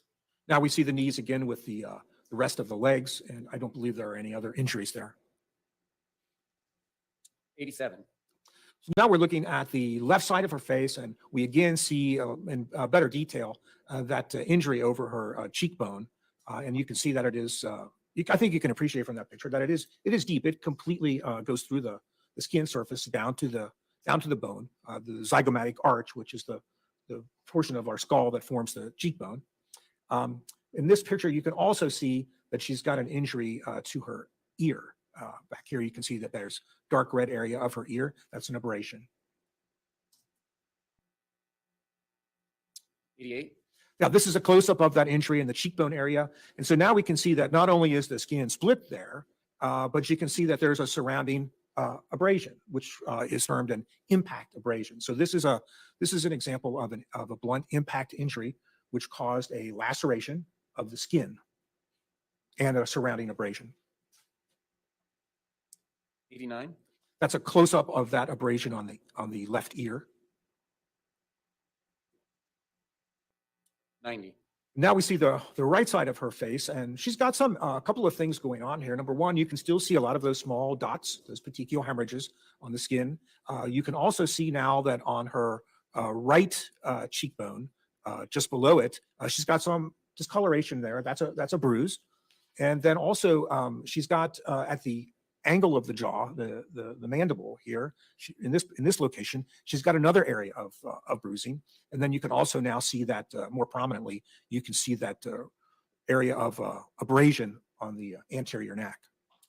What's the actual physical mechanism that causes petechial hemorrhaging? What's going on with the blood vessels? Well, so the blood vessels, in the case of strangulation, we have a compression of the neck, compression of the vasculature. It's very difficult to compress the carotid arteries, which are the major blood supply to the head. However, it's relatively easy to compress the jugular veins. So in cases of strangulation, often what occurs is the blood can still get into the head through the carotid arteries with some force, but it can't drain. And under that pressure of the blood continuing to be pumped into the head, but being unable to drain, small blood vessels burst and produce the petechial hemorrhage. Image 91? Okay. Again, we see that contusion around the chin, most prominent on the right. There's a little bit on the left. And now we can also see that there are those petechial hemorrhages they have, they appear to be present above a certain line of the neck and not below it. Again, we can also see that linear abrasion on the right side of the neck. 92. So now we're looking down at the top of her right shoulder, and we can see again the same types of injuries. There's some abrasions there. There's seem to be completely surrounded by an area of bruising. And what are the sorts of things that cause abrasions surrounded by contusions or scrapes surrounded by bruises like that? Well, any blunt. Well, he did end up in a mental health hospital institution, sorry, for I think 3 years, 2, 3 years. So maybe that's how they prove it. He's only recently been allowed to stand trial, and this has been 5.5 years later. Any blunt trauma can produce this picture.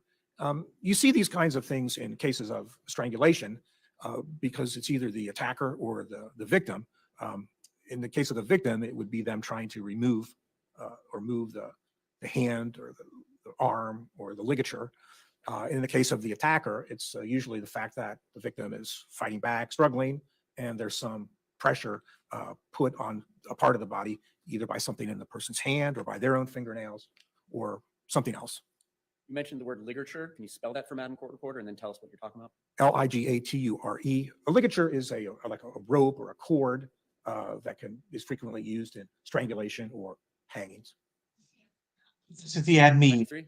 A close-up now nothing of that shoulder. yeah. Again, you can see We're just going through the fairly clearly defined 3 separate areas of abrasion, but findings. the area of contusion surrounding it is less defined, and that's typical of a contusion. And these 3 separate areas, is that consistent with fingers? It could be. I mean, I couldn't rule out something else. It's a non-specific injury, but it certainly could be. What are we looking at in image 94? She has a small bruise above her right breast. And are there any injuries on her right arm that we can see? Yes, we can see that small area of abrasion again, and then there's some ill-defined area of bruising on her right forearm. And then we can also see just at the bottom left of the black square, we can see some areas of bruising in her right upper arm. Are the injuries on her right arm consistent, among other things, but consistent with forceful grabbing? Yes. 95. That's a better view of her right upper arm showing the injury on the shoulder. And then we can see several areas of bruising on the front and sides of her right upper arm. 96. A close-up of that contusion on the right upper arm. 98. Now we see some contusions of the right forearm as well as that abrasion over the right wrist. Any of these contusions on the forearm almost appear linear? They do, and those are the types of injuries that you would see if a person were grabbed by the arm. Linear is, that was my fault using that word. Straight line-ish? Yes. 99. A close-up of that. And you can see how sometimes when you get closer to the bruise, it seems even less well-defined. And that's just the nature of the injury. No, yeah. And again, these sorts of things that we're looking at, is that something that is indicative of pre-death injuries? Yes. 100, what are we looking at here? We're looking at that area of abrasion. Again, that's a superficial injury of the skin, and it's dried. It's dark red. You can produce abrasions in individuals after death. They tend to have more of an orange-yellow appearance than this.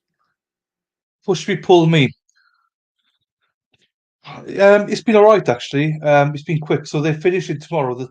The state, they're resting tomorrow. Defense will be resting on Wednesday.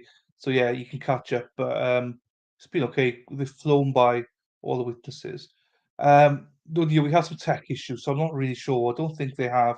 We had really bad tech issues just now. My fault. So, but I don't think so. I think the defense will recover a lot more anyway.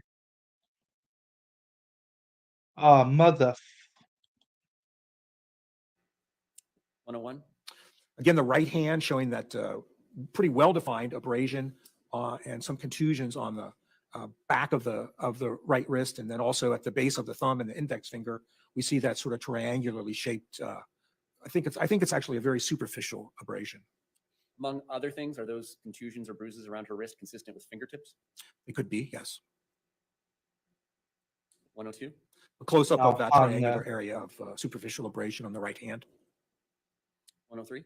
Now we have the Hannah Elke, I was gonna call you out and say I saw you with Dr. Hines.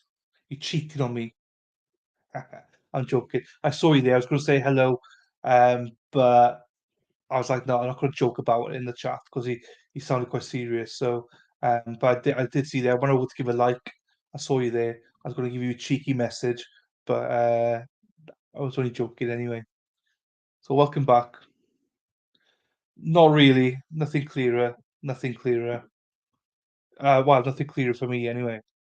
palm of the right hand, and I don't see any injuries there. She does have some sort of bluish discoloration of this part of her hand, which is something that I see in a lot of people who are deceased that have no trauma whatsoever. So I'm not saying that it could be an injury, but I think it probably isn't given the location of it. 104? So now we're looking, I think, at the palmar aspect, and now we have a little bit more in that area, not just in this area at the base of the thumb, but moving on to the rest of the hand. So I believe that is most likely an injury there. 105? Now, what we're doing there is we're pulling up the upper lip to expose the inside of the lip. So the outside of our lip is like skin. The inside is not. It's a what we call a mucosal lining, and you can see that she has that dark, deep purplish coloration there. Those are contusions. And if you look over on the left side of her cheek, you can see that it's much darker red there, and that's actually. There might even be some adherent blood clot in that photo. It's hard to tell, but she does have quite a pronounced area of laceration, a tearing of the skin in the inside of the left cheek. Is that consistent with blunt force trauma being applied to the outside of her mouth? Yes, it's the kind of injury that you frequently see in an individual who's been punched, but it could be due to some other blunt impact injury, or could even be due to an individual's face being driven against a hard object. 106? Same view, but now it's the lower lip showing that we have the same type of contusion. And these injuries, these bruises are caused when the rather soft part of the lip is pushed against the hard teeth, producing an injury. And did she in fact have a cracked molar? She did. I believe it was tooth number 2, the right second upper molar was cracked. Now, I don't know when that occurred. That could have happened prior to the rest of the injuries. And so number 1 would be your backmost molar, and then Yes. number 2 is the second one in? Correct. 107? So now we have a better view of the inside of her left cheek, and there's not much in that picture that's normal. Perhaps the very bottom of that, where I believe that's most likely my finger there, pulling her cheek open. The rest of it is lacerated and contused.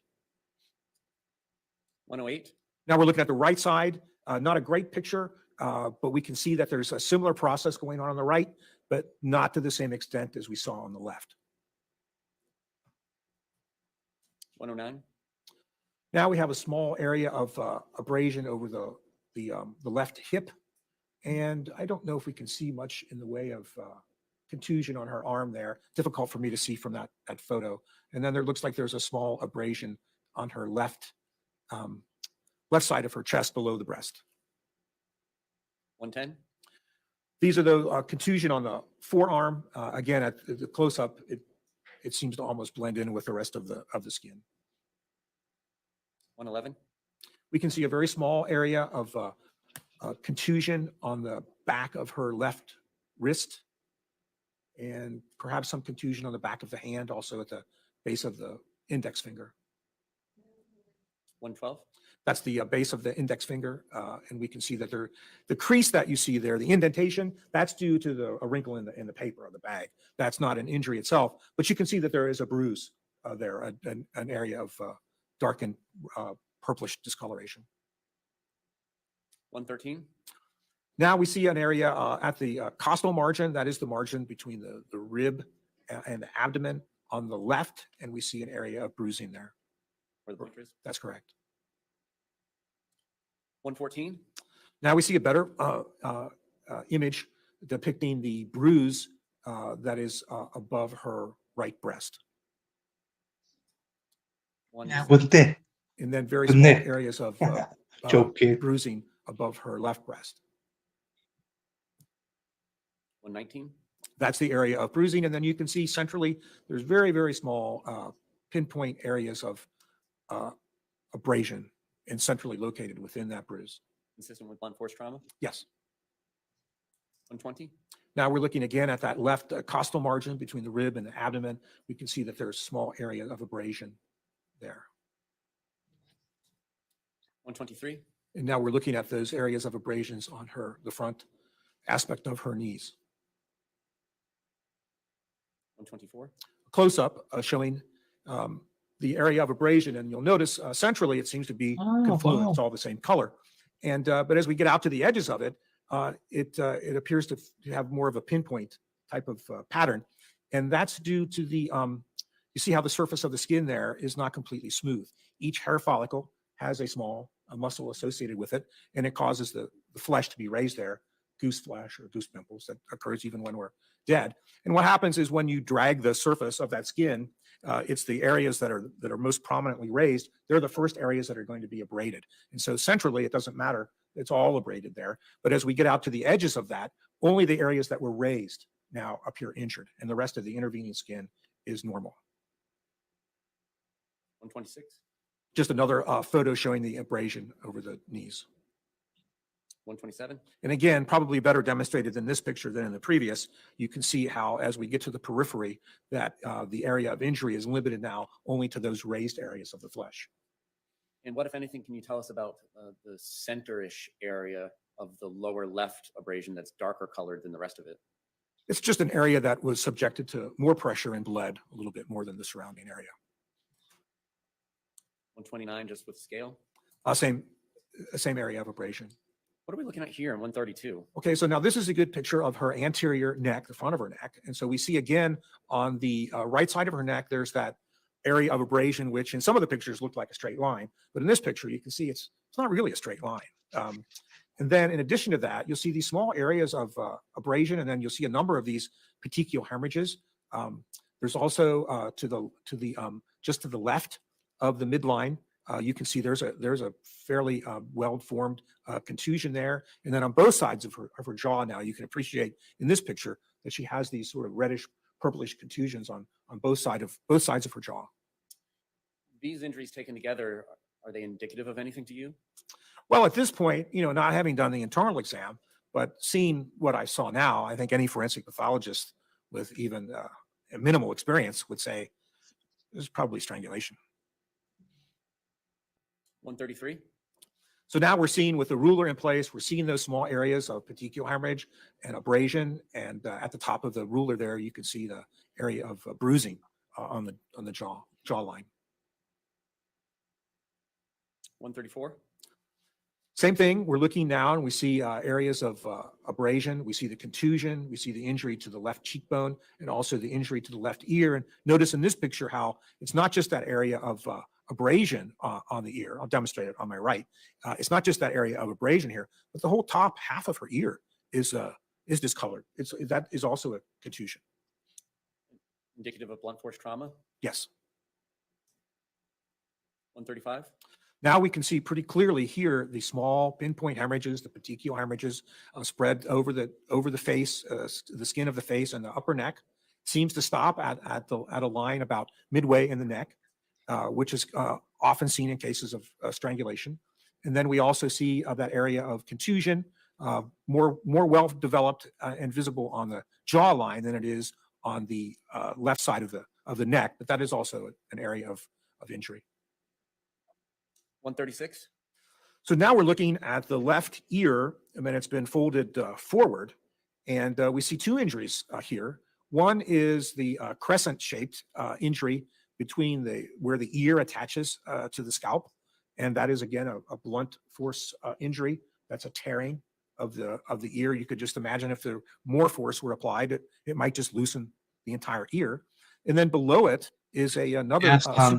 relatively superficial laceration. It's going through the top layer of the skin and into the subcutaneous tissue, the tissue below the skin, into the soft tissue. There's you can see a little bit of adipose or fat tissue in there, and the rest of it is mostly muscle.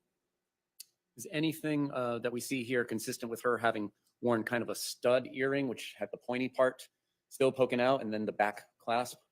That could be one of the reasons that we see that injury, the lower injury, the one more to the left. I doubt that it explains the tear, the crescent-shaped tear. So the injury to the left in this image could be explained by an earring such as I described, but the crescent tear on the right is not. Correct. Just to scale in 137?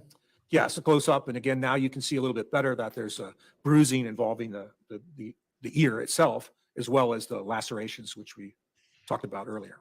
Is there any sort of injury going on in the top of this image on this part of her ear as well? Yes, that looks like another area of abrasion, probably related to the other larger underlying, more square-shaped area of disruption. 138? Now we see again that sort of linear, sort of not linear area of abrasion on the right side of the neck, and also the associated petechial hemorrhages. 139? Yeah, that's a close-up of that area, and you can see that in the close-up, it's not really aligned now.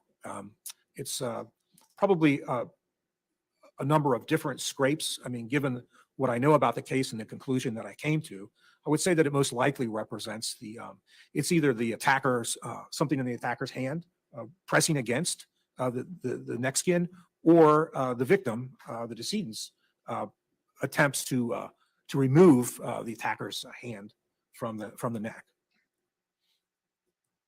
140? Now we're looking at the back of the left hand. I don't see much in there on the wrist. It looks like there's a little pinpoint area of abrasion. 141? Left hand again from the lateral aspect. I don't see much in that picture. And then 142. Now the left hand from the side and the palm. And again, they don't show much in the way of injury, but you can see from this photo and the other ones that the fingernails of the decedent are robust, they're long, and they're easily capable of producing abrasions on the skin of the neck. And we've seen 144 pre-cleanup. Anything different about this one? No. Same for 145? Correct. Or same for 146? Yes. And 147? Yes. What are we looking at in 148? So we spoke earlier, we're looking at her right eye, and there's a forceps instrument there that's opening the lid. So remember, the right eye is the one that's the less injured of the two. And what we see here is toward the bottom of the photo, the lower lid, you'll see there's what looks like blood, and that's what that is. That is a confluent area of hemorrhage. Sometimes you will have the petechial hemorrhages, and they will be discrete, small dots. Sometimes those dots sort of run together, and then sometimes you get just frank scleral hemorrhage. Right, the sclera is the white part of the eye. You'll just get hemorrhage within that membrane. It's still contained there. You couldn't wash that away. It would be contained by the conjunctival membrane, that transparent membrane that covers the surfaces of our eyes and eyelids. But again, that is something that you'll see in an individual who has been strangled. 149? Now we see not only that area of dark Size hemorrhage, question but mark. now we see the small dots, the more classic appearance of the petechial hemorrhages. 150? Now we're looking at the upper lid on the, I believe that's the left eye now, and we can see that there's the same type of process here. There's a diffuse area of hemorrhage within the sclera and the conjunctiva. You can also appreciate in this picture that the iris. I believe the defense did this, but we'll find out now once the defense goes. But this ME is claiming strangulation, obviously. So we'll And the see. pupil in that photo, they're not as clear as I might expect them to be. It looks a little bit cloudy, and that's something that happens in the postmortem interval. That's something that I would expect to see happen in a body that is not fresh, shall we say. And so that's a relative term, fresh. And I know from previous conversations with you, you'll say every person is uniquely different, but is there any sort of time frame we're looking at when you start to see this? Well, it's not predictable. So in other words, I can autopsy someone that I know has been dead for a couple of days and their eyes don't appear cloudy. And then I can have another individual who maybe is dead 24 hours or less and they can look cloudy. So it's these are what we call soft findings. They're indications. So in other words, if I see a person and their eyes are cloudy and I get the story that, well, they were just alive 2 hours ago, I'm starting to doubt that, but I don't know that I could completely rule it out. 151? And now we're looking again at the left eye and the lower eyelid, and we can see some of those petechial hemorrhages now a little bit more prominent, but they're not as, they're still identifiable as separate dots of hemorrhage. 152? Yeah. Now we're just elevating the eyelid there, and I don't see any petechial hemorrhages in that area. 153? Now we can see sort of, we are everting the eyelid, sort of turning it inside out. There's some very small petechial hemorrhages there in the lower portion of the picture. And then laterally to the side, you can see that area of contained, confluent dark red hemorrhage. 173, what are we looking at here? Well, now we're looking at the side of her head. So during the course of the autopsy, we need to expose the skull so that we can cut the bone of the skull and examine the brain. That is accomplished by making an incision from behind one ear right over the top of the head to a point behind the opposite ear. The scalp then is reflected or sort of stretched over. So the front part of the scalp will be pulled down over the forehead. The back part of the scalp will be pulled down over the back of the head. And that photo, which you were looking at, is now the left side of her head after the scalp has been reflected. Did we see any bleeding or hemorrhaging there? It's diffusely hemorrhagic. And what does that mean? It's all hemorrhage there. Were there any fractures to her skull? There were. So she had some fractures on the left side of her head, the temporal bone, which is a relatively thin bone of the skull. And that was not just a linear fracture, that was a complex fracture that involved small particles of the bone, sort of called a comminuted fracture. And that fracture extended up the side of her head and also it went down into the base of the skull. Was that consistent with the external findings that you saw of injury to her ear and that part of her head? Yes. Were there any other fractures to her head? There were fractures that extended from that general area to what we call the orbital plate. So there's a thin plate of bone that sits over our eyes, and that was fractured on the left, and that's why she had that such pronounced hemorrhage in her left upper and lower eyelids. Is that consistent with being struck? Harry. An adult male? It is. Let's talk about her neck. When you did the internal portion of the autopsy of her neck, did you see anything further that we've not discussed? Yeah. So at this point, I'm fairly confident that this appears to be a strangulation. So now I will pay particular attention to the muscles and the subcutaneous, the tissue just below the skin of the neck. And I will dissect those muscles individually. And then I will look for areas of injury which are classically associated with strangulation. And I find most of those in this case.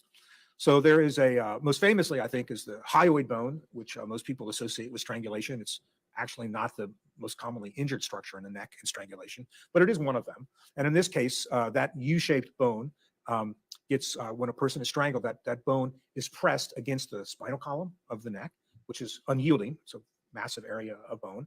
And the hyoid bone is relatively very thin and in some cases pliable. And to an extent, it can be bent, but at some point, the tips of it will fracture. Now, I know that this was something that occurred while she was still alive because there was hemorrhage in the soft tissue associated with fractures on both sides.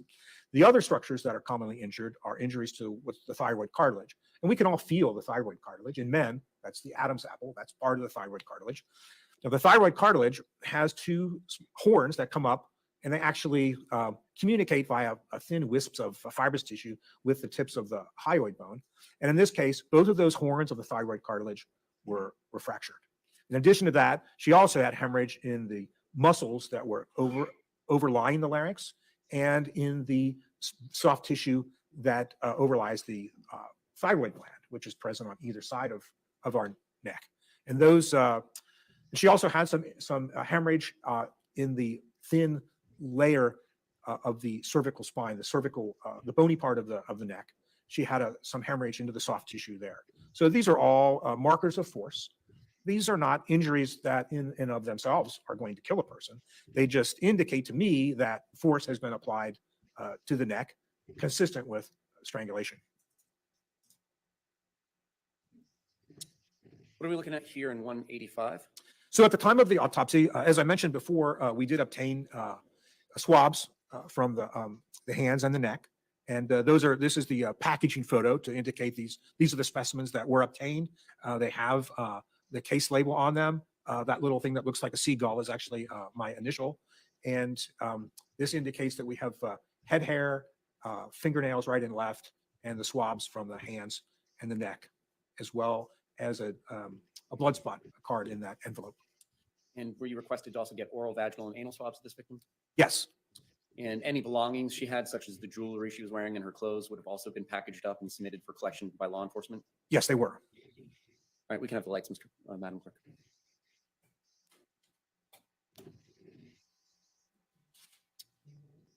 Any other external or internal findings relevant to cause and manner of death that we have not discussed yet? She also had fairly prominent hemorrhage in the back of the tongue, the base of the tongue, and then some less prominent areas of hemorrhage on the sides of the tongue, probably due to interaction with her own teeth. The hemorrhage in the back of the tongue is something that is often seen in cases of strangulation. Is there some distinguishment? Is there a distinction, there we go, between manual and ligature strangulation to be made? Yes. So how can we strangle a person? One way you can strangle a person is by using a rope, a cord. That's a ligature. And that produces usually a pretty dramatic, line. Sometimes it's, even deep, right across the neck. It's very similar to what we see most commonly in people who hang themselves, which we see much more commonly than we see individuals who are strangled. You could strangle a person by just using the hands. And those are the cases where we tend to see impressions, small areas of bruising associated with the pressure of the fingertips. You also tend to see more injury to the larynx in those cases. And then I think both sides are saying money. The state is saying that she had all the money. She's going to leave him because he did not have enough money. And that's why he alleviated it. And I think the defense are like, what the? No. That she was just depressed. And maybe money involved, I'm not sure. But yeah, that's what they're saying. The motive was the money and everything. So you can also you can strangle a person by using the broad surface of an arm or the crook of the elbow by applying similar pressure to the neck. In some of those cases, there are very few telltale marks that are left because you're dealing with a relatively broad soft tissue of an arm with the soft tissue of the neck. Were you able to come to a conclusion about the cause of her death? I believe that the cause of her death is a combination of the strangulation and the blunt head trauma. Strangulation alone, I think, is. he had a fair bit of money. He pumped it. He bought the house with his mother for 600,000, and he invested something like 200,000 or 300,000 into their joint account, or maybe 400,000 into the joint account. But I think she thought he was more rich than that even, and she was rich as well. So, no worries, Emma.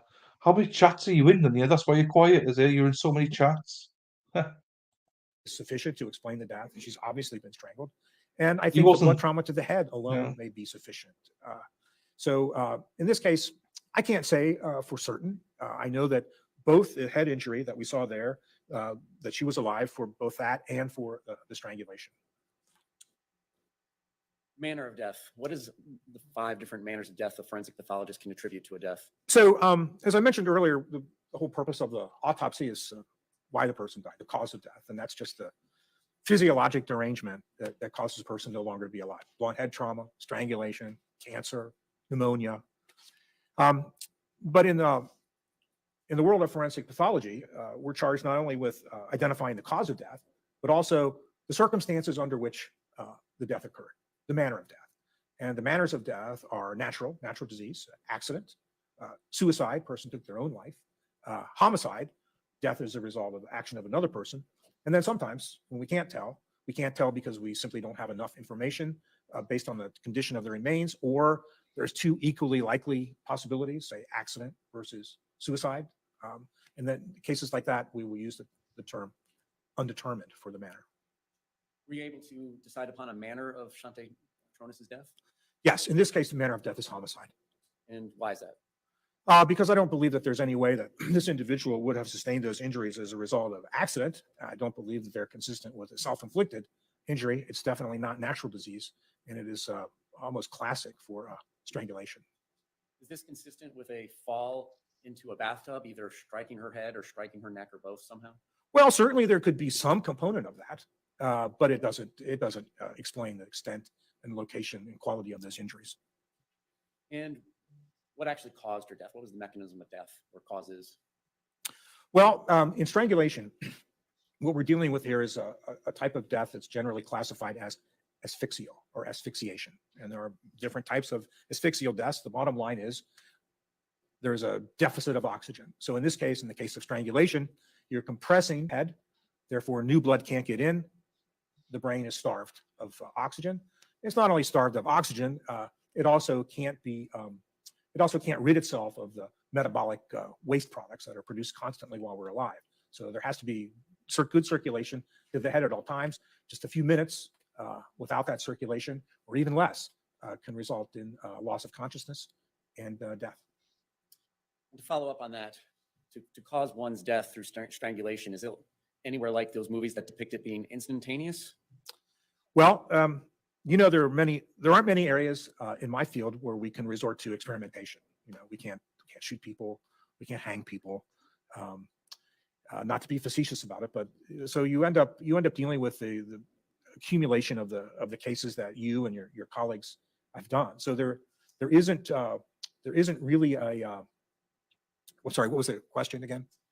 Is death by strangulation instantaneous, or does it take some amount of time? So one area which there actually has been some experimentation back during World War II, they used prisoners. They volunteered, really. As part of the war effort, they were having a problem with pilots blacking out. And these researchers developed this contraption that would actually, it's like a blood pressure cuff, but applied to a person's neck. And it would completely block not only the venous return, but it would also block the carotid arteries and even the vertebral arteries, which are small arteries in the back of our necks. So complete loss of blood circulation to the brain. Some of those individuals lost consciousness within 10 to 12 seconds. Now, there's no way another person could efficiently strangle a person that completely.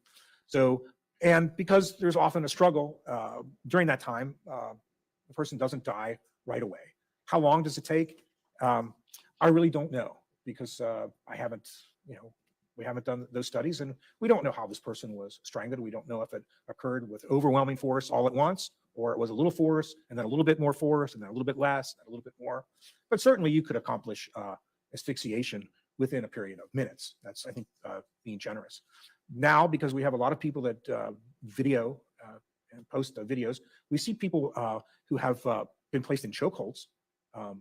And some of those people lose consciousness again in a very short period of time, 10, 15 seconds.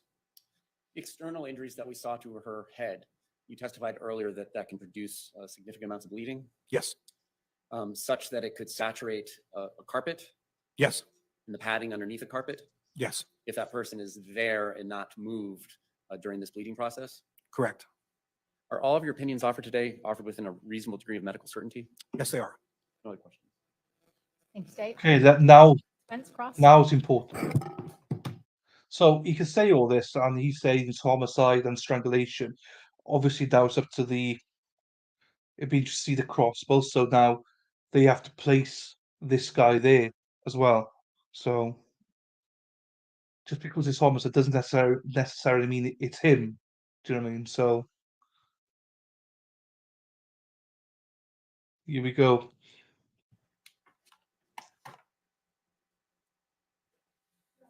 Good afternoon.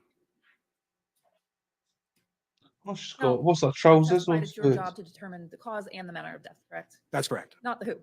No, that's true. You indicated that you found it to be blunt force trauma and strangulation. It could be one or the other, correct? It could be. What time did you perform this particular autopsy? 9 a.m. Would that have been likely your first case of the day? It likely, yes. 9 a.m. on what day? Let me refer to my report here. That is on the 25th. So she was pronounced in the afternoon of the 24th, and I believe about 4 p.m. And then that's when she was pronounced, not necessarily when she died. And then the autopsy was done the following morning. And during your direct, you talked about the fact that the medical examiner's office, they hire investigators to go out to the scene so that you don't have to do that yourself, correct? Correct. And in this case, I the know. medical examiner investigator that went to the scene was Ralph Kalachi, correct? Correct. As part of his duties, does he prepare a report? He does. And what's the purpose of that report? It's so that I can have a hard copy of what the circumstances surrounding the death are before I do the autopsy. And how does that help you? Well, it's so that you know what you're dealing with. Otherwise, you might just rely on a spoken word, and that's not as reliable, especially if you have 5 or 6 cases that day.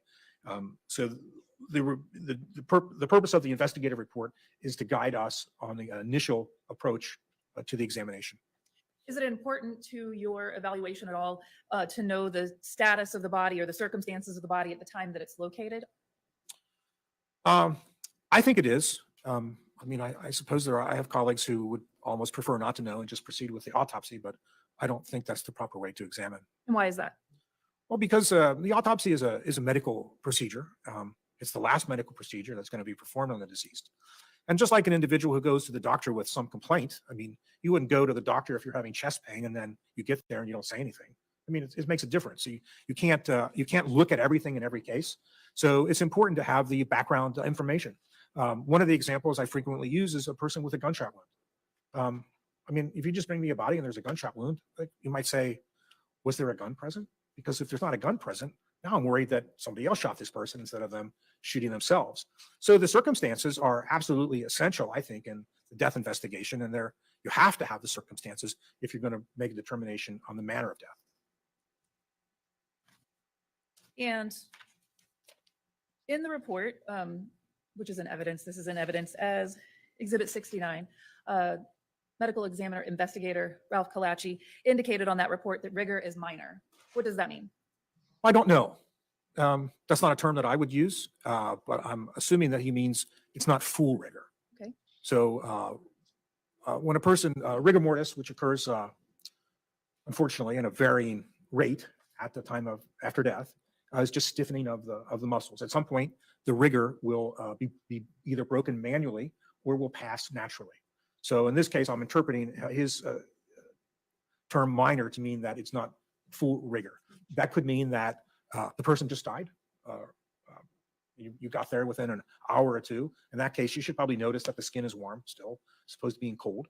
And if you do find a deceased person and they have just died within that last hour or two, they won't be completely stiff. They will still be rather flexible.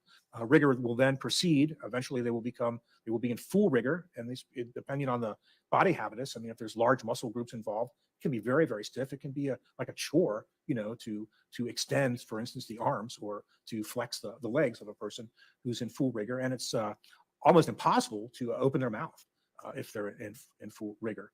So after a period of time, the rigor will pass and you will be able to flex the joints and open the mouth. When you examined the body on the morning of April 25th, the body was in fixed rigor at that time? No, in my examination, the rigor I described as passing in the extremities and remained somewhat fixed in the jaw, but yet I was still able to open the jaw. And then in Investigator Kalachi's report, he also indicated that the lividity is unfixed. How did you interpret that? So that is a term that we will use. Livor mortis is another we call postmortem phenomenon, and when we die, the blood's no longer circulating. So it tends to pool based on gravity. So if you're laying face up, the backside of your body will be dark red, purple. If you were to change the position of the body before the lividity is fixed, it will shift. So you can have a person with lividity on the posterior aspect of the body. They're relatively fresh. You turn them over, and that lividity from the back completely disappears. And now it's all in the front. At some point, you're not going to be able to do that. And one of the ways that we train our investigators to assess that is simply by taking a finger and pressing the area of lividity to see if it blanches. So if you can push that blood, if the blood is still within the blood vessel, if you can push that blood out of that space with your finger, then the lividity is not completely fixed. And livor mortis starts within maybe 20 to 30 minutes of person's death. Yes. Okay. And does it become fixed for probably 3 to 6 hours?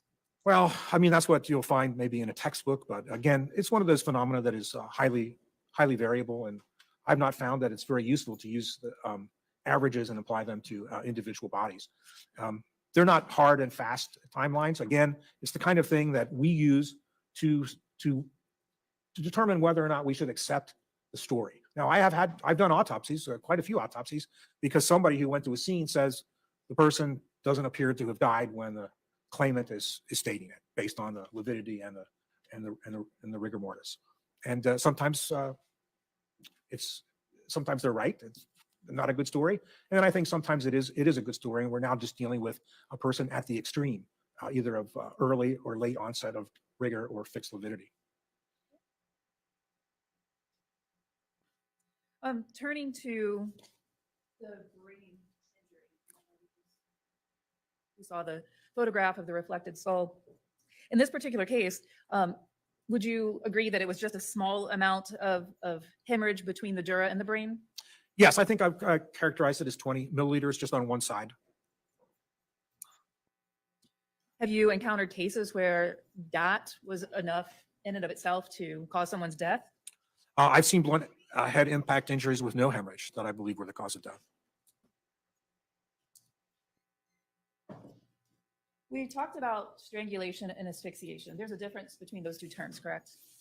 Strangulation is a type of asphyxiation. Okay. And asphyxiation, I believe that you characterized it as, I wrote it down, deficit of oxygen to the brain. Yes.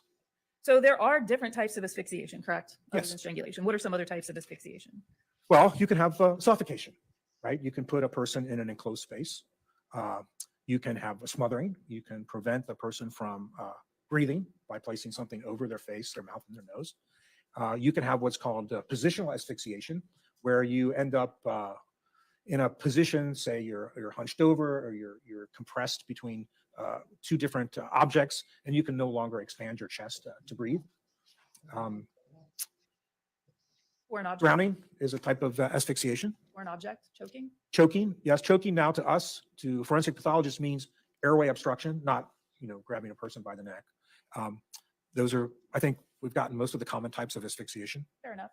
And when we talk about petechial hemorrhage as a sign of asphyxiation, you would see potentially petechiae or petechial hemorrhage and any of those types of asphyxiation, correct?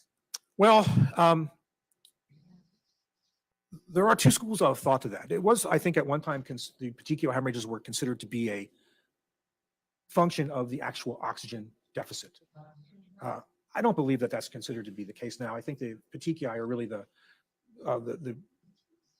result of the pressure that builds up within the blood vessels. So we don't expect to see petechiae in cases of suffocation or cases of drowning.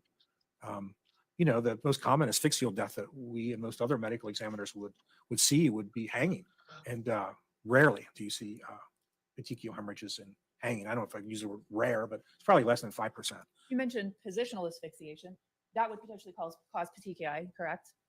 Yes, it does. So sometimes it gets confusing whether you're talking about positional asphyxiation versus a traumatic asphyxiation, whereas you're having like a heavy object laying on your torso and you can't breathe. It's putting pressure on your torso. Things like that frequently occur in automobile accidents when there's entrapment.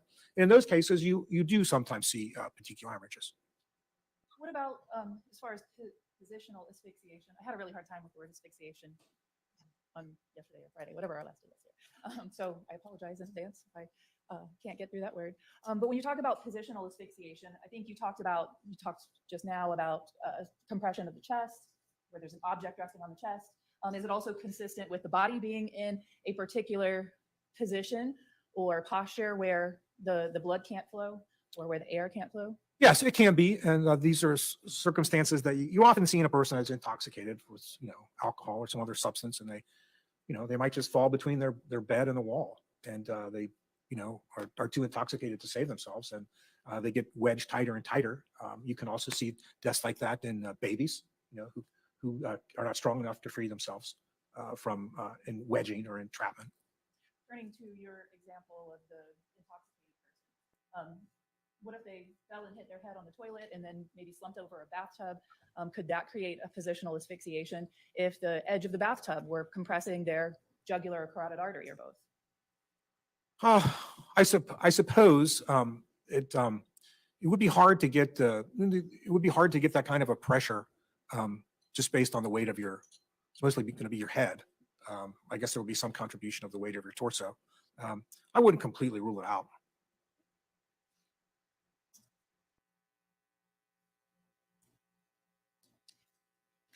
You talked about blunt force trauma quite a bit as being your opinion of how a lot of the lacerations or abrasions were caused to the face. Through the questioning, the direct examination with the prosecutor, you talked about punching someone with a fist. There are other types of blunt force trauma though, correct? Yes.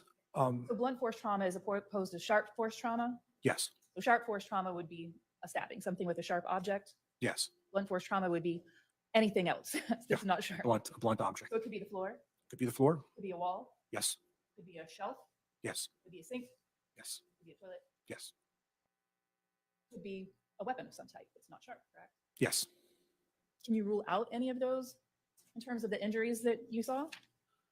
Well, not for each individual No injuries, theory. but taking the totality of the injuries, I don't find a compelling explanation for those injuries. Could a person strike their head on one location, hit something on the way down, and then hit the floor, creating multiple injuries, multiple blunt force trauma injuries? That's always a possibility, but I wouldn't expect to see the injuries on both sides of the head and on the front of the neck.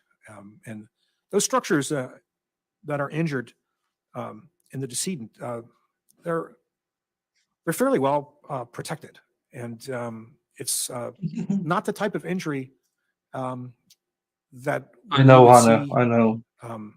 in something that is accidental in nature. You did talk I about agree, Hannah. fractures I to agree. the hyoid bone.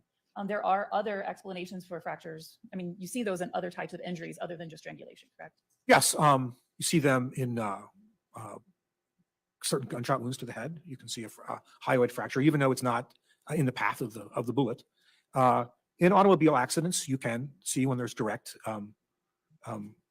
trauma to the neck. What about sudden hyperextension of the neck being snapped back, maybe because of a fall or, like you said, acceleration? Yeah, so I don't know that I've ever seen that. I've read reports of things like that, but those are rare, I think, examples, and you don't have the other findings with it. What about falling against a rigid object? Yes, falling against a rigid object could potentially cause something like that, but I don't think it's going to give you that type of petechial hemorrhage, and it's not going to give you the abrasions on the neck, and it's not going to give you the strap muscle hemorrhage. So, I mean, it's not like I didn't look for some other explanation, but the totality of the injuries indicates to me inflicted trauma. Turning to the hands, I know that we went through all of the photographs. You talked about finding some fractures to the skull. Did you find any fractures to any of the fingers? No, I don't believe there were any fractures of the fingers. No lacerations to the fingers? No. You talked about some of the things that were collected from the body, various swabs. I think it's also been discussed that fingernail clippings are taken at the time of the autopsy. Is that accurate? That's correct. Okay. Why is that? Why are fingernail clippings taken? A person can have trace evidence collected from their fingernails. It could either be their their own skin, or it could be the skin of another individual.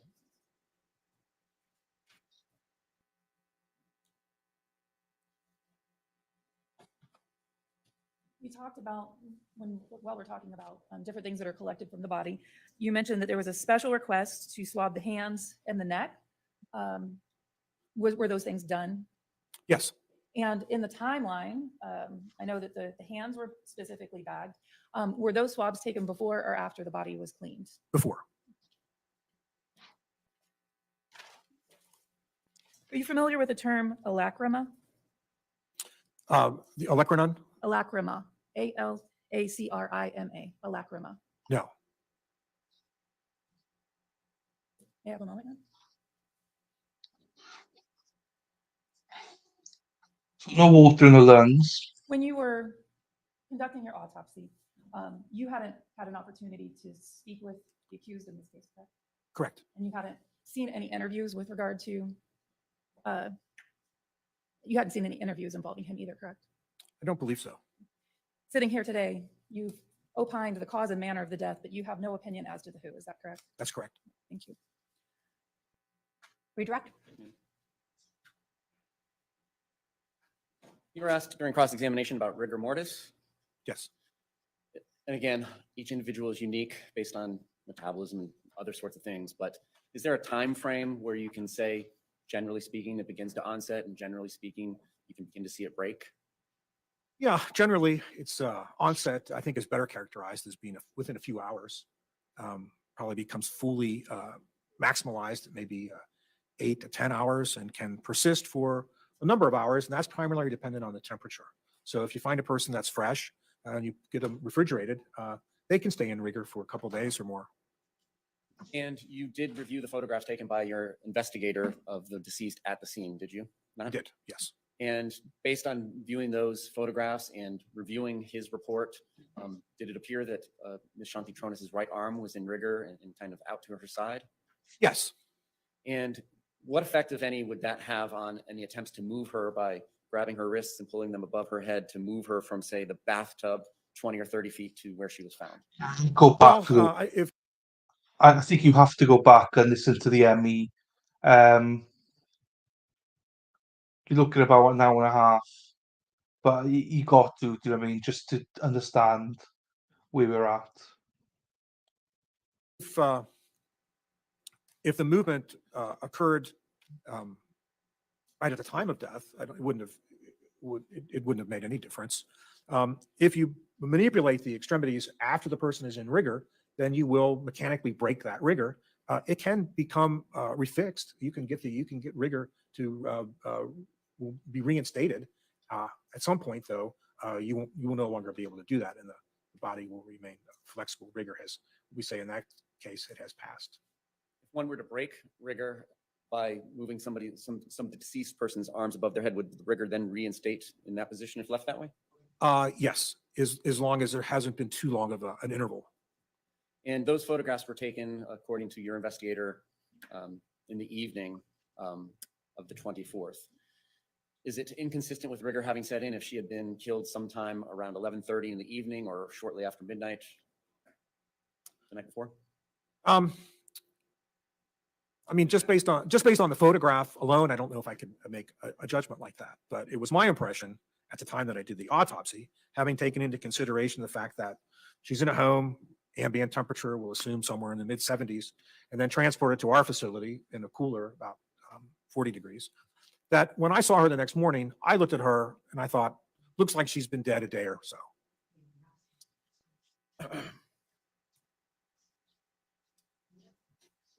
You were asked about positional asphyxia during cross-examination? Yes.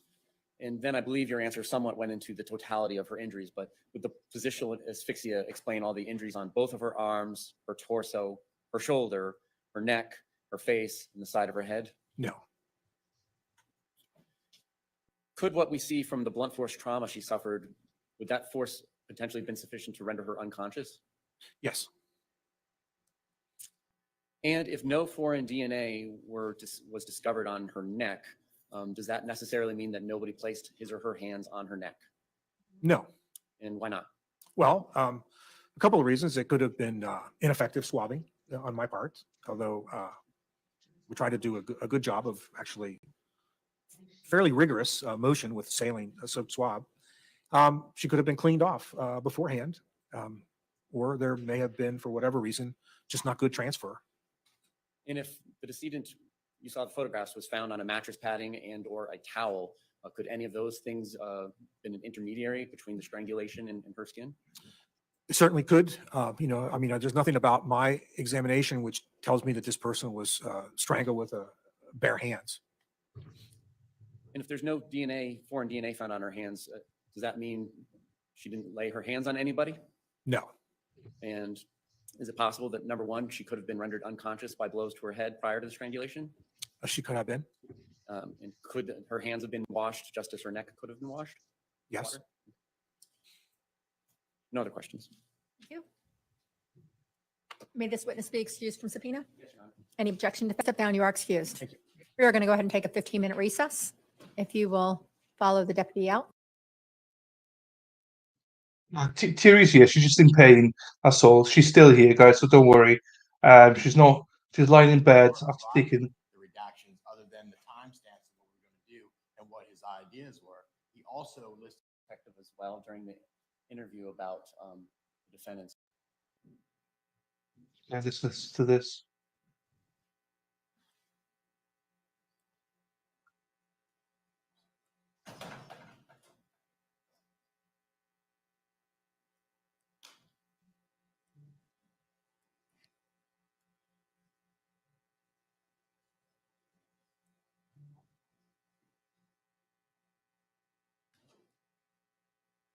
Prior to recess date. Your Honor, in speaking with opposing counsel, it's my understanding that their intent is to ask this detective as well during the interview about the defendant's willingness to participate in a polygraph. We're moving in limine based on the case law that I've cited in my motion and cited to the court openly to exclude inquiry into the polygraph. It's the state's position that if the state were to attempt to introduce, well, the detectives asked the defendant to take the polygraph and he declined it, and you should draw an inference of guilt from that. I think the opposite is true. They are asking the jury to infer that he is innocent by his willingness to do so. The state is unable to delve into the mind of the defendant to know what he was believing at the time he made that statement. I don't know if he believed he could beat it. I don't know what. And that's why that sort of evidence is excluded typically. And the case law does reference excluding even the mention of it, not just the results of it. Furthermore, if they continue down this road, the court should know that later on, when they tried to take his polygraph based on his statements that he would agree to do so, the detectives even went out to his house. He ultimately declined to take the polygraph. So if we're going to go into the polygraph during this interview, then we believe that the whole door becomes opened. And they did go out there to try to get him to take the polygraph on a later date at his mother's house, and he did decline. not exactly the conversation that we had. I was just looking to get some things flushed out because of what happened last week. Mr. J filed something on Sunday. I didn't get a chance to speak to him before this morning. He filed a response this morning. He had read it, but he didn't want to address it at all. So we really didn't get a chance to speak on it. I was just trying to set the record straight that at the meeting that we had reviewing the digital evidence, there was no agreement. There was no stipulation. We weren't provided the redactions other than the timestamps of what we were going to do and what his ideas were. He also listed some other items in the digital evidence that he knew were inadmissible, but they were listed just in case the defense wanted to open the door, or just in case we opened the door. Now, in working the case up and going through the law, we cited the law that we based our decision upon. This was not bad faith. I was just trying to put forth that we reviewed the law. I understand completely that the results of polygraphs are inadmissible, and certainly didn't suggest come in here to try to flip trial over and cause some sort of problem or mistrial. That was not it. I think the law is unclear in the area. I don't think it's black and white. I think the case that Mr. J cites doesn't say what he says it does. And when he's quoting it within the body of his motion, there's cutting and pasting of a quotation that is inaccurate. The mere mention of it, there is case law that supports our position that there are times that a mention of a polygraph is admissible. In the case at hand that we cited McFadden, it didn't get decided because the defense lawyer at the time got spooked by the suggestion of the mistrial and offered up the curative instruction instead, and things kind of just went sideways from there. So the law, again, speaks to what is prejudicial, what is not, but it doesn't speak to admissibility of the asking somebody if they're going to take a test and their willingness to do it. If it's the defense offering it up, if the state can't comment on a defendant's right to remain silent, I understand the rules are a little bit different, and I think it's a gray area. For all intents and purposes, I don't intend on going into it anymore. We don't intend on asking the next officer, and I don't plan on arguing it. I'll leave it be. We'll accept the jury instructions, but I don't want the suggestion on the record that I did something unethical. That's why I filed the response. Okay, thank you. Thank you. We'll be in recess until 3:20. Okay.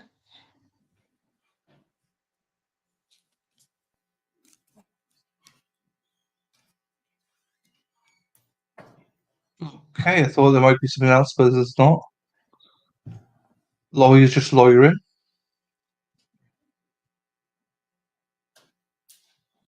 Right, we'll mute that for a second then. Let's get my pretty face up a little bit more. Yeah, happy days. Give my ears a rest. Oh, we got like 10 minutes. When they come back, I'm going to grab a quick coffee. But until then, I'll entertain you guys. Oh, you see, nearly finished.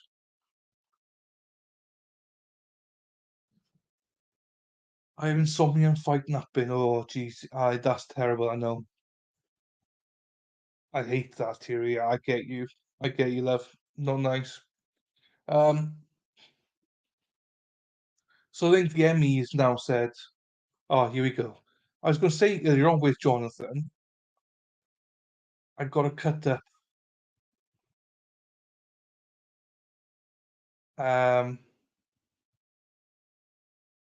subfloor, fine damage floor.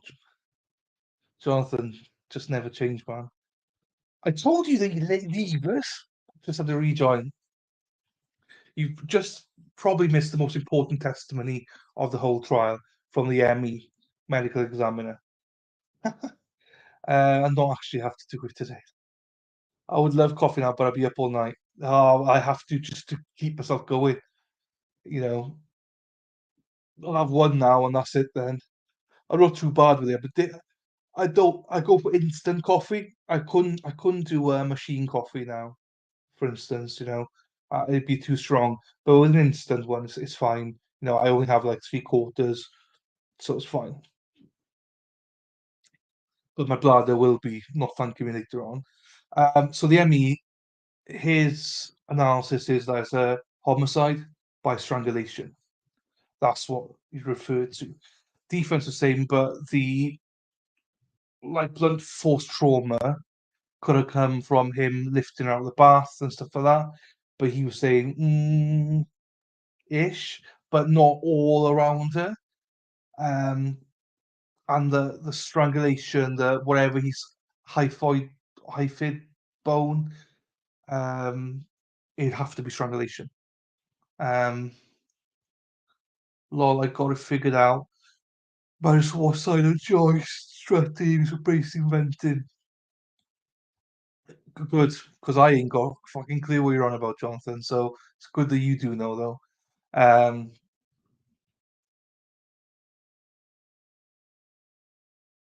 have zero intentions of redoing the entire house floor joists before so. So okay, you're selling the house. That's why. Okay, that makes sense.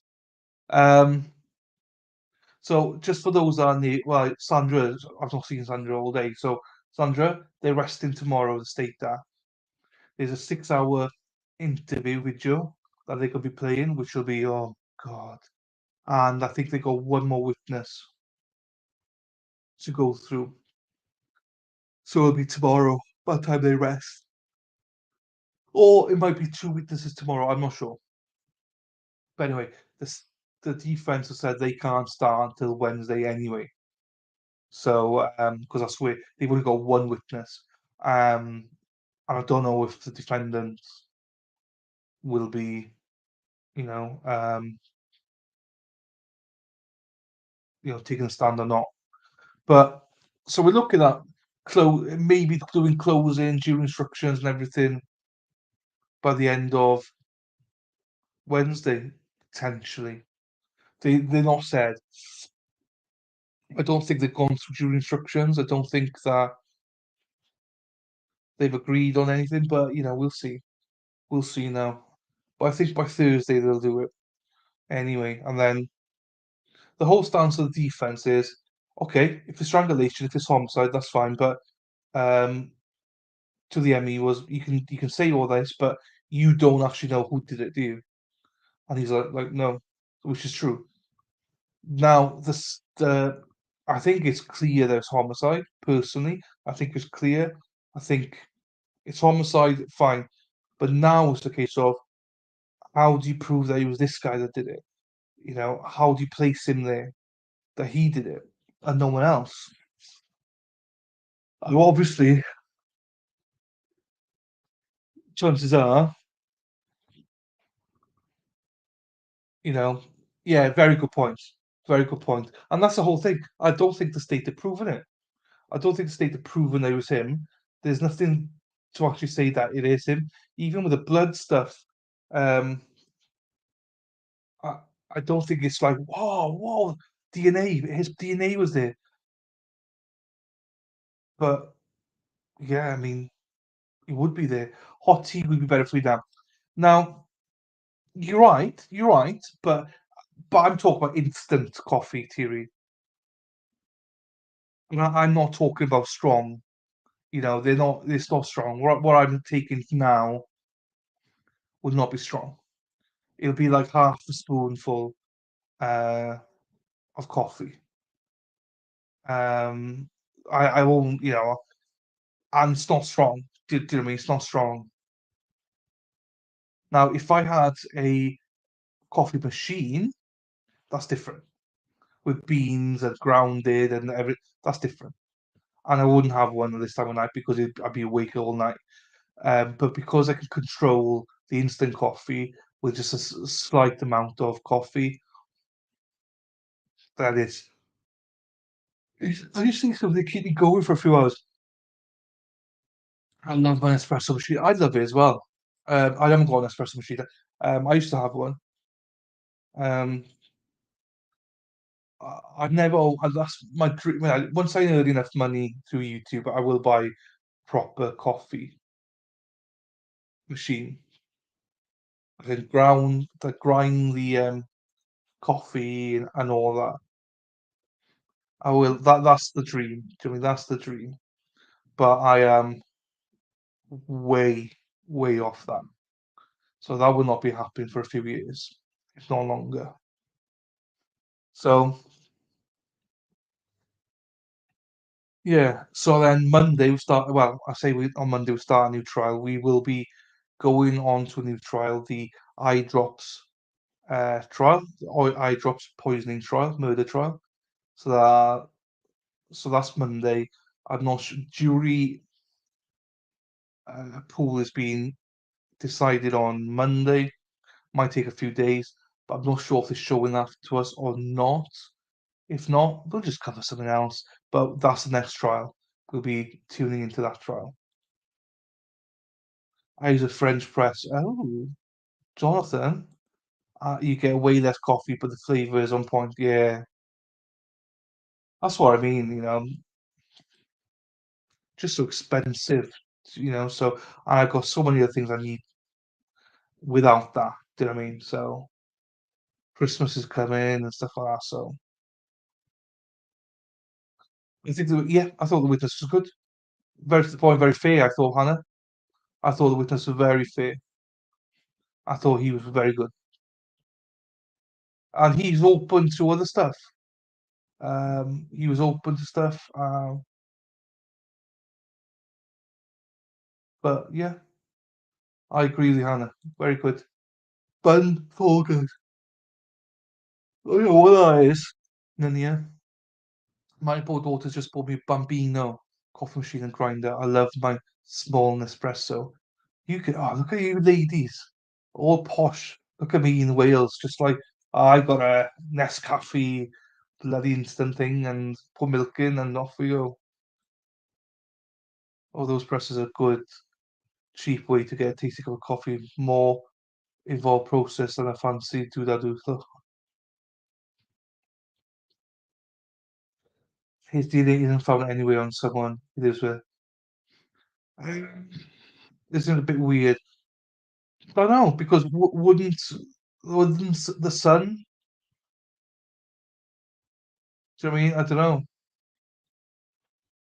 I don't know. Yeah, a little bit weird, Hannah. You're right. Bun coffee maker and Folgers brand. Okay, brand coffee. Nespresso eBay. Yeah. Brand coffee. Yeah. Swiss coffee. Paul. I can see that with Lou. They could probably swab my wife's eyeball and find traces of my DNA. No, I don't. I use proper milk. Proper milk, just instant. Needs must, guys.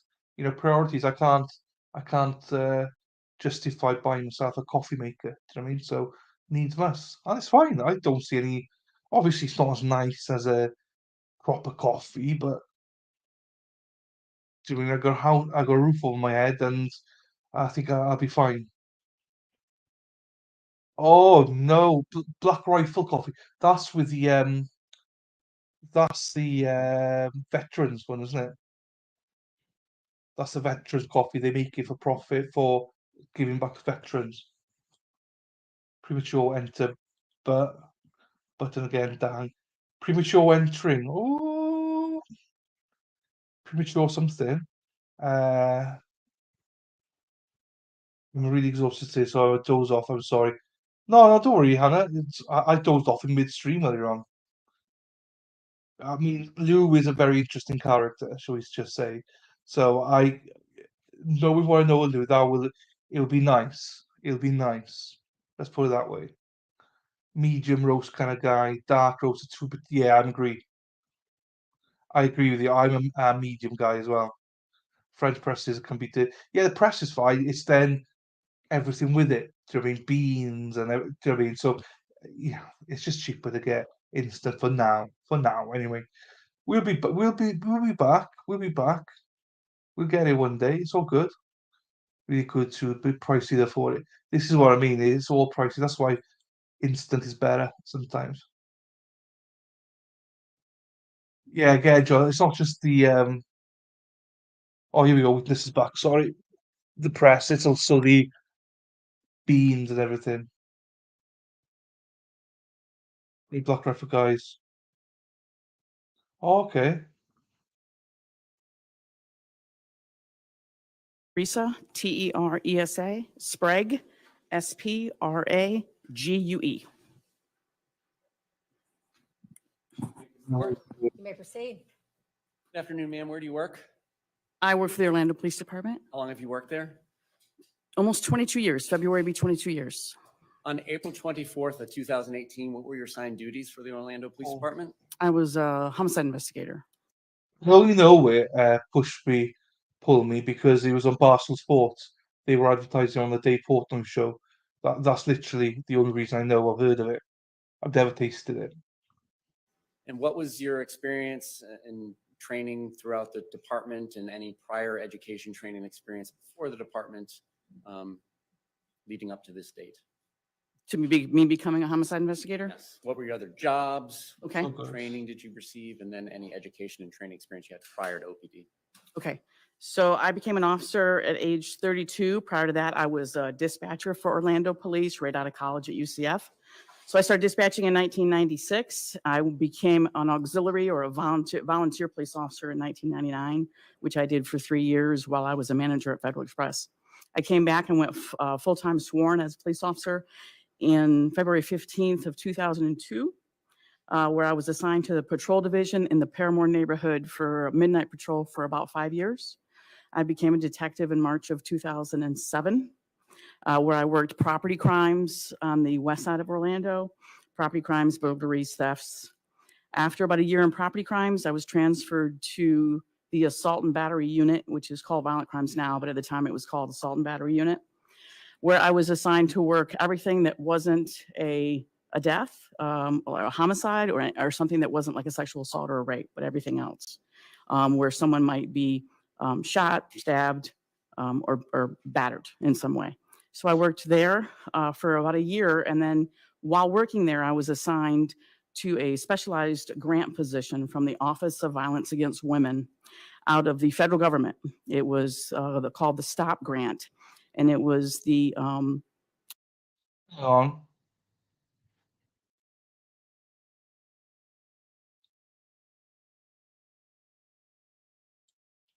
Jeez, I've lost stuff here.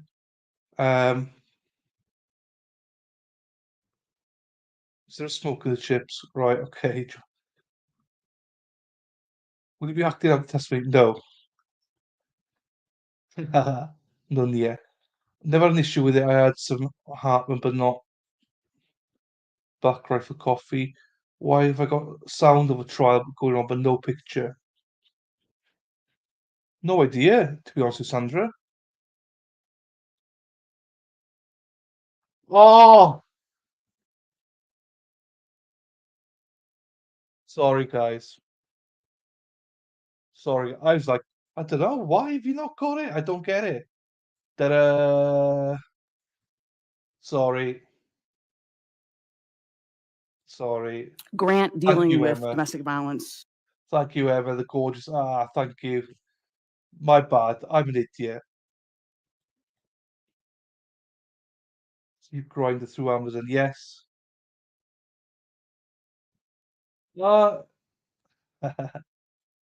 gonna get that coffee. Insta way more expensive. No, it's beans are way more expensive for us, Thierry, if I'm being honest. Way more expensive. I am gonna go and get that coffee. I'm gonna get that coffee. Right, you enjoy here for a second, guys. In high lethality domestic violence in areas that had a prolific amount. So I worked in the grant position for the federal government for the Office of Violence Against Women for the Orlando Police Department for about 22 months. And then I was transferred to the homicide unit in April of 2011. So the training I have is a multitude of, I went to 5 different death schools. I've been to a multitude of seminars, conferences. I ran a homicide conference for 8 years. And now I teach homicide investigation to advanced law enforcement training in Melbourne to the Eastern Florida State College to Brevard County Law Enforcement. I teach on high lethality domestic violence that leads to murder. And I also teach violent crimes investigation. On April 24th of 2018, in the late afternoon prior to the evening, did you get assigned to investigate the death of Shanti Cooper-Tronnes? Yes, actually, the officers called on our radio for homicide investigator. Officer Marsh called Detective Montford, and Detective Montford called me to the phone because I was on call that day as the lead investigator. What does on call mean? So every day in the city of Orlando, there's 2 homicide investigators on call. That's 365 days a year. So there's what's called a lead and a second. So your second will take all other death, maybe a suspicious death, maybe a natural death, maybe a suicide, an overdose, and then the lead detective goes out on the homicide with the second detective and the supervisor, the homicide sergeant. So every day someone is on call. There's 2 detectives and a sergeant on call all the time. So I would have been on call that week until I got a homicide or the week ended and someone else took over. Who was your second to be? Well, it was supposed to be Amir Paymaish, but he had left for the day. He was actually working in homicide with us. He had gone home for the day. And Detective McClelland at the time, Sharp now, Detective Sharp came into the room. She had heard the radio call and she asked if she could go with me. And Detective Paymaish had already gone home. So I said, yes, she could go with me. All right. Where did you go? 218 East Copeland Drive is where we were sent. That's in Orange County, Florida? Yes, sir. And approximately what time did you all get out there? We got the call from Officer Marsh at 4:15. We got there at 4:48. And when you arrived there, approximately, I don't need every patrol officer's name, but what members of the Orlando Police Department were there? Well, the scene was secure. There was crime scene tape around the home and around the exterior fence. We obviously parked in the street, and then we were met with by Officer Wilson and Officer Marsh, and they directed us down the long driveway to the rear of the home, and then through an open white gate to an overhang, like a hallway, to the rear of the main house to a garage apartment. Now, taking a side turn here, did you ever go into the main house that day? No, there's glass, white trimmed glass doors. So I looked, and it was very obvious to me that it was under complete renovation and uninhabitable. It was just obvious. There was a lot of construction going on. But to the left, there were two more glass doors, one to the garage and one to, I assumed a loft of some kind because there was a staircase. And the main house, was there any structures to it, like any framing to rooms or anything like that on the date that you went out there? No drywall. I definitely saw some 2x4s or some construction going on. Definitely no drywall. I didn't stare in the room at the time. We didn't really look in there or go in there. I just glanced over and saw that it was under complete construction. There were no walls. And on this date, was there any flooring there, or was it already dirt? Both, some wood, some dirt. Now, turning to the doors to the left, tell us what you do. Okay, so the officers are going to direct my sergeant, which was Ian Berkman, myself, and Detective Sharp up these stairs, and it was Officer Wilson and Officer Marsh who were the primary officers on the call. So the first thing that I always do as a homicide investigator, and at this point, I had been in homicide 7 years, worked about 33 murders, 17 as a lead. So I noticed that the deadbolt was really high up on the door. It was not tampered with. It was secure. It wasn't broken. It was normal. The handle on the bottom of the door also normal. The lock looked normal. The handle looked normal, and the door frame looked normal. So it didn't appear as though anyone had forced their way into the house. And then we entered the loft, went up the stairs, turned the corner, went up the stairs, and then now we're in this big open room. For this walkthrough, are you wearing any protective clothing anywhere? Gloves for sure, and possibly booties. Normally we wear booties on our shoes. When you go upstairs, is EMT or Orlando Fire Department still there? No, they had pronounced before Officer Marsh called us at 2 minutes to 4, and he called us at 4:15. All right. When you get up to the upstairs, tell us what you see. It's one huge open room. It definitely looked lived in, and like people were living up there. I saw a master king size bed, some bunk beds, closets that had no doors on them, entertainment center, 2 desks, a workspace. And then the most obvious thing in the room is obviously the decedent, who I saw lying on her back on this kind of a blood-soaked mattress pad. All right. And did you notice anything about the decedent that made you question how long she had been deceased? I noticed quite a few things about the decedent. Miss Shanti Cooper-Tronnes, the first thing I noticed was that she appeared to be in rigor mortis. Her right arm was up at the elbow, unsupported. Her knees were raised up, unsupported. And to me, she looked like she was in rigor mortis. I noticed a significant amount of swelling to her face. Eyes were black and blue, lips were black and blue. Her left eye was swollen shut. Significant trauma to her eyes. And part of her lips were black and blue as well. I noticed a significant, what appeared to be either a puncture wound or a laceration that was bleeding under her chin, on her cheek, on her left cheek. She had significant abrasions to the tops of her knees that appeared to be some sort of rug burn or carpet burns. She had on her right wrist some sort of scratch or dig that was deep that appeared to be also some sort of rug burn or some sort of scrape. She had bruising on her right shoulder, on her legs, on her arms, bruising around her neck, and then what appeared to be abrasions on her neck. So I was shocked at the brutality of it, but there was no question in my mind she'd been beaten and strangled. And you had gone out to at least 33 homicide scenes prior to this? Yeah, 17 as a lead and 16 as a second, so it was my 33rd. And is it the practice of the Orlando Police Department for the lead and or the second to attend the autopsy the following day, or sometimes it's 2 days later? Yeah, it's usually the following morning, but yes, absolutely. And did you have experience doing that prior to this investigation? Yes. In this investigation, did you go to the autopsy the following morning? Yes, we arrived there at 10:20 that morning, right after an interview. So you weren't able to attend all of it, but you did meet with Dr. Utz? Yes. All right. Turning back to the scene, where is the bathroom in this upstairs loft compared to where you saw the decedent? So as soon as you come up the staircase, there's a door that leads to the roof. And then you turn right and there is all the desks, the entertainment center, the couch. The decedent is lying on her back. The bed is to her right. And then to your immediate right, there's like a half wall banister. And if you come up the stairs and turn right where this half wall banister is and keep going, then the bathroom is in that corner. So yes, I did look at the bathroom. In the immediate area around Shanti Cooper-Tronnes, did you see anything that appeared to be water on the carpet? Only where the blood stains were. There was deep blood stains on the carpet that had appeared to have some water around them, but she wasn't wet. Her skin was not pruned. Her clothing appeared damp but not soaked. Her hair was messy and appeared damp but not soaked. But the carpet itself didn't appear wet except for where those soaked blood stains were. Did you see any signs of water similar to what you're describing around the blood stains by the bed between the bathroom and where she was found? None.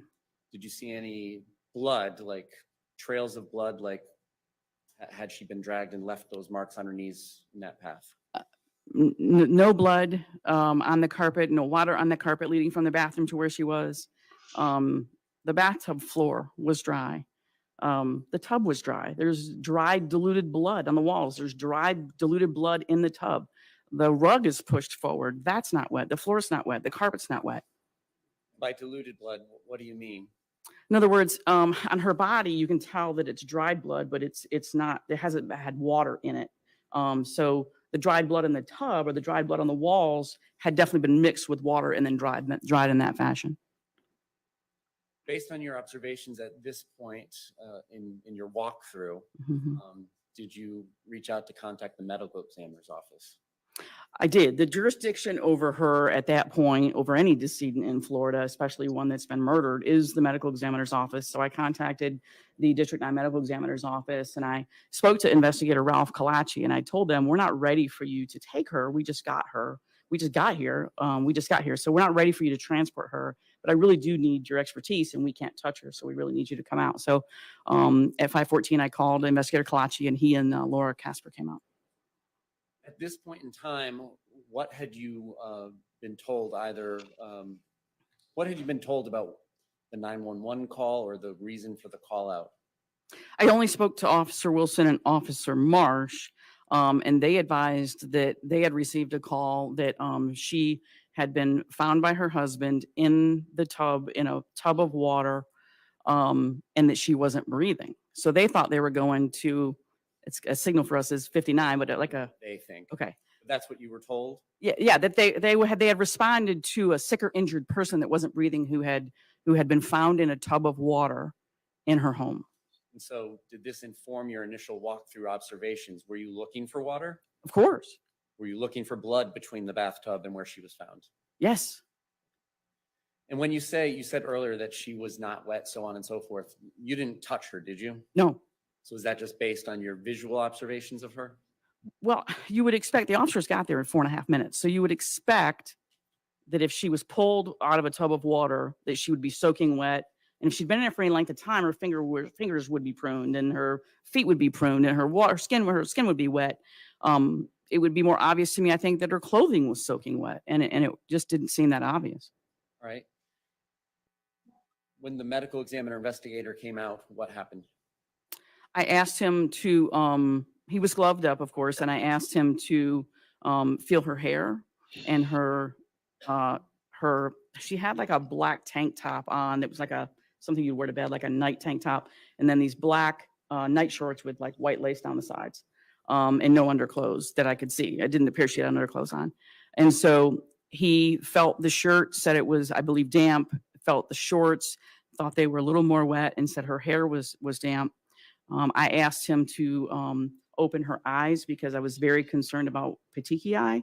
And I was also wanted to know, I kind of wanted confirmation if in my mind, if she'd been strangled, and I was looking for petechiae in the He wants to know what's going on, obviously. So I said, please send him to us. So he came to the Orlando Police Department, and I submitted the search warrant at 8:04, and we interviewed him at 8:10. So the point I'm leading to is you didn't have an opportunity to start interviewing the defendant right away. We couldn't because Mr. Cooper showed up as soon as he left the house. As soon as he was able to leave the house, he came to us. All right. We will turn to the interview later in your examination, but the entire thing was videotaped? Yes, sir. After you interviewed the defendant, approximately what time did this interview end? The entire interview? Yes. The point where you all walk out and you're not coming back. Okay. It was about 4:56 in the morning. All right. And does somebody from the Orlando Police Department bring the defendant home?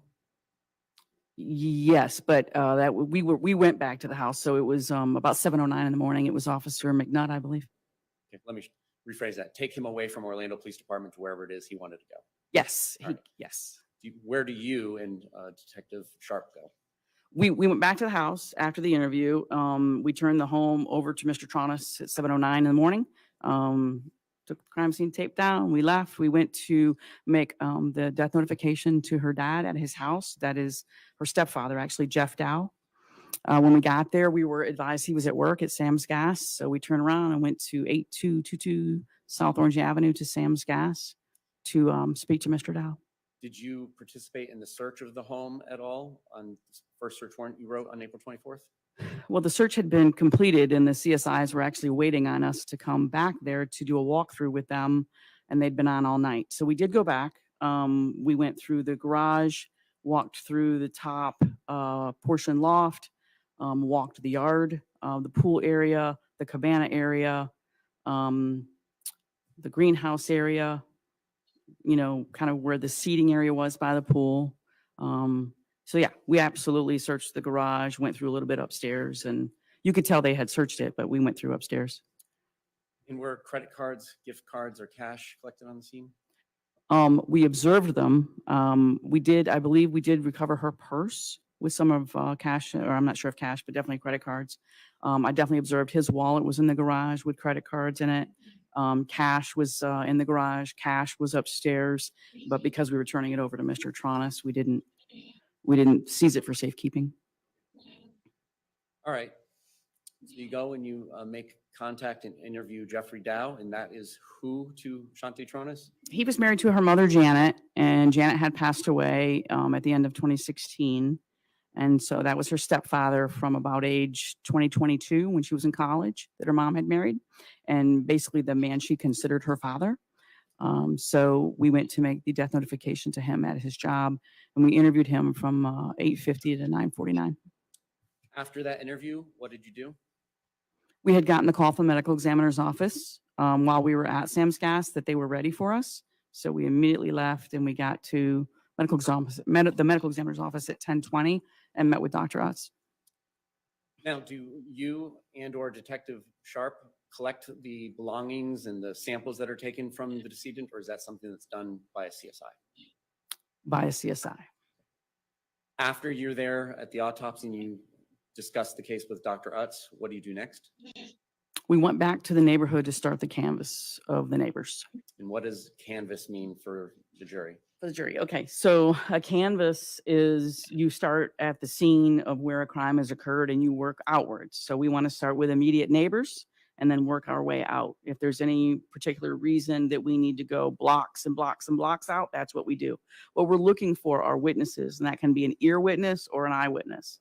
That could be someone who thought they saw someone or something suspicious or heard something suspicious. People with knowledge of the people who live in the residence where the crime has occurred. People who might have had a camera, a Ring camera, or a Nest camera, or something that might be helpful to us.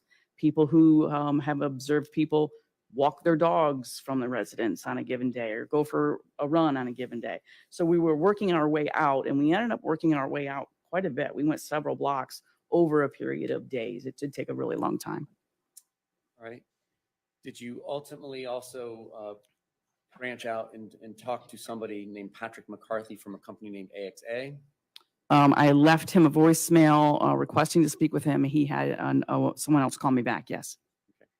And did you work with the state attorney's office to subpoena bank records and so forth as well during the course of your investigation? Yes, Life insurance information? absolutely. Did you ever Boomer. get information from state? Sooner. Yes. Boomer. Sooner. This time the state would move BH for identification. Any objection? None. 80. Should be 80.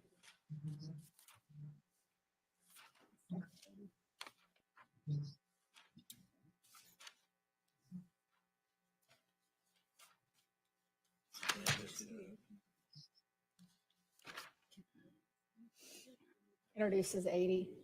Whatever that last one was from the last witness. Maybe it's sitting on someone's R was area. photos, 79. That was already in a 68, so it probably didn't be another number.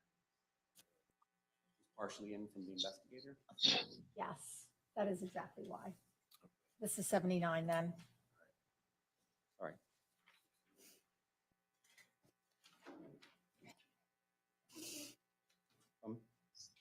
Mystery solved. All right. Did you even go far as to search for who might deliver mail in the neighborhood? 1 second state. You may proceed. Yes, so we were, Or no? yes, we absolutely flagged down the mailman. And was that to interview about his observations or her observations and whether any packages were delivered to that address that day? If he'd been to the home, what time, and if it was on that day. Did you set up Jackson Cooper, the child that was then 8 years old, to be interviewed by somebody? Yes, on Thursday. And who is it that must be set up for these types of forensic interviews of children? It's the child protection team, CPT. I asked Detective Overfield to call senior investigator or senior interviewer Katie Masters, and he set it up for us on Thursday at 1:30. During the course of your investigation, did you learn that Shanti Cooper-Tronnes had an emergency dentist appointment set up at Greenberg Dental? Yes, Did you follow up with that office to see if she ever made it to that appointment? yes. I spoke to someone in their security department, and they directed us to 4307 East Colonial Drive to Greenberg Dental. We interviewed Mary Batista on Friday. Did you ultimately learn that she did not attend the dentist appointment? She was actually a no call, no show. Didn't reschedule, didn't cancel. Did you come across somebody named Samantha Adams during your investigation? Yes, sir. And who is that person in relationship to the defendant and to Shanti Cooper-Tronnes? She's a personal assistant to Shanti for her business, and she was a nanny to Jackson. And during the course of your investigation, did you follow up with a follow-up interview to James Cooper and his then wife, Brittany Cooper? Yes, right after the CPT interview while we were at CPT. And did you talk to any of Mr. Cooper's coworkers to see if they had any information as to where he was on April 24th of 2018? Yes, Without going into what they said. absolutely. Yes, Mr. Timothy Whitehurst. Did you make any efforts to find surveillance video from the neighborhood? For a very long time, yes. And after interviewing the defendant, did you seek surveillance video for the path of travel that he said that he took during this day of April 24th of 2018? Yes. Ultimately, in reviewing any of the videos that you recovered, did you see anything that appeared to be the defendant walking or the defendant driving? No.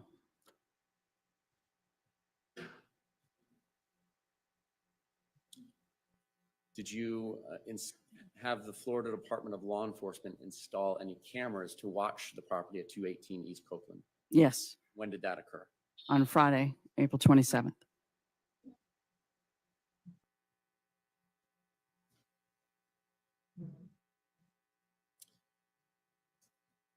Did you speak to, strike that.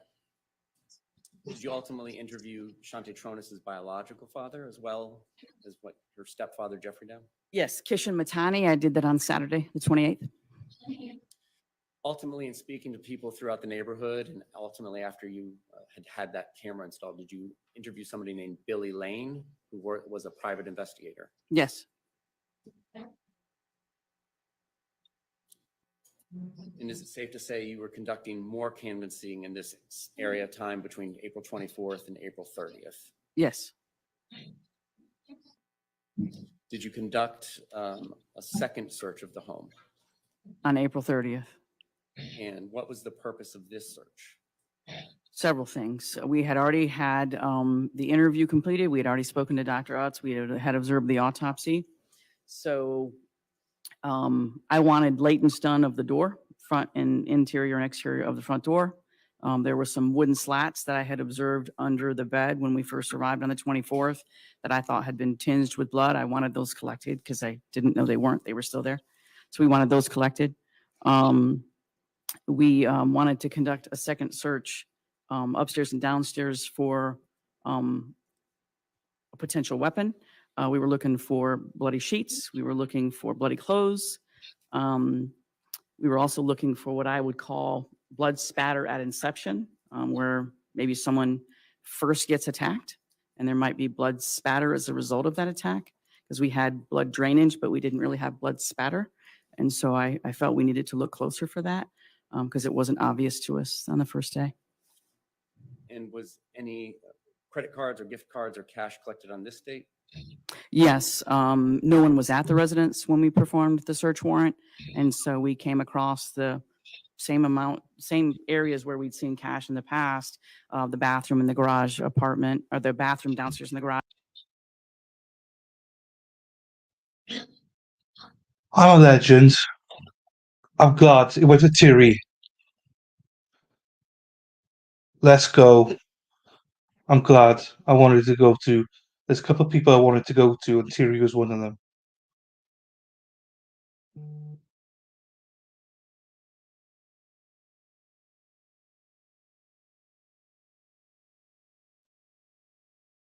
And Amy as well. Good. Amy bought some merch off us. Need to message her and see how we went. So that's 2 gifted membership. Good. I did want a couple of others as well, but it's all good. I can't get everyone, guys. Sorry. Taco Beaver. Thierry's a Taco Beaver now too. She's a blue wench. She's a blue wench, I believe. Garage had cash, upstairs had cash. So because no one was there for us to turn the house over to, we decided to keep it for safekeeping. Your Honor, may I approach with AS and AT? May? So she's a blue wench because the taco one hasn't come up yet. I'm sorry.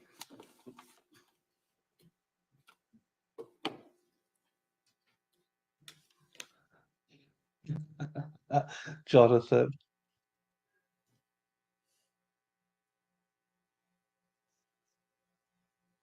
Yes. What do you recognize it as? These are items removed from the home. Probably, I believe it's from her purse because this is on 424. Items from her purse. These are credit cards, all in Miss Cooper's name. MasterCard, Visa, insurance cards, all from the house. AT for identification?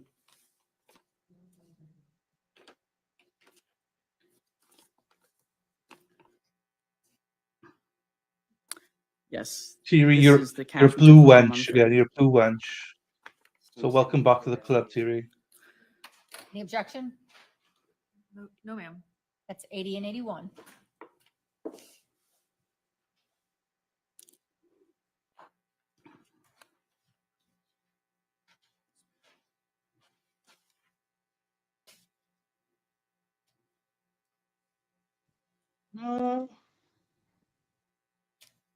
Maybe. If you squint. Ultimately, during the course of your investigation, did you learn? He sort of is. Like, I think everyone thinks he's rich. I mean, he's richer than all of us probably, but like he's invested all his money. It's him and his mother who are in the trust. So I'm not sure how much of that he owns compared to his mother. Learn the result of the latent lifts that were conducted on the 30th of April? Yes. And were there any latent lifts attributed to somebody that did not live in that residence? No. Ultimately, was a third search warrant executed on the residence? Yes, on May 24th. And what was the purpose of this third visit to the scene? Strictly for blood evidence. I felt as though we still needed to know where this event occurred. Where was the inception? Where did it start? And I felt, even though we had examined the foam on the bed and the bedding and the bed as it sat there, I felt we'd missed it. And I felt we needed to go back again and really, really examine that bed, even if we had to take it apart. But I just felt we'd missed it. Did you ultimately take it apart? We went back and took it apart. And what was collected from it, if anything? Blood evidence. What part of the bed was collected from it? Oh, so as soon as you walk upstairs and she's lying on her back and the bed is to her left, it was that bed rail, the side rail.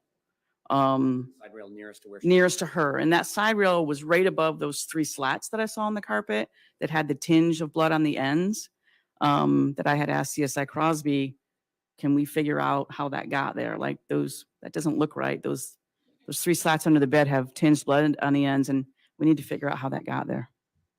All right, and so had the slats already been collected? On the 30th, they were. Okay. This time the side bed rail, both the wooden and the metal part of it? It's the L bracket, the metal bracket that holds those slats. We collected that side bed rail and that metal bracket, and removing the metal bracket is what exposed what we were looking for. Now, on the 24th of April, the mattress padding that the decedent was found on, was that collected that day? Yes. Underneath it, what was collected, if anything? On the 30th, we took the carpet and the carpet padding below it. Was there ever a towel collected? A yellow towel, yes, Where was that collected from? underneath the mattress pad. And the carpet and the padding, what date was that collected? On April 30th. April 30th, we cut the blood stains and we want to know how deep it went. So we cut the carpet and then the padding. Did the blood stains extend beneath the carpet? It did to the padding and through the padding, but not all the way through the padding because it did not extend to the wood below. When the padding was lifted up from the wood, could you see it on the bottom of the padding? I believe so. But it just didn't seep into the actual plywood? Yeah, I don't think it went all the way through. It did not seep into the plywood because we would have cut it if it had. Now, on April 24th, how would you describe the actual state of the bed and the bedding when you first walked in and saw the decedent? It was very unusual to me for a couple of reasons. It was it was made, but it was very disheveled. Like the sheets weren't, the fitted sheet wasn't tucked in. The top sheets weren't tucked in. The bedding didn't match. They were white, but they didn't match. The bedding didn't match. Like the sheets and the pillowcases didn't match. And then the brown blanket, which you would think would either be on the whole bed or on the bottom of the bed, was only on that side, only on that left side. It was very odd. Were the sheets on that bed collected there on April 24th or at a later date? On the bed, I believe it was on the 30th or the next one. I don't know if it was collected the first day. I think the ones that were on the bed itself or the other ones that were located later. Actual sheets that were on the bed when you all entered the scene on April 24th of 2008? Yes, they were collected, I believe, on the 30th. May I approach with C for identification? May?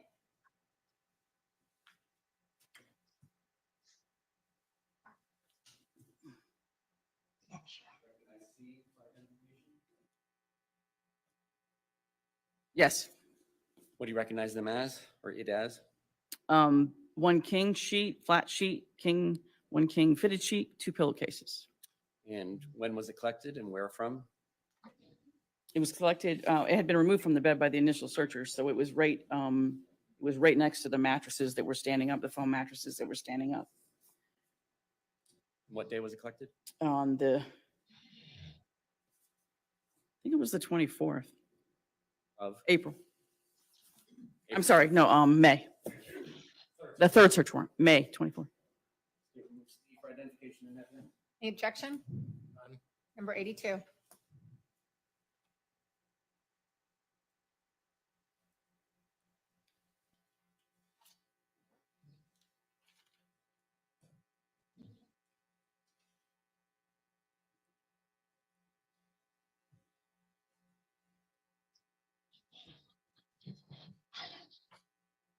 I'm not sure what to think of this defendant, if I'm being honest with you.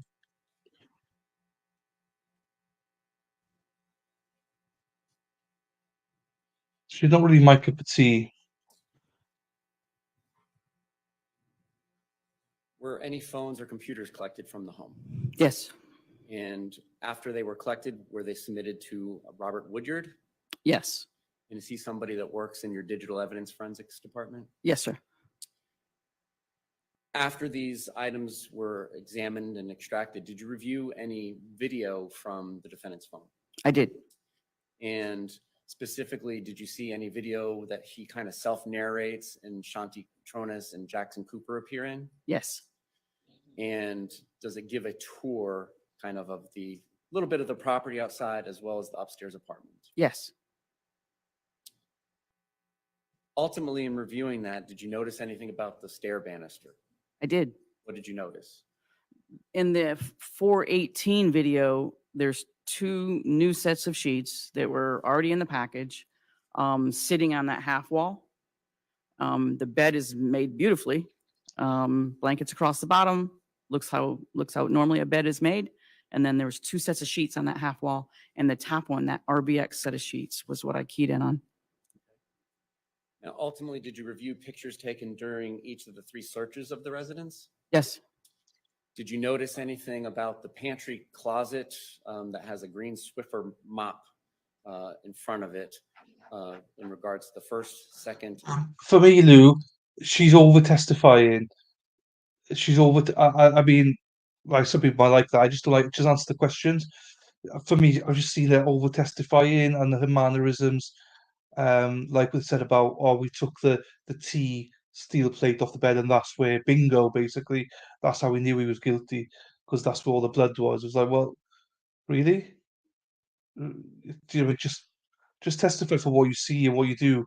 In the same way as like when we pulled her out of the bath, we would expect her to be soaking wet, not just mildly wet. Okay, fine. But I don't know, she's over testifying. Just be nitpicky. There we are. She's convinced he's guilty. I have that feeling as well. And also, I'm basing it on the fact that the witnesses up until now have been really, really good and fair, I think, throughout all this.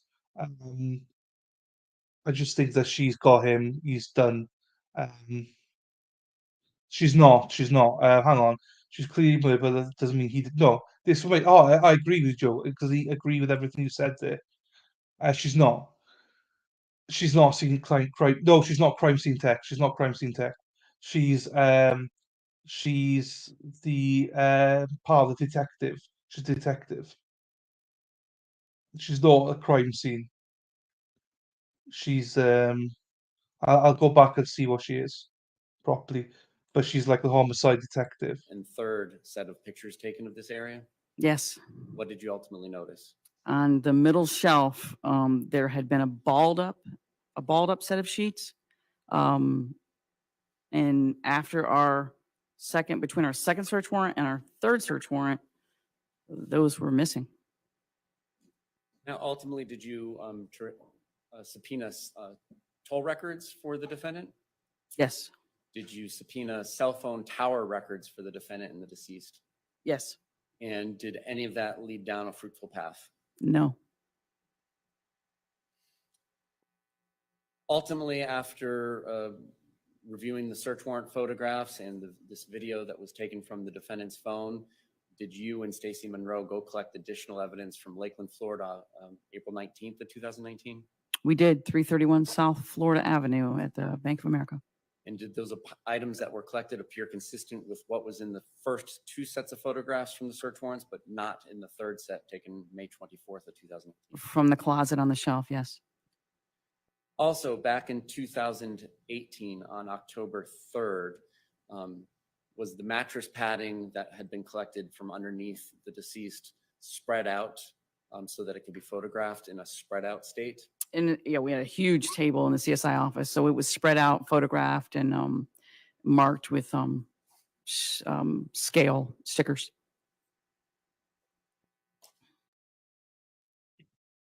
She at the time she was a homicide investigator. That's what she was. I think she would have been one of the first on scene homicide investigator.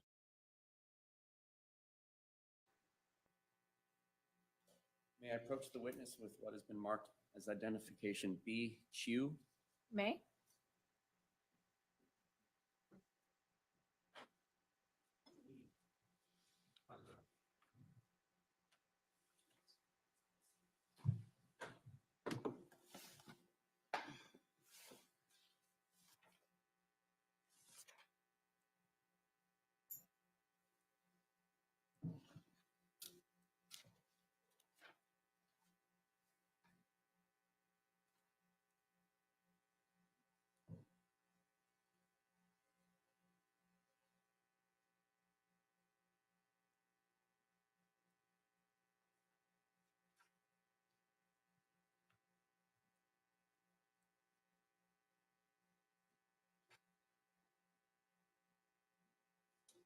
Do these images reflect what we were talking about?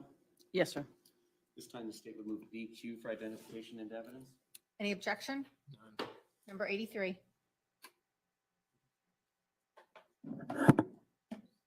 Move to publish. May?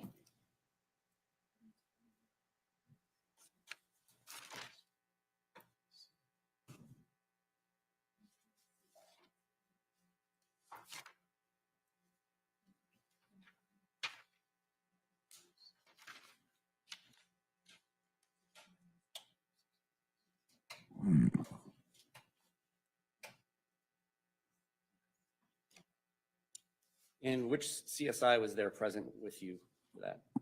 Crosby. Gary Crosby? Gary Crosby.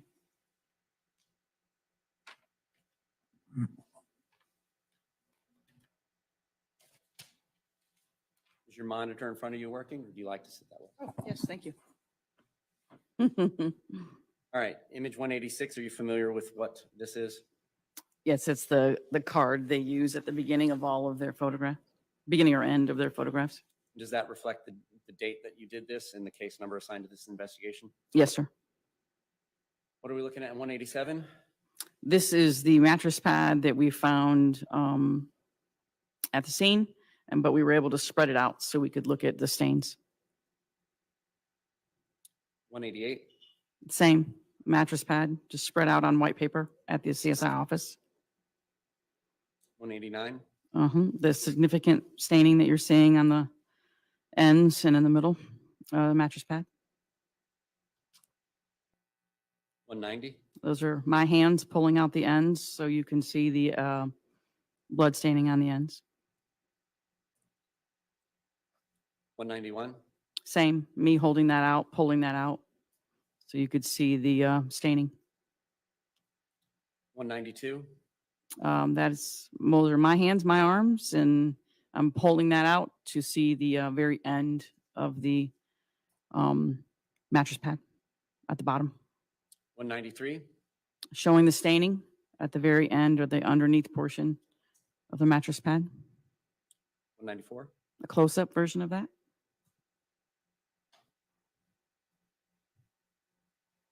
195? Moving along the end to the other side, showing the staining. 196? I think that's a close-up version of the same. 197? And then just moving along to the other end and pulling it straight so you could see the staining. 198? Close-up version of that. 199? The opposite side as we walk around, just showing it in the middle and spreading out to the sides. 200? Still a bit lost, Staining, though, I'll be what appeared honest. to be diluted blood staining. 201? Kind of showing an overall from the end where we had it on the ends and then just a higher picture. 202? Coming along the other side, and this would have been a different side of previous sides. It would have been a different end, but just showing the pattern of blood staining. 203? The close-up version of that, 204?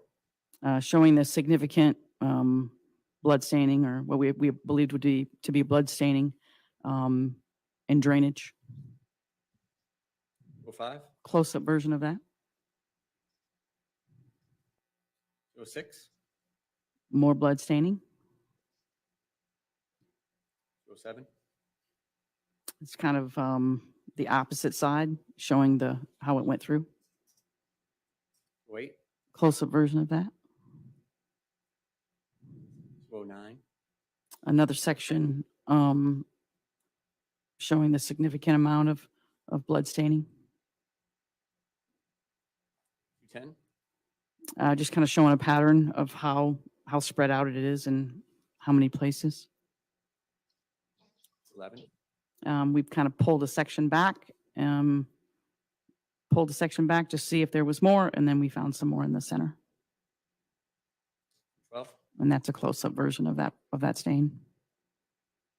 I think you get convicted now Even because of closer this. version of that stain. 14, This is, of course, the opposite side. So now we flipped it upside down. So these photographs are on the opposite side, and I'm just showing how it went through, how it stained, but it also stained long enough that it went through. 215, Close-up version of the same. It's just the opposite side. 216, Close-up version of the same, just a different angle. thank you, Madam Clerk.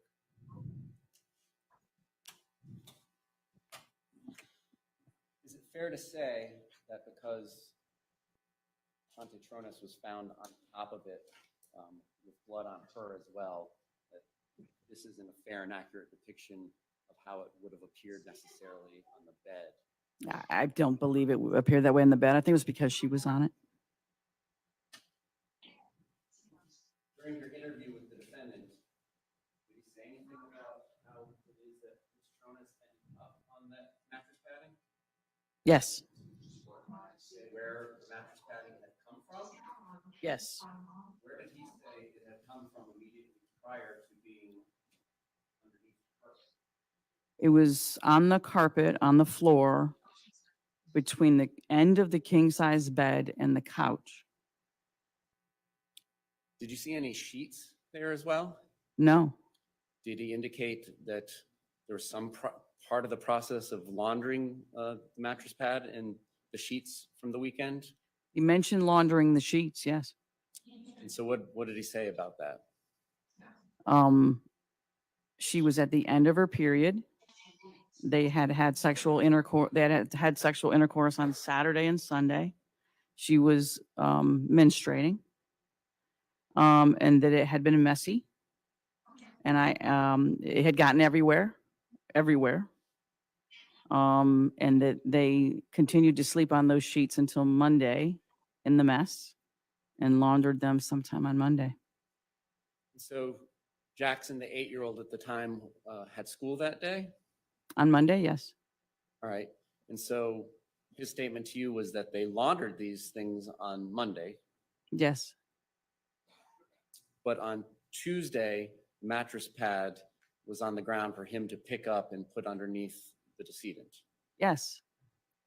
And there were no sheets that were on the floor in the area of where he said that the mattress padding came from that day. They were not. He said they laundered them and put them back on the bed. Did you participate in a search warrant on August 29th of 2018? August 29th of 2018, yes. 18, I'm sorry. If I got that all wrong, let's start over. August 29th, 2018. Yes. Where was that? 5347 Tuna Lane in Orange County. And during that search, was there any jewelry recovered? Yes. And what was recovered? What we'd been looking for 127 days, her diamond ring. Yes, And where was Joe. it located in? In a ring box in a Spot for yes. suitcase in Mr. Tronnes's bedroom at his mother's house. Was there another jewelry box in that same suitcase? Yes. And what are the respective colors of these two jewelry boxes? One with the ring, one without the ring. Black and red. All right. Black one had the ring in it? Yes. And during the course of your investigation, did you learn any relationship between the red box and the ring? Yes. What was that relationship? When I opened the red box, it had an emblem on the lid that was said H&K Jewelers. And that's where I had gone to find out information on the ring, because that's where they purchased it from. During the initial searches, the 3 searches of the residence, did you all search any jewelry boxes that would have been found? We searched and searched and searched. All right, and there are photographs documenting the nightstand by Mhm. the bed. Yes. Side where Shanti Cooper-Tronnes was discovered. Yes, There was a piece of jewelry found in there. yes. What was that? It was almost like costume jewelry. It looked like a ring, but it was very pliable. And in that photograph, there was a jewelry box that appears to be of similar color of the red burgundy box that was located on August 29th of 2018. Was that searched at the time that that photograph was taken when the other piece? I think I remember. Yeah, I believe I did it. It was the H&K or the H&Q box. And on that nightstand, was there any jewelry on top of the nightstand? Yeah, her watch, her diamond earring was on the nightstand, her cell phone, her L'Oreal night face cream, and her body lotion, and her bottle of Zephyr Hills water. And was that bottle of lotions upright or knocked down? It was a Fiji bottle of body lotion. It was knocked down. At the time of her autopsy, have you had an opportunity to review the autopsy photos as well as the crime scene photographs? Yes, sir. And did Shanti Cooper-Tronnes have any earrings in at the time that she was discovered? She did. I noticed it initially on scene. I could only see her left ear, but also at autopsy, before they removed all of that, she only had the only jewelry she had on when we saw her at the house and after she was recovered was that left diamond earring that appeared to be identical to the other diamond earring that was on her nightstand.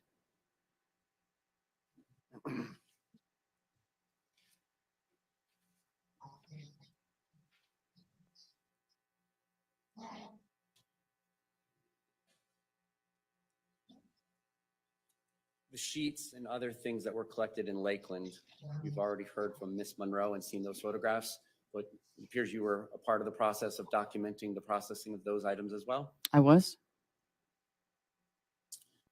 During the interview with the defendant, did he draw a diagram of the upstairs apartment? He did.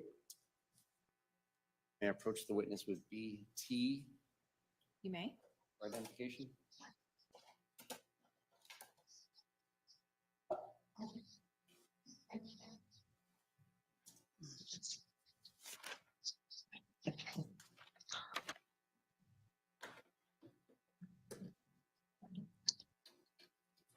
It makes sense. This is the last witness, I believe, and there's 6 hours of testimony as well.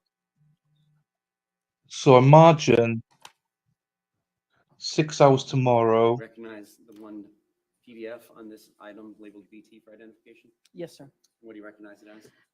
My notebook, my handwriting for the date 4/24 of 18. I noted the time as 11:18:54 p.m. That's my handwriting. And then the drawing, I gave my notebook to Mr. Cooper-Tronnes and asked him to draw it. Your Honor, this time. Any objection? No, ma'am. Number 84.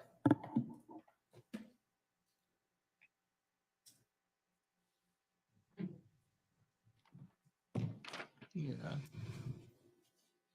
I just think she's a bit evasive and a bit OTT. Compared to all the witnesses we've had, I think we've had some great witnesses. Nay. Oh, here we fucking go again. Right, what are we seeing now?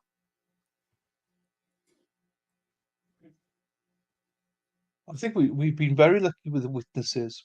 Most of them have been very good, I think. This is the last witness, Nunia. So I believe this is the last witness that they've got. However, they've also got 6 hours worth of video to play tomorrow. So 6 hours is of the interview with the defendant. Because this one was the investigator, I presume they finish off with her. There might be one more, but I don't think so. I think this is the last witness. Then I'm not sure if they're going to do a cross tonight or whether this just goes into tomorrow. I don't know. We'll see. 6 hours or no, Jesus. I mean, it's I'm not sure if it's fully 6 hours of him or a mix of people. I think it's just him, but we'll see. This circle here, kind of to the bottom and the right of the couch and then the table. Do you remember what this circle, I'm not seeing where you're looking, sir. this circle here? Oh, it's not. Oh. Reconnect. Let's reconnect. Yes, buddy. Let's reconnect, buddy. Whoop whoop. Reconnect, reconnect, reconnect, reconnect. This circle Just here. my Just oh, to the excuse bottom me. and the right of the couch and then table. Do you remember what that is supposed to depict? The initial placement, Mr. Tronnes said where he put Shanti Cooper-Tronnes on the floor. Did you observe any blood there? No, Did you have the CSIs collect any carpeting or padding from there? no, Has anybody requested to swab from there? no, and it didn't appear wet either. The next question. Didn't ask you that. Did it appear like the wetness around the bloody areas closer to the decedent? No, Again, is the bathroom up in the kind of top left of this picture? yes, sir. Did you see anything in either direction around the couch that would show a path of water or a blood trail? No, So she said The yes. second circle here, what does that depict? where he had moved her to and then eventually put her on the mattress pad, but I think he had moved her first and then put her on the mattress pad after that.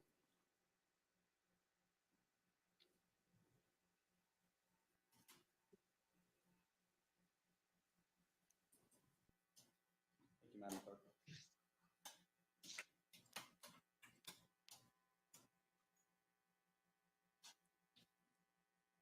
Beep beep beep beep beep beep beep beep beep. Another take. I just hope it's a video. I presume it is video that we can see him, not like the last trial, where it was just Did you actually audio. spend, you, the collective, you and Detective Sharp, spend speaking to the defendant out of the amount of time that he was there approximately? Just under 6 hours, about 5:50. And is everything that you say during an interview necessarily 100% true? Or do you say some things as interview techniques to get answers? Both. I would say, we're not trying to trick anyone. Most of what we say is true, sure. But yeah, there are tactics that we use, of course. Well, at different points in time in the interview we're about to begin watching, you tell the defendant that you don't believe he did anything intentionally. Correct. Is that an interview technique? It's minimizing. It's an interview technique. Any other interview techniques that come to mind that were used in this interview prior to us beginning the publication of this interview? Probably the most popular would be good cop, bad cop. Being praying, different things, trying to get him to open up to us. You mentioned earlier that he was video recorded from the point in time when he got brought into the room and Detective Monson State. went on until Joe, the state. Correct. You've reviewed that exhibit several times. Several. May I approach with CA for identification? You may. So we're going to start watching this today then cross.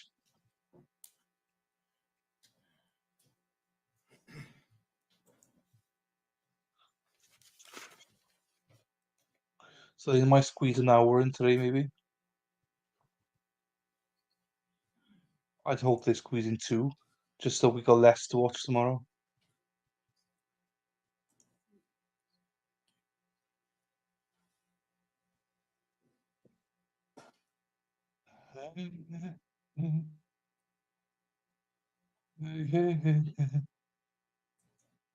Recognize CA for identification? I do. What do you recognize it as? Our videotaped interview in room 6 at the Orlando Police Department with Detective Detective Sharp and I. Your Honor, at this time, the state would move CA for identification. Any objection? No, ma'am. Number 85. Move to publish. You may proceed. May I do that while seated? Yes, Request the court read the instructions. I am getting ready to Oh, do that. thank you No, kindly. no, no, you're fine. Thank you. And may Yes. Detective Sprague step down from witness stand since it's a little lengthy. Absolutely. Can we approach, Judge? Yes. So 6 hours starts now, and then so the cross will be tomorrow. Obviously, then if they're going to go through 6 hours,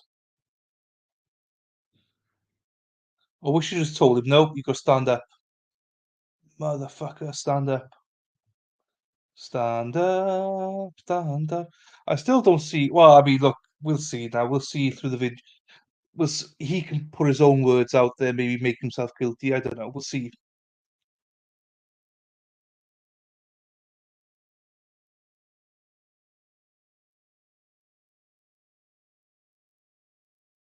Yeah, the male defense. Yes, he is. Is that Trones with the pony? Yes, yes, it is. It is. That's the one. Yes, yes, Joe.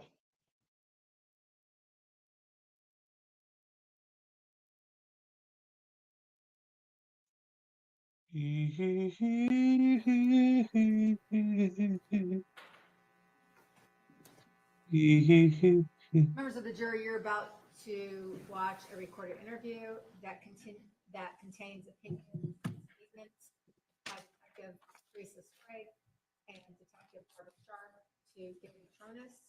These opinions and statements are pertinent only to explain the reactions and the responses they elicit. You're not to consider these opinions and statements by police officers as true, but only as to establish the context of David Tronnes' reaction and responses. In addition, you're about to view a recording. I'm instructing you that the recording has been edited to eliminate irrelevant portions that would not add to your understanding of the case. The fact that the recording has been edited should not concern you in any way and must not impact the way you view and consider the evidence. And state you may proceed. Let's go, guys. Buckle in. Bun. I could do with a bun now. Hot cross bun. Chelsea bun. Ooh, nice. Chelsea buns are nice. Right, so this is us for the next 6 hours. Well, not 6 hours. Today and tomorrow. But hopefully they've edited some out. By the way, Lou, here you go, Lou. It's what you wanted. She's actually pretty good, Lou. She's actually the best one of all of them with a mic. But yeah, I will give you that one. She was that was poor. That was poor. Cinnamon bun. Oh, yes. Yes. That's nice as well. I'll give you that one. That's nice.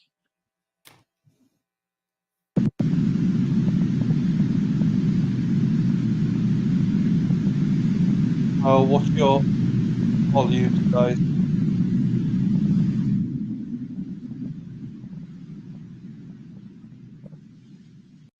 Careful with your volume, guys. Careful. Because it might be loud. Food, yes.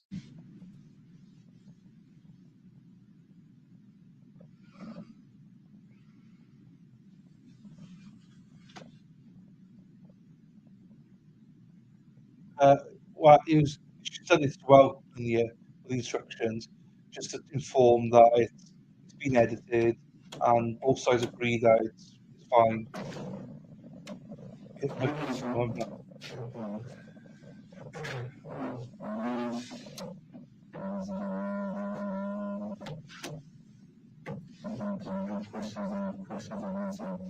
What the fuck?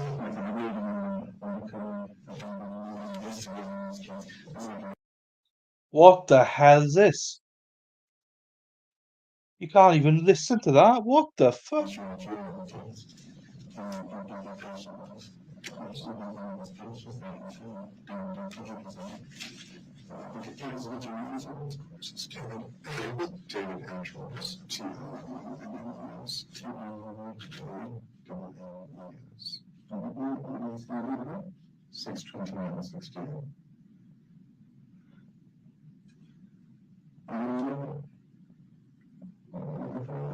You must be hearing the same thing. This is awful. Jesus!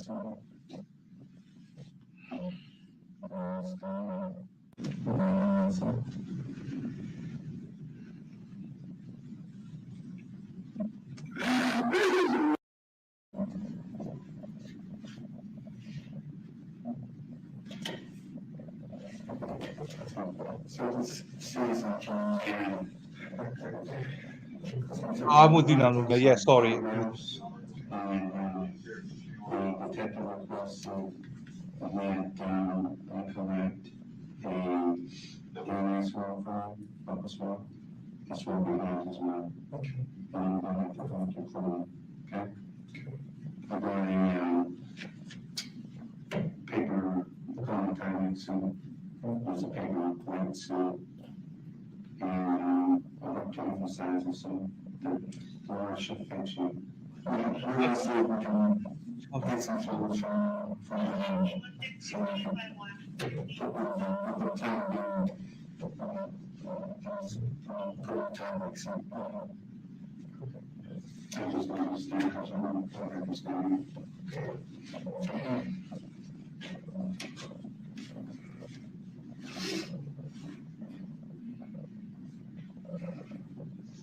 Yeah.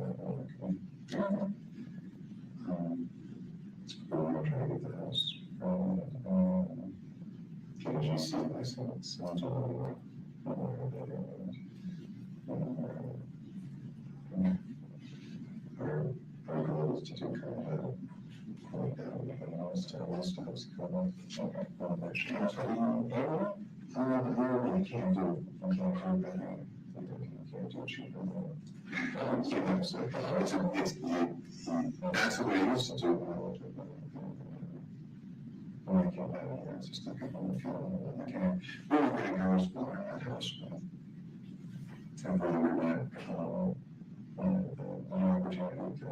think so, Sandra, yeah.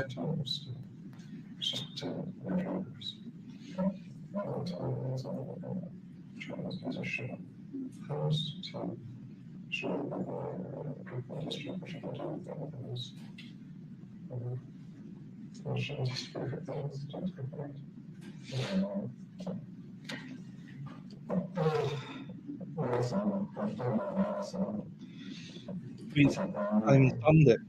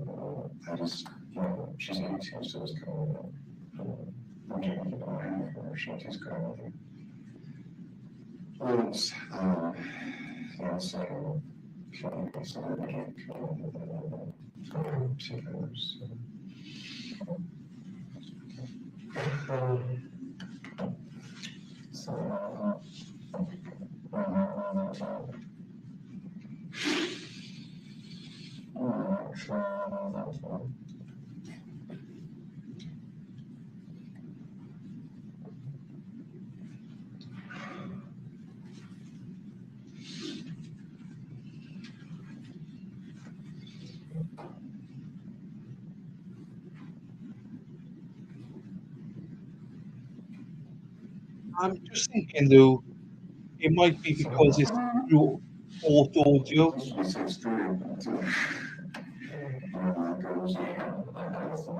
Hang on then. Let's have a look.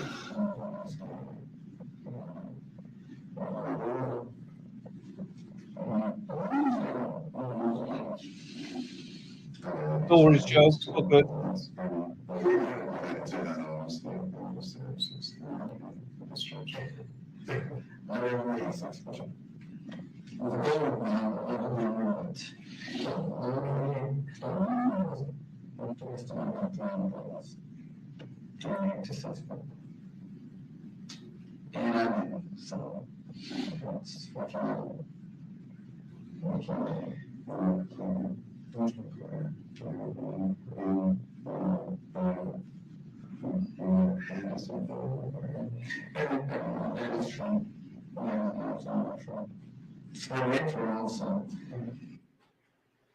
I'm going to see if our speaker's better than your speakers.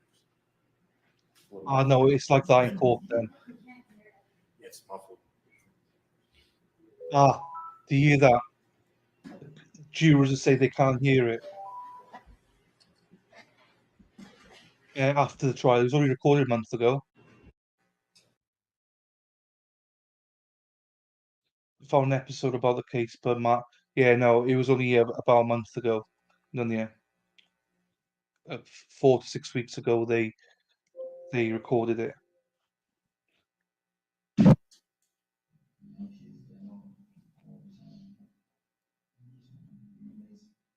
Obviously, this part's okay because they've not started the interview yet.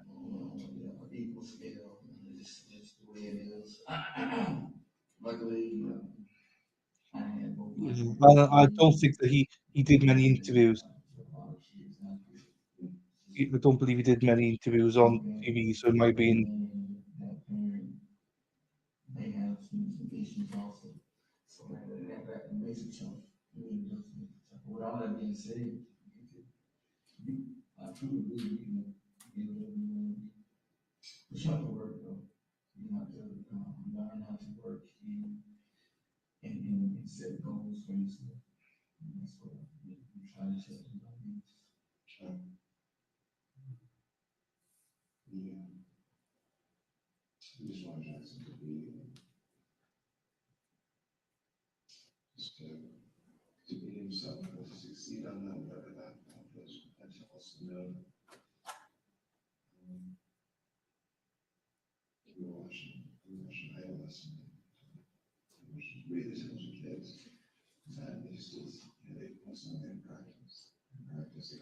Yeah, Peacock, yeah.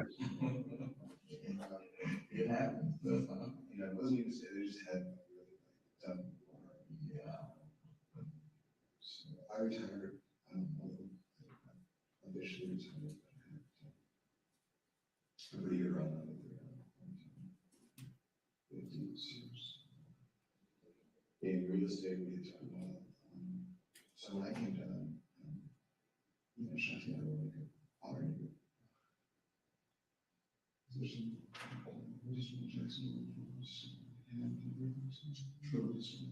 True. I said, let me know if she could, take whatever you got, and then we can. Absolutely.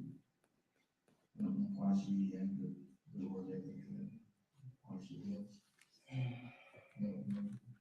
Fun, and strive. I think this was almost more for our kids.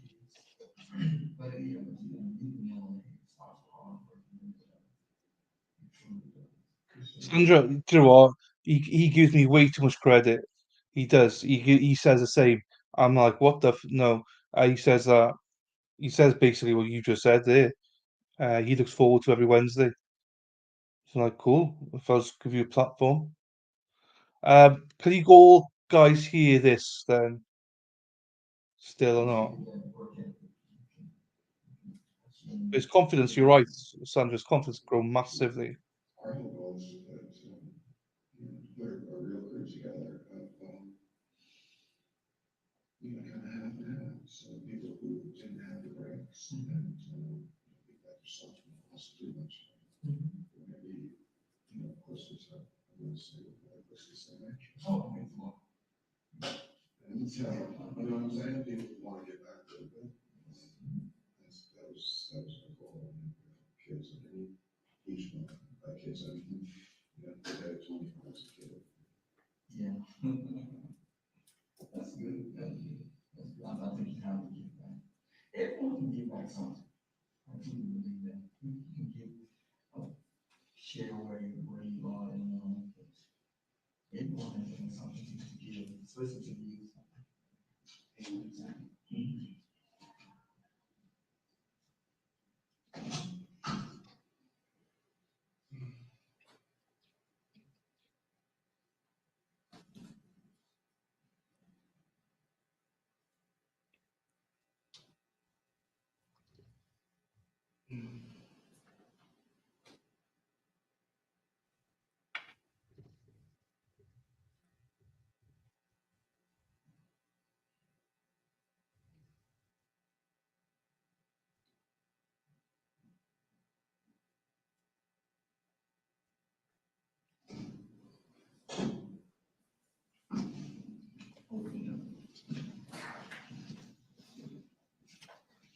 I need to stand up. I gotta take some close up of some things on me. First things first.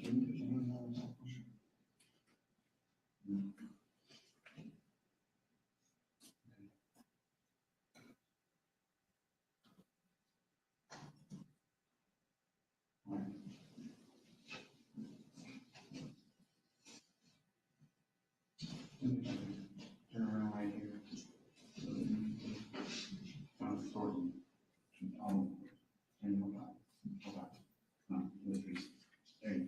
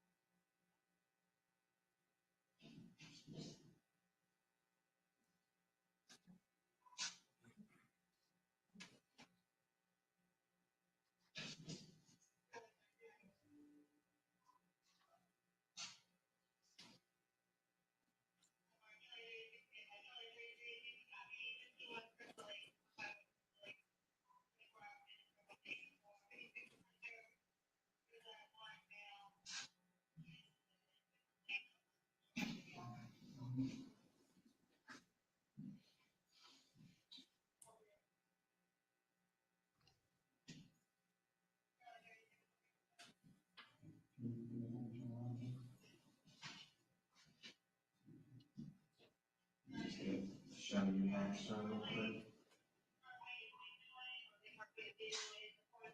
Okay, thank you. ce soir.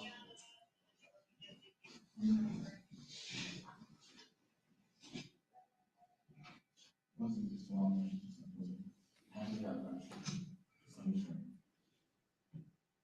hopefully this doesn't take too long, but obviously.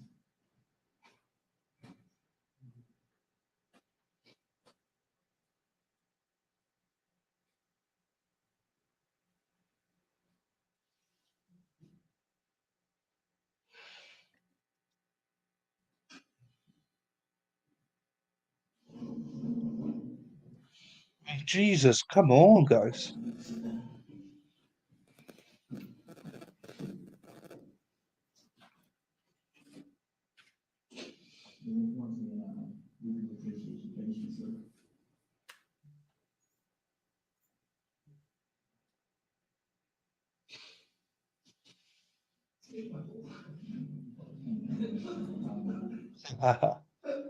It's all right, Sandra. Luckily, we've only got about an hour today.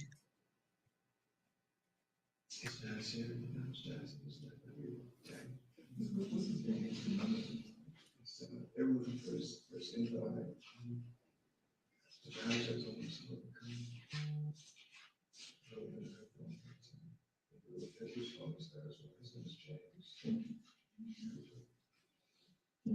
Wales. Wales.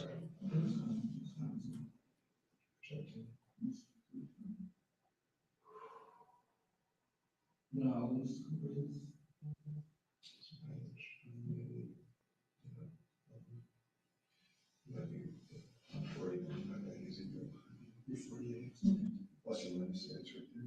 What does he do? He lives, Look at your hot pot. Indiana, a couple blocks east of Mills. There's a lot more UK people watching my streams now, which is good. I think, Lou, you were the first ever UK person, I think. I believe. Or Mad World was. Mad World.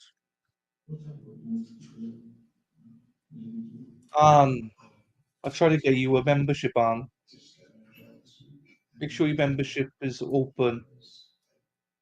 Gift membership is open.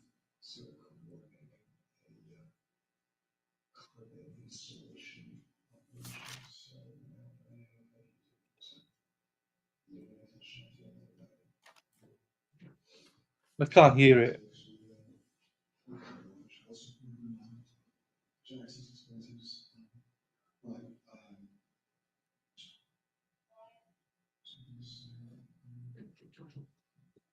Yeah, so he just started fresh. They were, Jackson was 2 when they separated, and then he came on for a few years.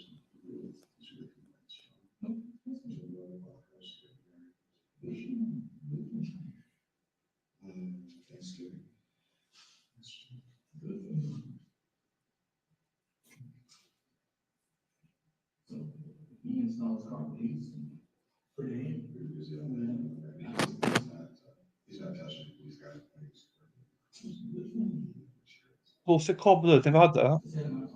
Never heard of that before. I wish I could have done it myself. To save myself some money. But I'm not this skilled. You're not skilled. You pay someone to do it for you.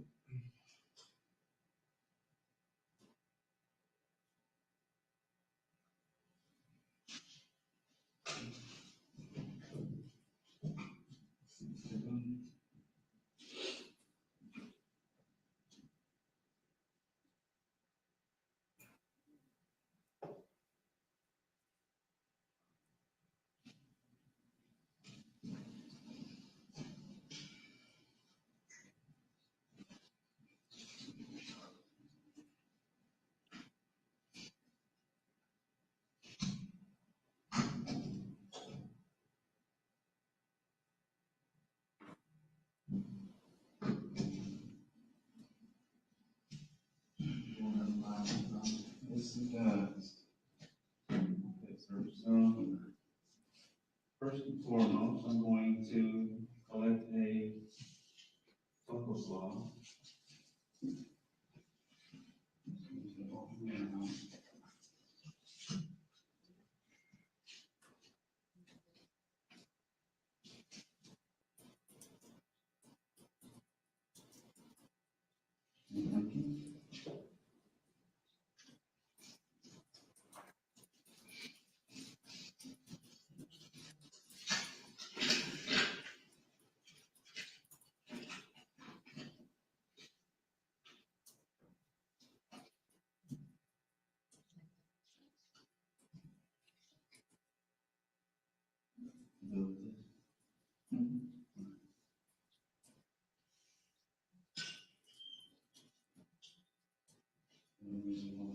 And I'm going to try to collect your fingernails as best as possible. I mean, some of these are pretty short, but I'll do the best I can. Sorry.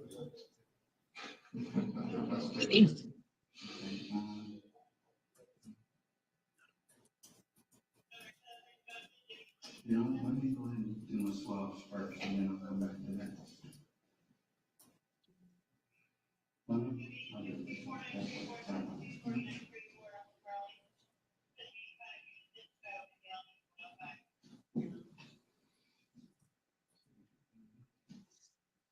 Cheating Astros, yeah, I know. Bang, bang, bang, bang. Yeah, I don't know what Lou's on about, to be quite honest with you. Never heard of it. Jonathan has an apple cobbler.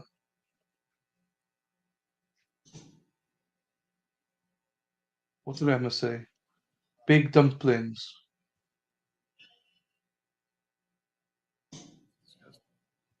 Gilf. Yeah. Gilf is the Lady Law.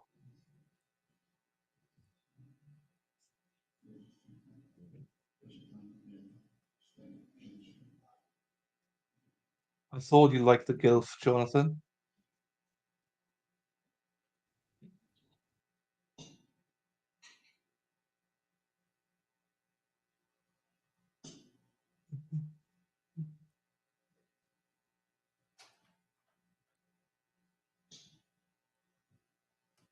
I heard about it. I saw a little bit. She's in a bikini bra.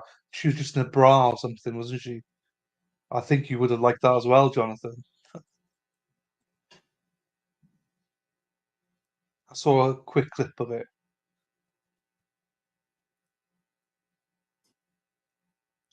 She was on Legal Vices, wasn't she?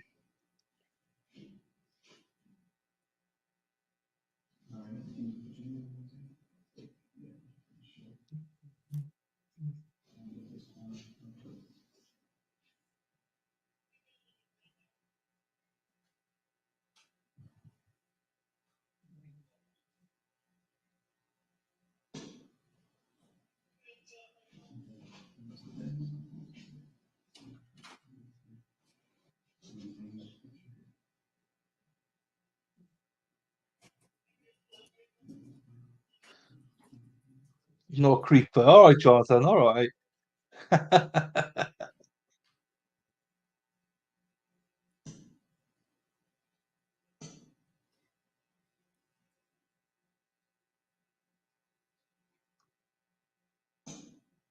No, Jeff doesn't care.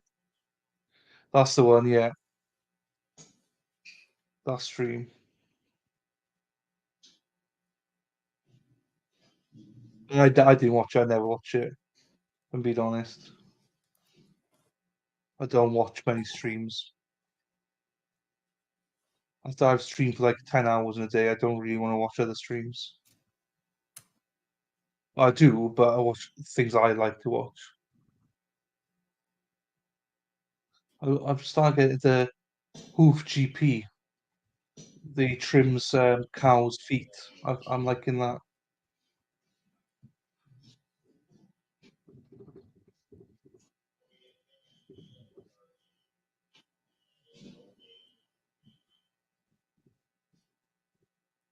It's Illegal Vices, Lou.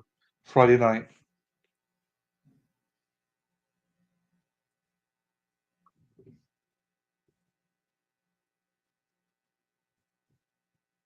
No, yeah, no. I just don't go into it. I just don't listen. I don't know.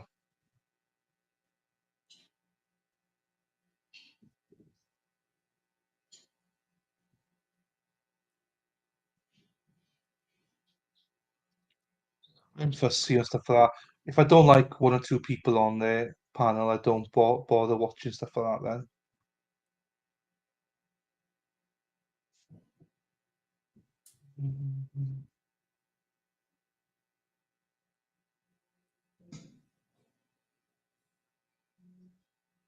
Oh yeah, she was hammered. She was hammered on there.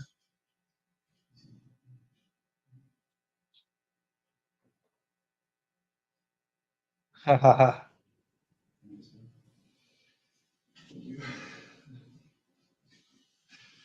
Third town, Swim Town.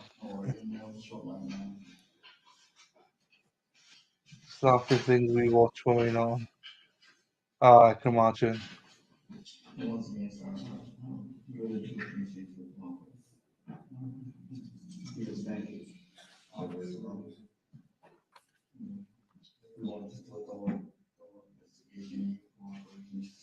I watch college football and NFL basically. Those are things I like to do in my spare time. I've not seen it. I like different things like that. I don't, when in my spare time, I don't want to watch trials. I do enough research and stuff. I go off this weekend, go spend all weekend, I think, I know all weekend, doing the Karen Reid one. And I might do some series from it or something. So yeah, when I get me time, I don't know want to watch trials or I'm very fussy who I watch as well. There's not many people I actually like to watch. Um, so yeah, actually, I'm quite limited who I do watch in this kind of world.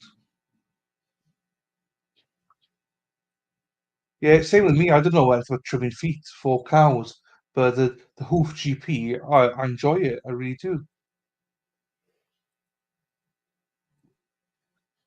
League of Ice half for women on the Trino Branco. Yeah, I've never been. I've never seen them. I don't watch them. You see. Um. Oh no, I watched rugby. Sorry. Sorry, saying that. I did watch rugby. I watched rugby. Sorry, I did watch rugby on Saturday. Up until the last like 2 minutes, and then I switched it off. The only fans lawyer chick looked like he was gonna. Oh Jesus!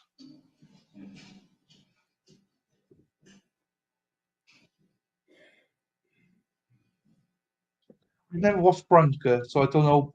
I know who he is, but I've never watched any of his streams or watched him on anything.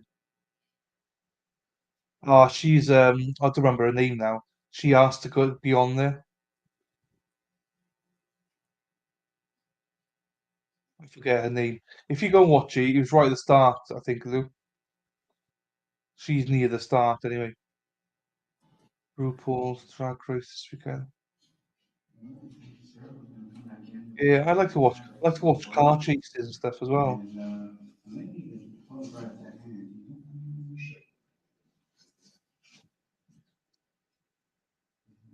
Yeah, a lot of new guests I've never seen before, but I only saw them because I want to watch Sally.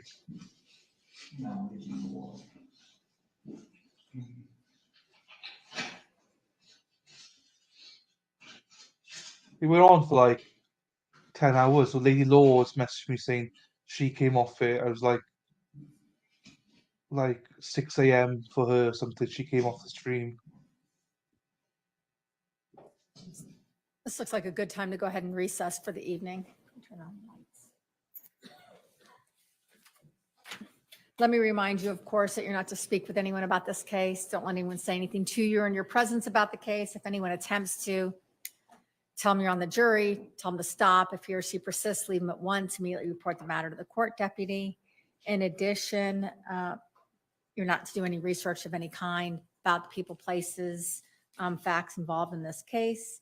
That includes watching television, using computers, personal devices, any means whatsoever, whether that's at the courthouse, home, or anywhere else. And Mr. James, do you have anything back in the jury room? Your phone? Will you go get that and then come on back? Oh,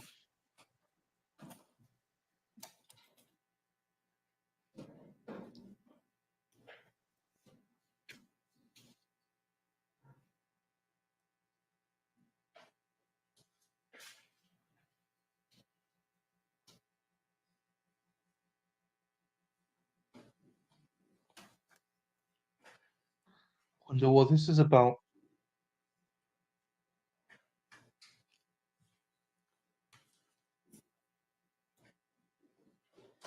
And sir, if you will just remain seated there for a minute, and everyone else, thank you so much. We'll see you tomorrow at 9:30. Again, try to make sure you're here a few minutes early. I think it was this morning that people ended up kind of strolling in and it made us get started later. So if you can just make sure that you're here a few minutes early so we can get started on time and everyone's not waiting for a couple people.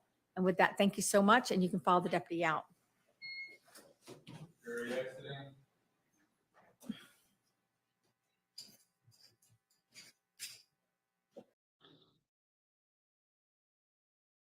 Yeah, unfortunately, he doesn't want me on. Unfortunately, Jonathan, I have tried. I've tried to get him on this channel as well, but he did agree, but then he's not been in touch. I've messaged him loads. He's ghosting me, so.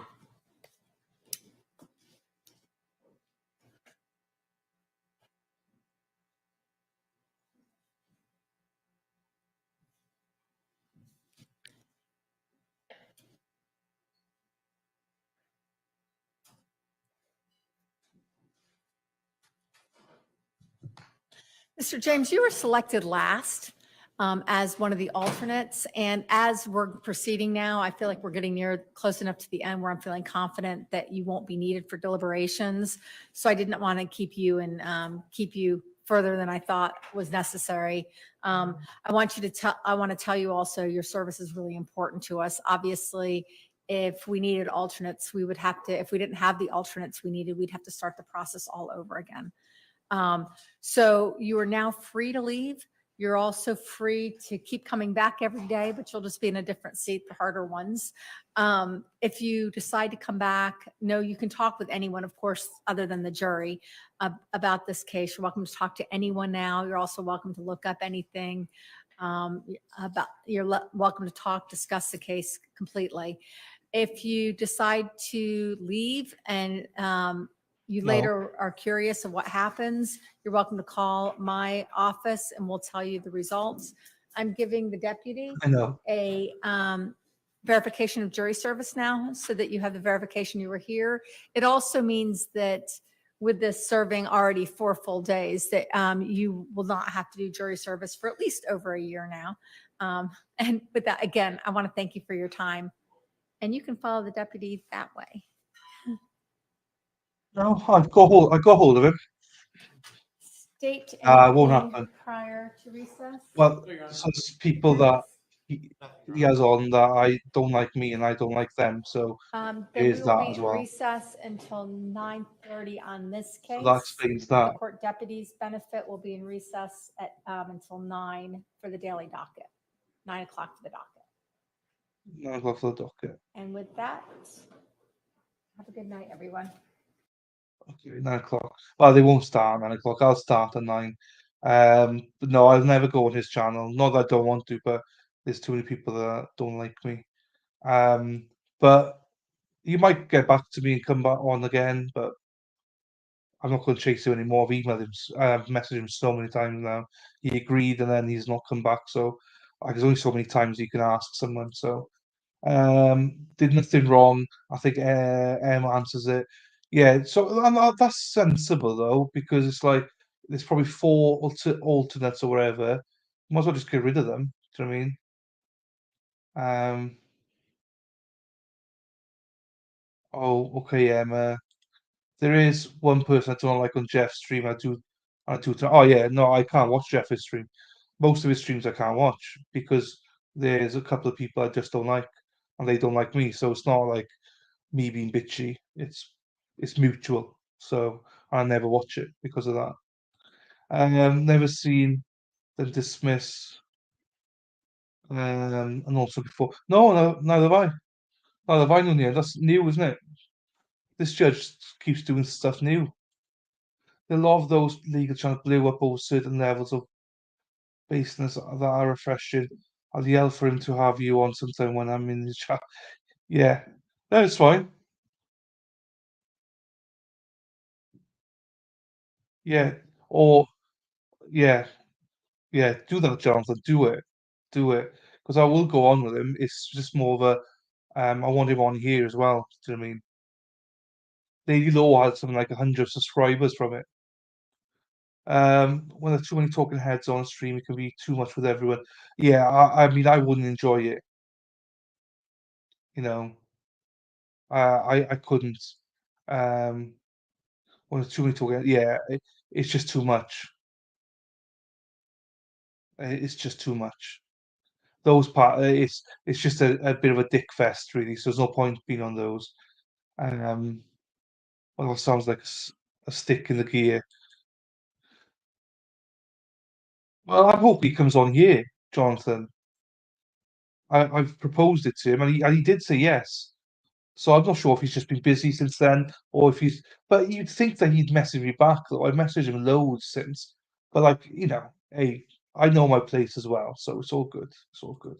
It stands alone, stand by it. That's what I want. Thank you, Emma. Like a lot of people don't like me though. Do you know what I mean? So, and that's fine. You know. Um,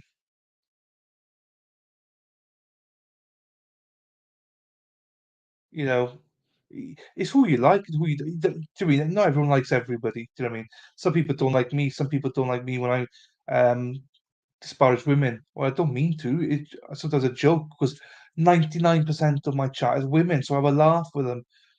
But sometimes I can go a little bit into the grey area. So I try and realize that and try and rein it back a little bit. Um, I like Branko when he's talking law. Yeah, I've never seen him. I've heard about that. Yeah. Panel definitely helps to okay with a lot of heads if they're like Steve Gosney figures that are worth listening to talk to. If they're talking, yeah, yeah, I agree. But then that's why you want less people, though. Do you know what I mean? Um, Gosney's great. Yeah, Lady Law speaks very highly of Gosney, very highly. And then I might reach out to him and see that criminal are both super smart and not as big. Hear both of them talk. Yeah. I'm not really going into potentially criminal, but I know I watched a little bit because of the Matheau Moore stuff. So yeah, great. But like the man says, it can turn into yeah. We know Branko recognize the name, but we have to look. Yeah, I know who he is, but YouTube beef. There's always YouTube beef, Perry. Always YouTube. Um, always. Like I'm in some beefs now. Do you know what I mean? Well, I'm not in a beef. Everyone could piss off. Like I am who I am. But there are people that hate this channel, so crack on. Do you know what I mean? I'm not going to rise up to it. They can carry on slagging me off as much as they want. Branko doesn't bother me talking bad about women. I think he's heard know a lot from women before he had money. Maybe I just choose to dislike somebody over and very crap take on something they don't budge on. You're cool. I don't see anything to it. It's more jealousy and stuff like. And also, I got some takes that maybe some people don't like. And also, like certain. I don't like certain streams that nick people's content. I don't like that at all. That's one way you're getting me. That's why I won't stream Travis Rudolph because I know there's another streamer doing it that I don't know personally, but I know a lot of you guys might be watching it. So it's like, why double dip? Like. Yes, Jonathan, MLS is growing potentially criminal grown to like Brancaster, where you stand with him. Straight talker. It makes a lot of sense, especially as a man raised in the church. He's kind of harsh, just kind of harsh. You watch the live abuse free? No? Okay, well, I don't know many YouTubers, guys, so um, anyway, he makes me laugh when he's still swimming and appears like he's an oil painting. I need to look this. I've seen him on Twitter, but I haven't seen him everywhere else. Exactly, Lou.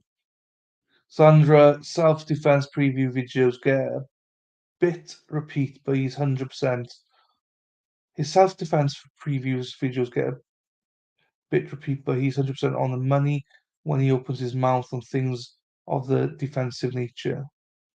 I thought Steve was so boring, but then 10 minutes later, his knowledge fascinated me. So I'm fine. Yeah, Lady Law speaks volumes of him. So I don't know him. So I'll wait for Lady Law to start a channel and get him on and stuff like that, and then maybe I'll get on. What happened between you and David from here? I don't want to get into it. I just don't. It's not my cup of tea. When I say about beefs, it's not just him. There's a gang of them. I don't do associate with any of them anymore. So for various reasons, I just don't want the beef. It's all good though, and yeah, you go and I don't disparage anyone from watching and following whoever. Um, the biggest stream I hate is Brandy Churchwell. Absolutely hate it, but that's just a personal beef. I would always encourage you guys to literally go and watch her content because I think she probably does have some good content. Do you know what I mean? Make your own minds up about people. Just once you piss me off, you're dead to me, and I don't change my mind. Um, or if you lie about me, don't change my mind. And yeah, Gosney is an enormous sweetheart. He's probably one of the most genuine men I've ever listened to. So he messaged me sorry, tweeted me once about his book. I asked a question and um, you know, it was like, it's one of those um he came on and said he told me to read some book or something. And I was like, I haven't, but I should. What happened with Delphi Richard evidence has been leaked, likely by defense. Yeah, I've seen a little bit of it, Perry. I've seen a little bit of it. I haven't really watched it all, but I've seen a little bit. But I'm trying to avoid him, just trying to concentrate on Karen Reed now for a little bit, I think. Gosney's such a nice man, yes. I wish Zach could get Steve Gosney, yes. That would be. I mean, having Natalie is great as well, but hopefully Gosney can help. Lost Lorna's bounce between lawyers and court. Yeah, absolutely, as you should. Never take one person. Like, don't take my views. Bounce between everybody.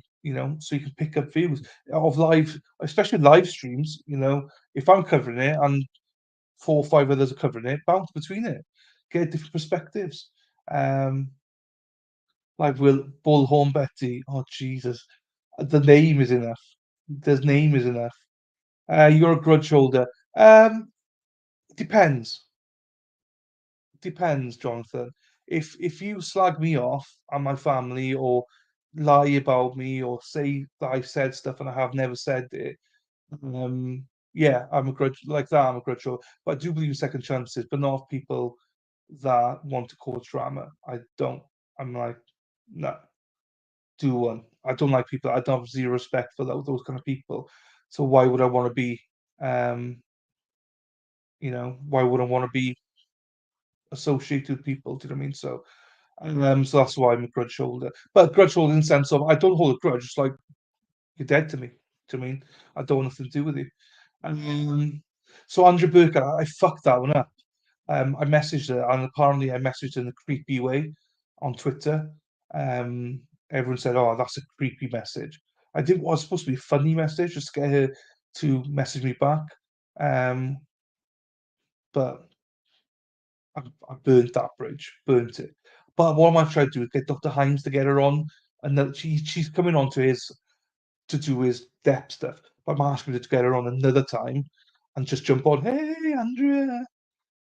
I'm fun. I love Andrea Burka, by the way. I'm gutted that I fucked that one up. His book, his books are fantastic reads. The legal ones are a bit harder to read, but it turned out good. Okay, but you're quite intellectual, though. Do you know what I mean, Jonathan? Um, I'm not missing anything. I started watching MLS, then things changed.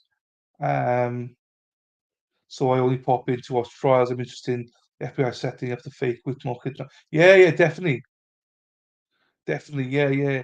As I say, I try and keep everything offline, guys. You know, that's so I'm afraid to speak about it, but you know, I'm not. I don't. He doesn't deserve to be dunked on. I don't deserve to be dunked on. Just everyone carry on. That's what I love about this channel. I've watched so many different people, and this is my come to because genuine goes along with brilliant. Brilliant. That's nice to hear, man. Thank you for that. I really appreciate it, actually. Can't read case is very interesting. Definitely something fishy going on there. Yeah, I'm going to try and delve into it on the weekend, Perry. Definitely. I cheat you all the time, but what? Yeah, you should. Look, I tell everyone to. I say even say to Sarah P all the time. Go and watch other streams. Go and watch other trials. Don't stay here. Don't stay with me. Don't because you need to hear the voices. You know, it's healthy. Um, you know, I think it's very good to go around bouncing. You know, I always give Erin Hack as the example of, you know, she's got like 15 streamers. Doesn't matter where she's always come in here and see how I am. Hello, blah blah blah. And but then when there's a trial I'm streaming she likes, she's here all the time. But I might do something she doesn't like, and she's like, I'm coming here, or she'll come in on during the breaks and stuff like that. So you know, you know, that's what I like about it, you know. And when someone shows you who they are, very spot on. And also, there's people that will look at me and go, "What a prick." And do you know what? Maybe I am. Do you know what I mean? So you're not gonna be for everybody. That's what I'm saying. No one can be for everybody. No one has got, even though we all want to be like everyone to love us, everyone to like us. It never happens. There's always somebody that won't like you for what you say, your accent. There's always something. So it used to bother me because I used to want everyone to love me. Now it doesn't bother me. It's like, what can just be yourself. Do you know what I mean? But I agree with you, Perry. Son-in-law, I think he was in with Dr. Hines today. I think. I think so. Um, Viva Frey. So Viva Frey, I'd heard bad stuff about Viva Frey actually. Um, you know, we watched him with the Zachariah stuff with Solomon, and I thought he was so. For me, if I'm being honest, Solomon's interviews with Viva Frey are my favourite ones. I think they're the best ones out of everybody. They're my favourite ones. So if anyone came here and said, "I want to watch Solomon, which ones would you recommend me watch?" I'd be like, "Well, obviously my one." No, I'd say Viva Free. Watch that. I think Viva does very well with him. That's my favourite ones, with Solomon. By actually by a stretch, to be quite honest, with you. Even compared to mine. Do you know what I mean? I think they're very, very good. Very, very good. Um, and bigger one, nothing else. So she was my first one. Um, not my first one, streamer. So I like her analysis, right? So I like her and Tragos. So those were my go-to. But during the trial, I hated watching trials with her. It was just always pro prosecution. So I used to watch Law and Crime on TV and not look at chat. That's one of the reasons I started this channel. Yeah, I can't wait. I've got to do deep dive and some episodes on it, I think. I was just very curious because I've seen nothing to change my opinion. Thank you, I appreciate it. Yeah, there's so many people that now have a different opinion of me for no basis, no basis. But it is what it is. Please have your own opinions, not trust other people. And that's what I say about Brandy. I hate her, right? But that's just personal to me. I would hate for you to go away and think Brandy Church was a bit. No, no, no. I'm sure she's great at what she does. I'm sure she's got some great content out there. So please, please, please go and watch it if that's your thing. She's just different. She's not just not my cup of tea for personal reasons. But never ever not watch her because of me. You should definitely go and watch her.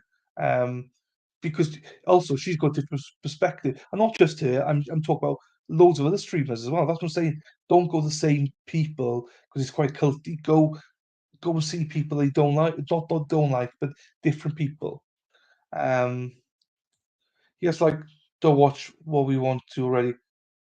No, I know you do, Jonathan, but no, I know you do, but there are people that might not. Do you know what I mean? So I'm always like, but also, even who you watch, make sure you broaden that, you know? Jonathan. Don't sorry, Jonathan. That's a character and genuine factor to him. That is why I watch. Thank you, Jonathan. Appreciate that. Most streamers have some sort of on-screen persona or personality. They do, but then I just 100%. I'm glad you can see that. It is genuinely me. The same person I am here is the same person on Discord, same person on wherever. Do you know what I mean? And people say differently, just whatever. I mean, I can't help that. But yeah, I'm definitely the same person. Um, yeah, actually, throughout, because I don't can't do fake. Like it's 8 hours here, guys. Can you imagine being fake for 8 hours? Jesus Christ. Sometimes I wish I do try and rein it in a little bit because I do feel like I was saying some stuff I shouldn't say as much, but I try to rein some stuff in. But on the norm, this is who I am. If you came to my house, this is how I act. To me, you see me with my nieces. I'm just a big teddy bear with my nieces. They just twist me around their little fingers. Um, Viva's cool. Barnes seems a bit. I've never seen Barnes. I've never seen Barnes. I can't disagree. Viva is good stuff. Yeah, no, but not when he has the experience and resume he has. You're really impressive. Emily is entertaining, but she's too pro state for. None of you said the same. I like Viva and Barnes, and I used to watch regularly because I couldn't predict what they would say. Now I find I predict, so I don't watch very often. Jesus, don't make that mistake with me then, because well, you could probably predict what I'm going to say every word, every other word. Um, I was defending you when David said things that I did. I was defending you when David said things that I did to my. Cool. I mean, I ignore it. I don't know what he said. I don't need to know anyway. Yeah, it's fine. It's all good. I'm sure he's a great guy. And as I say, keep going. Actually, my beef's not really with him, so it's fine. I watched some Runkle, but I do. Yeah, Runkle. I've heard about. I've watched a little bit of Runkle. He scares me with that bloody wrong hair of his, Huh. Legal Bites. I've heard of that. Law Number. I've heard as well. Um, um, Frankie Rose. Think that is a good channel. Jesus, there's a lot. Perry, you got a lot here. Guys, you need to tell me all these things. You need to tell them who I am as well, so we can get some some collaboration going. As I said before, saw you on Nix and subscribed to you, and I love this chat and channel. Everyone else subs have gone down slightly now, though. Yeah, I mean, again, yeah, and I'm glad. I mean, thank you, Em. I'm glad you're here. And I'm sure one day people will leave here because unsub because they've had not unsub but stop being members and stuff like that. I don't know. Do you know what I mean? So that's why I try and keep it fresh. I was put off Law Number, Runkle and Legal Bites when they turned on the. I thought that was super mean. Yeah, I heard something happen. I don't know what happened though, but I will be honest. I did obviously make a video with the DUI guy, and then I was informed afterwards that he made the video without Zero knowing the trial, which I feel a bit bad about now. He was basically coerced into doing it, and he didn't want to do it. But with Solomon, so I feel a little bit shitty about that. But so I don't know what happened there. The lack of allowing us to make Lizzo jokes offends me. Lizzo jokes. I got timed out in Law Number for making amazing Lizzo jokes. Rinka by himself is not as bad as the other two. In my opinion, he's freedom orientated. I started off with Rikito, however, spell found everyone that is in the street, but Gigi sent me here. There we are, yeah. Gigi's a godsend. Lou, what happened to Larry with Lumber and Runkle? Jonathan timed out. What? I don't know what Lizzo jokes are. Neither do I. You and Frankie are my project. Oh, thank you, Perry. I need to Frank. What's it again? What's the channel for Frankie again, Perry? And I'll write it down and I'll have a look. What's the channel name, Per? And I'll have a look. Lizzo's a joke herself. I don't know who Lizzo. Or just stuff making fun of Lizzo. I don't even know who Lizzo is, man. Larry reacted to something in court during the definitely got spooked and said he couldn't come on her tape the trial, and Legal Bites got spooked and said he couldn't come on her channel to do a day's recap. They were pretty out there though, but Runkle wouldn't have timed me out. I'm sure those poor kids in Africa will never get their Lizzo sweat now with a message time now. Because yes, Jonathan, where the fuck is Lizzo? Didn't like his reaction during a trial, like yeah, Larry with the TMZ guy. African American woman who is idolized by girls and young women and does all kinds of nasty stuff, pro obesity and not ladylike at all. As bad as Cardi B. There's nothing burger, just freaked out for nothing. Oh, I've heard about League of Bites. I don't, yeah, not good stuff though. Frankly Rose thinks that fine. Mickey Ticky hosts. Right, I'm definitely Frankie Rose think tank. I'm just writing down Frankie Rose think tank.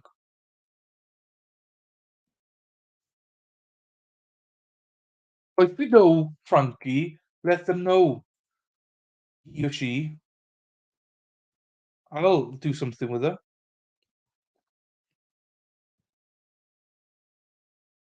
Mickey Techie's on with them. What's going on? I'll have to look at that then. I'll have to look at that. Oh, hang on. They're streaming tonight. In half an hour. Hang on, let's go back to this chat. So I might pop in there. If you go in there, Perry, I might pop in. Jonathan, all right, I know who you are referring to now. Garbage, though, it doesn't matter. She's rich. She used to be a stripper and she trucks rockets. Kids, man. £100 she harassed the dancer. Jesus.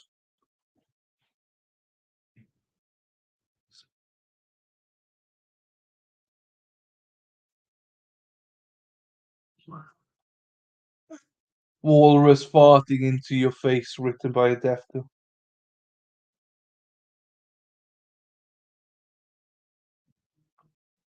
Deaf calls it Jesus.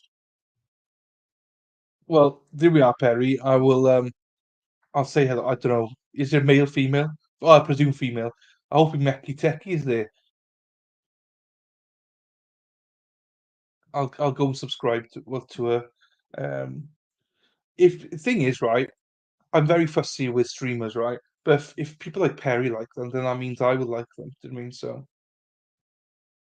I got a very small list of people I will stream with, and that's Lady Law, obviously, Ms. Morgan, um, Talker Sally, the Hines. That's about it. At the minute, I think of it. Doing of the streamers I know. Gary had the same reaction to you I did, but shit like he was disgraced. Why was she pro Amber then or something?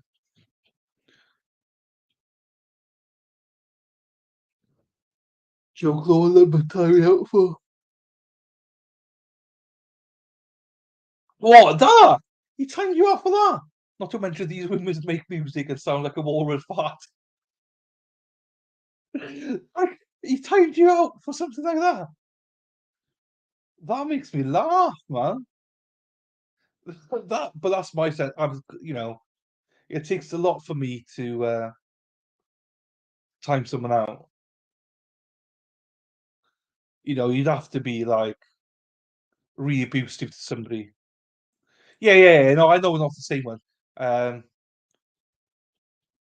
Thomas jokes back for certain people, and you are one. Yeah, I mean, look, there's a line, isn't it? But um, but that's fine. I mean, I like dark humor as long as people, obviously some people in chat don't. That's why I try and tone mine back a little bit now as well, because not everyone likes it. No, said there was a professional paraphrasing. Okay, yeah. Okay, so because he was a professional lawyer, you'd be like, no, no, no. If you unless he was a viewer, he was just in the gallery as a viewer. Do you know what I mean? He's not there as professional capacity. Jesus. Certain lines, do not say them. Do not say them, Jonathan. Unless it makes more people come to the stream, obviously. Um,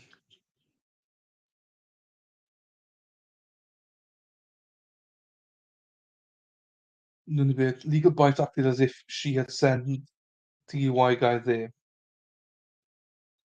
She showed herself up as letting success go to her head. I was there purely in his own class. Oh yeah, I say I do regret making that video about DUI guy now, where I called him a prick and arsehole, everything. Um, you know, but I don't haven't taken it down because I stand by it. I mean, at the time I was angry, but now I'm with more context. I can understand why. But I wish he hadn't done the video with Solomon. I also wish he hadn't done it till after he'd got more information for the trial. She didn't send him there. They weren't paying him. He was representing them or anything. No, exactly. Could do whatever he wants. And he just had a bloody rough week, hasn't he? He was, wasn't he? He was he in Iraq or something? Do you know what I mean? He's had, he had to get out of there quite quickly. I know that. And he was in England then for a week or a few days, 3 4 days. Sarah P still here. Are you in a better mood now, Sarah P? Are you in a good mood now? Just look, check me out. I do so well without the mods. You see, when they don't, when Josie and Sarah P do not tell me what to do and say, I do so well. You didn't send him the, yeah, fine. See, we're doing good. I still owe a 24-hour stream though. That'll be done. I think when I get 3,000 subscribers, Israel. Sorry, I thought it was Israel. Got you. I don't know why I thought just got mixed up. Yes, idiot. Yeah, Israel. Sorry, my bad. Left us in your hands. Hey, look, you look at it. I behave. Whenever she's around, I'm bad influence. She's a bad influence on me. She's not around, I'm behaving. Maybe with a state's witness proved Kyle didn't just. I need to watch that one, but I don't want to go to or die for any of them. No, no, none of us do. None of us do. So no, I think today's stream has shown everyone how good I am. Do you know what I mean? Where's Spider Girl these days? She had issue. Well, I'm not sure how much is public, so I don't really want to say too much, just in case it's not public, Lou. But she's doing all right. She actually messaged me last week. Was it last week? I need to get back in touch with her. She messaged me um yeah, I think it was last week. I don't remember, but very, very recently. Um, but she's in good. She's doing fine. I think she'll be back here before long. She actually does watch the stream, um, but not every day or anything like that. But this is what I'm saying about, this is why I encourage all the mods, and that's why I wanted, to cut my mods right down, is because it can get too much, and her mod will always here, and it's too much, So they took a break, and Mad will be back as well. She's just not in the trial mode at the minute. Same as Spider Girl. Um, you know, but she still watches here sometimes. So she's still around. But she doesn't want the same commitment as she had before, of which I never told anyone they had to be here every single day, but they enjoyed it. But it just takes it out of you, working and modding and everything. And he fall out of love as well with the channel.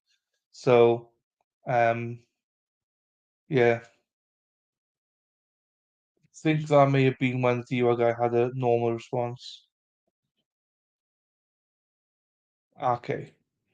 So I love goodbye. Yeah, I'll message her again this week, but she may even be here watching now, Lou. So if you see this spider, lots of love to you from Lou and well everybody. But I've kept my distance from her a little bit because to sort herself out. Maybe that was wrong. Do you know what I mean? Maybe I should have been more in touch with her, but I am in touch with her. You know.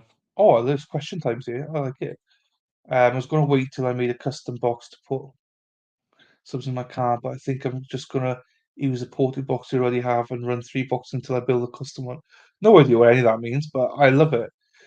Gigi still isn't feeling well, but she sends a love. Oh, send a love back then, Nunia. Send a love back. Um, and Jonathan sent her a nice message on Discord. I know she appreciated that from you, Jonathan. Debating on if feels like it's tonight or not. Feel like it's tonight. No, don't bother, Jonathan. Why do you choose to do trials? It's a complex one. I fell into it, if I'm being honest. I like true crime, and I've liked it for years, you know. And in all honesty, it started with Brian Kohlberger. Some of you will know this story. It started with Brian Kohlberger before Christmas, and of last year, you know that what happened out in Idaho and stuff like that. Then we heard about the arrest and stuff. So start following that. I got intrigued into it. In mid-January, then I was like, I'm on Twitter to talk about true crime. Then Alex Murdoch trial came out.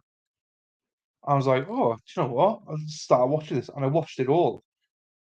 Um, it's Jonathan, you're right, actually. So I got into the trial there, and um,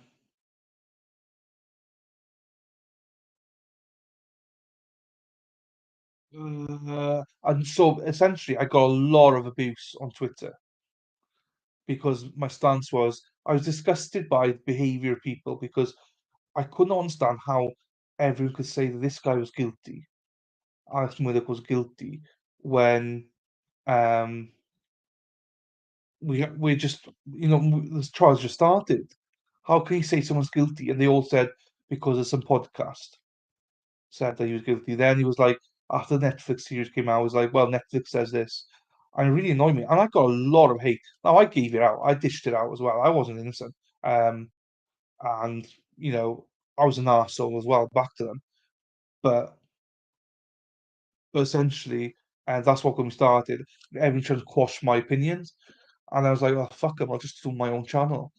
Now, I did my own channel same time as like 2 or 3 others from their side, and I just I mean, I was never gonna take off because literally most people on Twitter hate me. And I say that in the sense of from certain groups, do you know what I mean? There's people I can say to you now, there's probably 200 people that have blocked me on Twitter without even once corresponding with me based on other people's comments about me.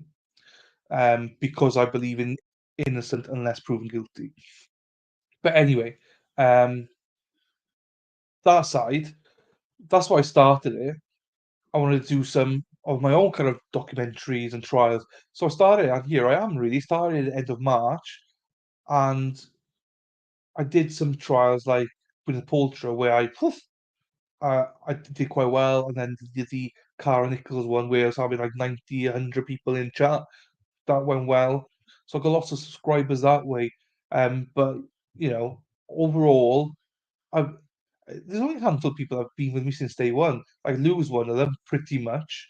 Um, so we've ever had, and that's why I try and encourage people to go other places because I don't want them to get bored of me, you know, and come back, you know. So that's how it started. That's how it's going. I'm still not sure where I sit in the whole trial world, because in actual fact, I don't get many live viewers, but I get a lot of replays.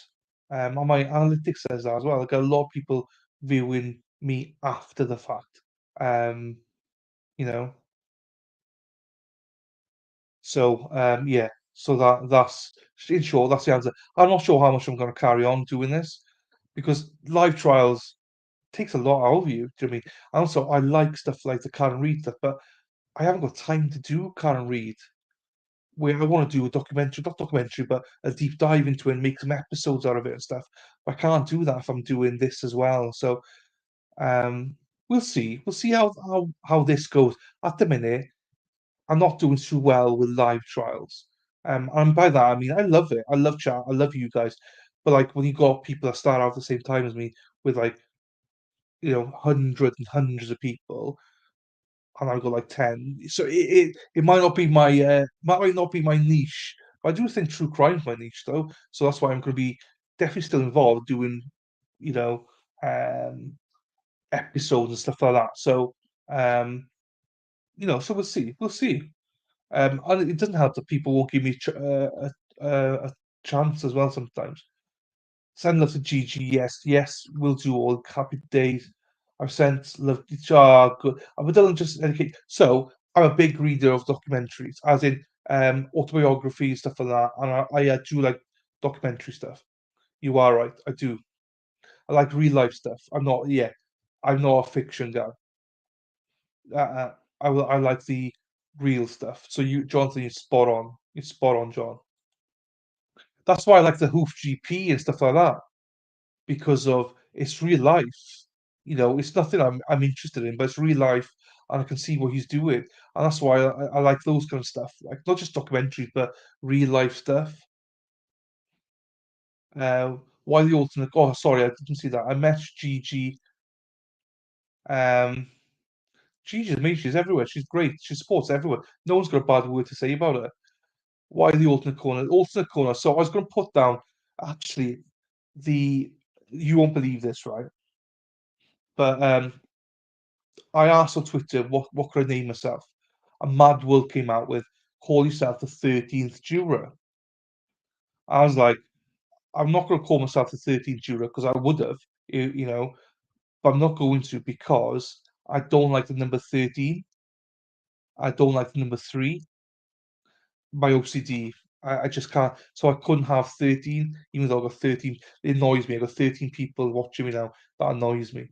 To see 13, I'm like, oh. 14 now. Whew, thank you, whoever came in. So I was on a walk one day going, what can I call myself? So I would have called myself the 13th Juror, which Brandy now has on her thing. That would have been funny as hell. So I think she saw it and took it probably. But I wanted the alternate juror. But when I was going to call myself the alternate juror, then I put it into YouTube and somebody already is the alternate juror. Then I was like, do you know what? My vision was, um, I just want to be different.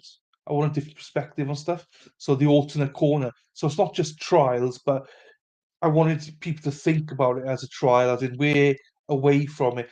I had ideas in my head about having a background where it was like me in a lounge kind of setting, green screen it and stuff like that, where we can have a chat over a beer or a coffee or something. That's how I envisaged it. Me just talking like I'm talking to my mates. That's my vision on it. Not dictating what he's guilty, he's not guilty. It's like this is my opinion. Agree with it, disagree with it, have a debate, whatever you want. Do you know what I mean? Type of thing. Um, and the author corner, not just about trials, about my opinions on life, about anything. Just answering questions like this and all that kind of shizzle. Do you know what I mean? So that's what was behind it. It's just going to be an alternate view, basically. I could have called it the alternate view, maybe, but the alternate corners. The corner was because of like a bar corner, coffee shop corner, where it's like right next. Come on, let's have a chat, type of thing. That's what I want. I don't want to be a big channel, not in the sense of like some of these big channels, recovery addicts, stuff like that. If I had a few hundred people watch it, I would be happy days. I don't want thousands, because then you just don't get to know people. Do you know what I mean? So, and I want to keep still get to know people, as best I can. Um, only bit, do you still go into David's charts? Sometimes when he's streaming trials, I'm interested till he bans me. I don't know what that's. Okay, I'm not sure what it is, but that's fine. Haha, none of your fitness. Did a great job with Zach and Matt. So thank you, Tyler. I appreciate that. And it means a lot saying that. And Lou's given me that kind of Lou's made me what do you call it? Made some lovely comments as well about that. I said the other day, I said I'm a better host than I am a guest. And that's because as a host, I don't prep too much. I do prep, but I'm not like all these questions. I just think I got a knack of taking things naturally. When I'm with people. Um, Whereas if you look at Dr. Hines and Talker Sally, they're great guests. But they're probably great hosts as well, but they're great guests. They just come out with stuff where I'm just like, I prefer to be a host of something. So so yeah, I enjoy it. So with Zach, with Solomon, it's easy. He's got the story. I just need to take him down that route for the story, and he did it. He's done a great job here. Matt's again, it's him. I'm just taking him down on journey. I'm just trying to rein him in sometimes, take him on journey. And I love doing that. And again, it's him, so they make me look great then. Do you know what I mean? So um yeah, so that's where I'm but I appreciate that. I'd love to do more of that, do you know what I mean? But it's just getting people on, do you know what I mean? I feel blessed. I feel blessed I've had those people on. Really do. I People asked me if I wanted Solomon on. I said no, I don't want Solomon on because I just felt it's a waste of his time. Never want to waste his time. And so when he approached me to ask if he could come on, I was like, whoa, I knew that some people would have been behind that. And that's why I pitched it to him. I was like, look, I don't want to do the whole thing that we always do. I want to do a sit down with you, going through um, a piece of the trial. Um, I want you to go through with me the closing statements um, Gravely. He wasn't sure at the start, but then I explained to him what I was going to be doing and stuff like that, and he bought it. And he saw the interview, 6.5 hours interview we did. I mean, it wasn't supposed to be. It's supposed to be a 2-hour interview, guys. Do you know what I mean? So, um, but I'm long-winded as look me and answer this. I'm long-winded. I don't like short answers. So I said things a reflection on me as well. That when I have a guest on, I don't want timing on them. I want them to say what they want to say. I don't want them to cut their answers short. So you may prefer true crime. Yeah, maybe. I enjoy all of it. I enjoy interacting with you guys. I enjoy interacting um with the chat and stuff. Um, that's where I generally do. It's just you know I I do genuinely love making documentaries as well. I love making like the behind the scenes stuff, the deep dive stuff. I really miss doing them, which I can't really do with what I'm doing this. So but then if I do that, then I miss this. I don't get to chat. Do you know what I mean? So um, double-edged sword, really. You were naughty and he threatened to ban you. I never threatened. I never threatened to ban you. Don't make me have to find it. No, if I stop doing trials, it won't be for a while because they are trials I want to watch anyway. But I just want to refocus stuff. That's all. Um, it doesn't mean I'm stopping. I'm not stopping, but I don't. What I'm trying to say is I don't have to cover every trial. Do you know what I mean? I don't have to every week sit here. Like it could be a case now after the next trial. It'll be end of November. There's nothing on. So do you know what? I might take December to do some true crime videos instead. The whole December. Just go, do you know what? Let's take a month, just do a load of like true crime stuff, and to have it ready, and to release one every week or something like that. I don't know, and come back in the new year. It's just I'm just thinking, I'm thinking out loud. Sometimes that's a bad thing because people take my words now and run with it and think, oh my God, whatever. But I'm just being honest, essentially. Not sure they'll think you're being a bit hard on yourself. About what? I'm not genuinely. I'm not. This is not a pity party. This is not. This is me speaking out loud the truth about myself.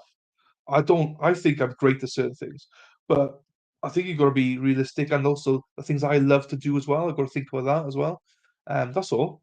I don't. I don't think I'd be too harsh on myself. Well, maybe I am, but that's the way I am. So it's all good. But I'm not down on myself. I'm happy. Genuinely, guys, where I am in life now with this stream and everything, I'm very happy. I'm very content.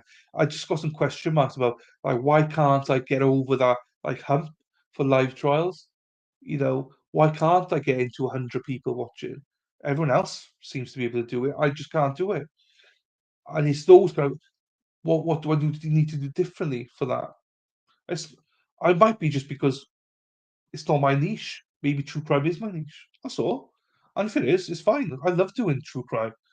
More than this, probably. But I would miss chat. Love Hoof GP. If you don't know Hoof GP, my next members will watch him. I love him. It's so like it's gory at times, but I love it. The way he treats feet of cows, it's amazing. The relief that he gives the cows. I see the abscess and the pus and stuff. I'm like, oh, and he's like, yeah, the cow, relieve the cow now. I'm like, oh, nice, good work, doc. You know, good work, doc. I also like the wax ones, the ear wax ones where they clean the wax out and stuff. Love it. And the drains and stuff clean. Oh, I love it. Love it. He told me I could call him arsehole, so I've taken advantage, doing it to Tulu. Of course, I would never go there if I really felt that. No. I can hear your excitement on your vision. Absolutely brilliant. Thank you. I don't know what my vision is though, but thank you though, Em. I'm still lost with my vision. I'll be honest with you. Chat moves too fast to read the keeper. I'm way behind chat. You guys know me by now. I have to apologize to people. Takes me about 40, 45 minutes sometimes to go through chat before we start with Matt. So I'm like, oh geez, sorry guys, but I enjoy it. What David and Nick are the only other two channels that I'm a member of because suppose Zach and they can fire across. Great people who are friendly like that. Thank you, Lou. Thank you, Lou. Yes, and they are very friendly. Um, just as a good topic to cover. Yes, it is, Sandra. That sounds fun. I don't know where we are now. We even do corruption-oriented cases if you wanted, where we studied verified cases of corruption in the country, in the county during the trial, and getting people screwed over. Started doing that. Yeah, I mean, there's lots of stuff we can do. Do you know what I mean? The chapter, that chapter is my favorite. So I'll tell you what, my favorites are. Um, let's have a look. Yeah, Lou, I said that he's one of my favorite ones now to watch. The Hoof GP, love it. So these are my. Where's it gone? So, um, Coffee House Crimes. I like that one. That chapter's my favorite. He's the one that started me in true crime, actually. I've gone off for a little bit, but Christina Rundle, but she's a little bit. I've gone off for a little bit now, if I'm being honest. Harsh Reality, I like him as well because he does like 2 day, which are very. There's a few others, Meredith and stuff like I follow, but one of my favorites as well when I got time is Kimberlea. Kimberlea Nunia. She does it. It's like 2 to 3 hours every episode, and it very much deep dives. You'll enjoy Kimberlea if you haven't seen her. I like this chapter though. He's great. Still a good topic. Just about anything legal catch my attention. There we are, John. Yeah, just try that. Others aren't. It's hard to find interesting trials that others. Oh, 100%. 100%. You live trials, you just got to go with it. You know what I mean? I was lucky with Karen Nichols. I was the only one doing it. That was just pure luck, though, more than anything. But you're right. This is why I don't mind doing it the same as everyone else covering it. I just want to do it a little bit different. Maybe I spend a couple of days before I'm doing deep dive on it or something. I don't know. I just didn't think of being slightly different. I don't want to say too much either because there's a tendency that people, I can always take my ideas. I've been sniped about 5 times now. Sally was sniped off my channel the other day as well. Lady Law's been sniped off this channel as well, so I need to make sure I don't share too much either. The streams where we watch visual police doing shootouts. Yes, I want to do that, Jonathan. That's why I've been doing members only, basically. But I want to do more of that. Who should be on taking the quick peek at? You'd love it, Lou. Honestly, you will love it. I love it. It's therapeutic. I love it. I watch him after the streaming tonight. I'll be watching him. Generally, be watching him. He's Scottish, down to earth, family man, awesome. Doesn't happy. Doesn't happen. Yeah, and Kimberly, guys. If you're not Coffee House Crimes, that chapter, Kimberly, those are your top three. Christine Randall as well, but you have to like that kind of person. All creatures great and small, yes. EWU. Oh yeah, I actually watched them this morning. Another good one. Yes, you see, so there we are. Coffee House Crimes. That's another shout out for them. Feature of self-defense to study since I carry a pistol. Yeah, guns. I mean, I don't really know much about it. Um, kind of morbid, but watching the good guy win is always yes. To watch Zit Fits on UWAX. UWAX, I still into not Zits, but UWAX. I'm into it. No wonder you have no idea what's going on if it takes you 45 minutes. Oh, that was the You look at me now. I'm still going through comments here now. That's the with the Matt. I just like to be polite to chat. That's all. Now it's concrete and normal. Yeah, lawnmower win. I saw one lawnmower win. Lovely. I did like the channel. He does lawnmower win for people for free. I like that. Tons of options. You have to, the more streams you find fun and them still be good. Yeah, 100%. 100%. I do enjoy these. Just can't get over the hump. That's all. I love that chapter, Coffee House Cry. Danielle Kirsty. Yes, I watch her as well. There's a couple of the girls I watch, but Kimberly, guys, if you don't watch Kimberly, watch her. You're gonna you're gonna love her. She lawnmower with concrete drag race, mechanic work and law. Yes, we got it, guys. We got it, guys. Watch Christy. I used to watch her. She's gorgeous, great tits as well on her, great pair of tits on her, and she speaks because she. Oh, I shouldn't say that. Sorry. She speaks because she's been in prison herself for 3.5 years, 4 years, so she gives that perspective as well. Kimberly, I'll spell it, guys. If sh- Kimberly is, I'll do this one now. I'll give you her ad thing now. This is her. Promise you will not regret it.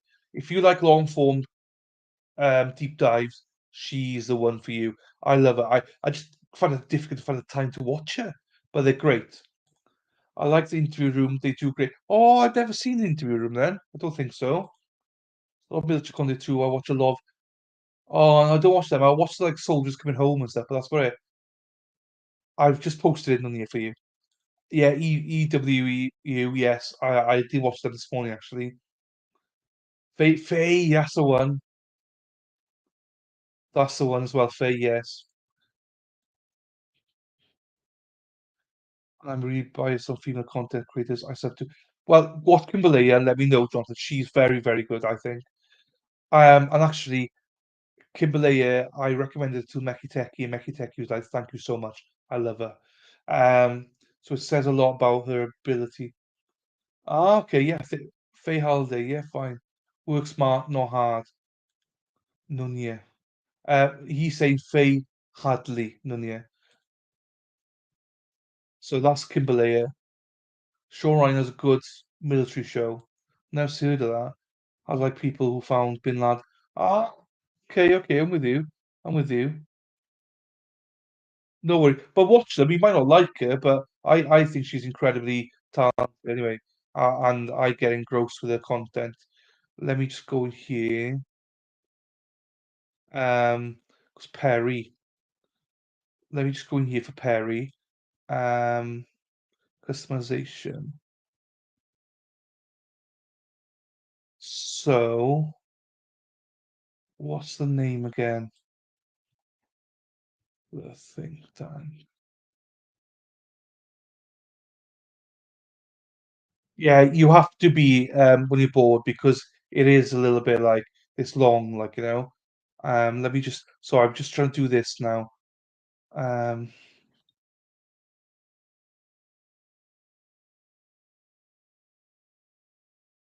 let's.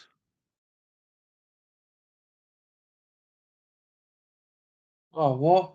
I was gonna live up for. Hang on, buy more. I was gonna kick us over to that think tank, but they don't seem to have it open.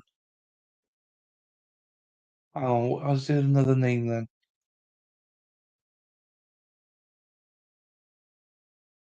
Let's try this one then.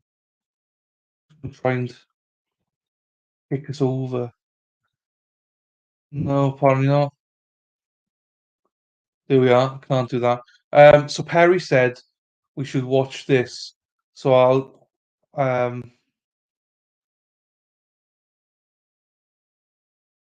I will. Oh, there's some people there I know. So yes, we'll definitely go there. 2 p.m. tomorrow. Yes, this is a link. If you do decide to go over, tell her that I sent you over, so we might be able to do some stuff together then. 2 p.m. tomorrow. Yes, it is. Um,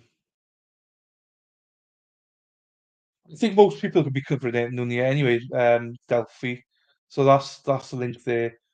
Everyone's going to be covering Delphi. To be quite honest with you, I'll do a deep dive when I get a chance as well. So thank you for listening, guys. Thank you for that. I'm going to shut down. If you're inclined to go and watch somebody support Shauna, Perry, and all them, then that's a link for it. Um, Obviously, if not, that's fine. I'm just going to pop in, say hello, and just say who I am, and see maybe we can do something in the future. We'll see. Because Perry and Sean are two people I like, and Meki Teki. So if they like this streamer, then why not? Right, guys, love you all. Take care. See you tomorrow, 9 o'clock Eastern, 10 o'clock. 10 o'clock. No, 8 o'clock Central, 9 o'clock Eastern, 2 o'clock UK, 3 o'clock European. She's from Indiana, I think, too. Happy days. There we are. Well, I'm a Colts fan, so um, thank you, Nanya. Thank you, everyone. And with that, see you tomorrow, guys. Take care. Ta-ra.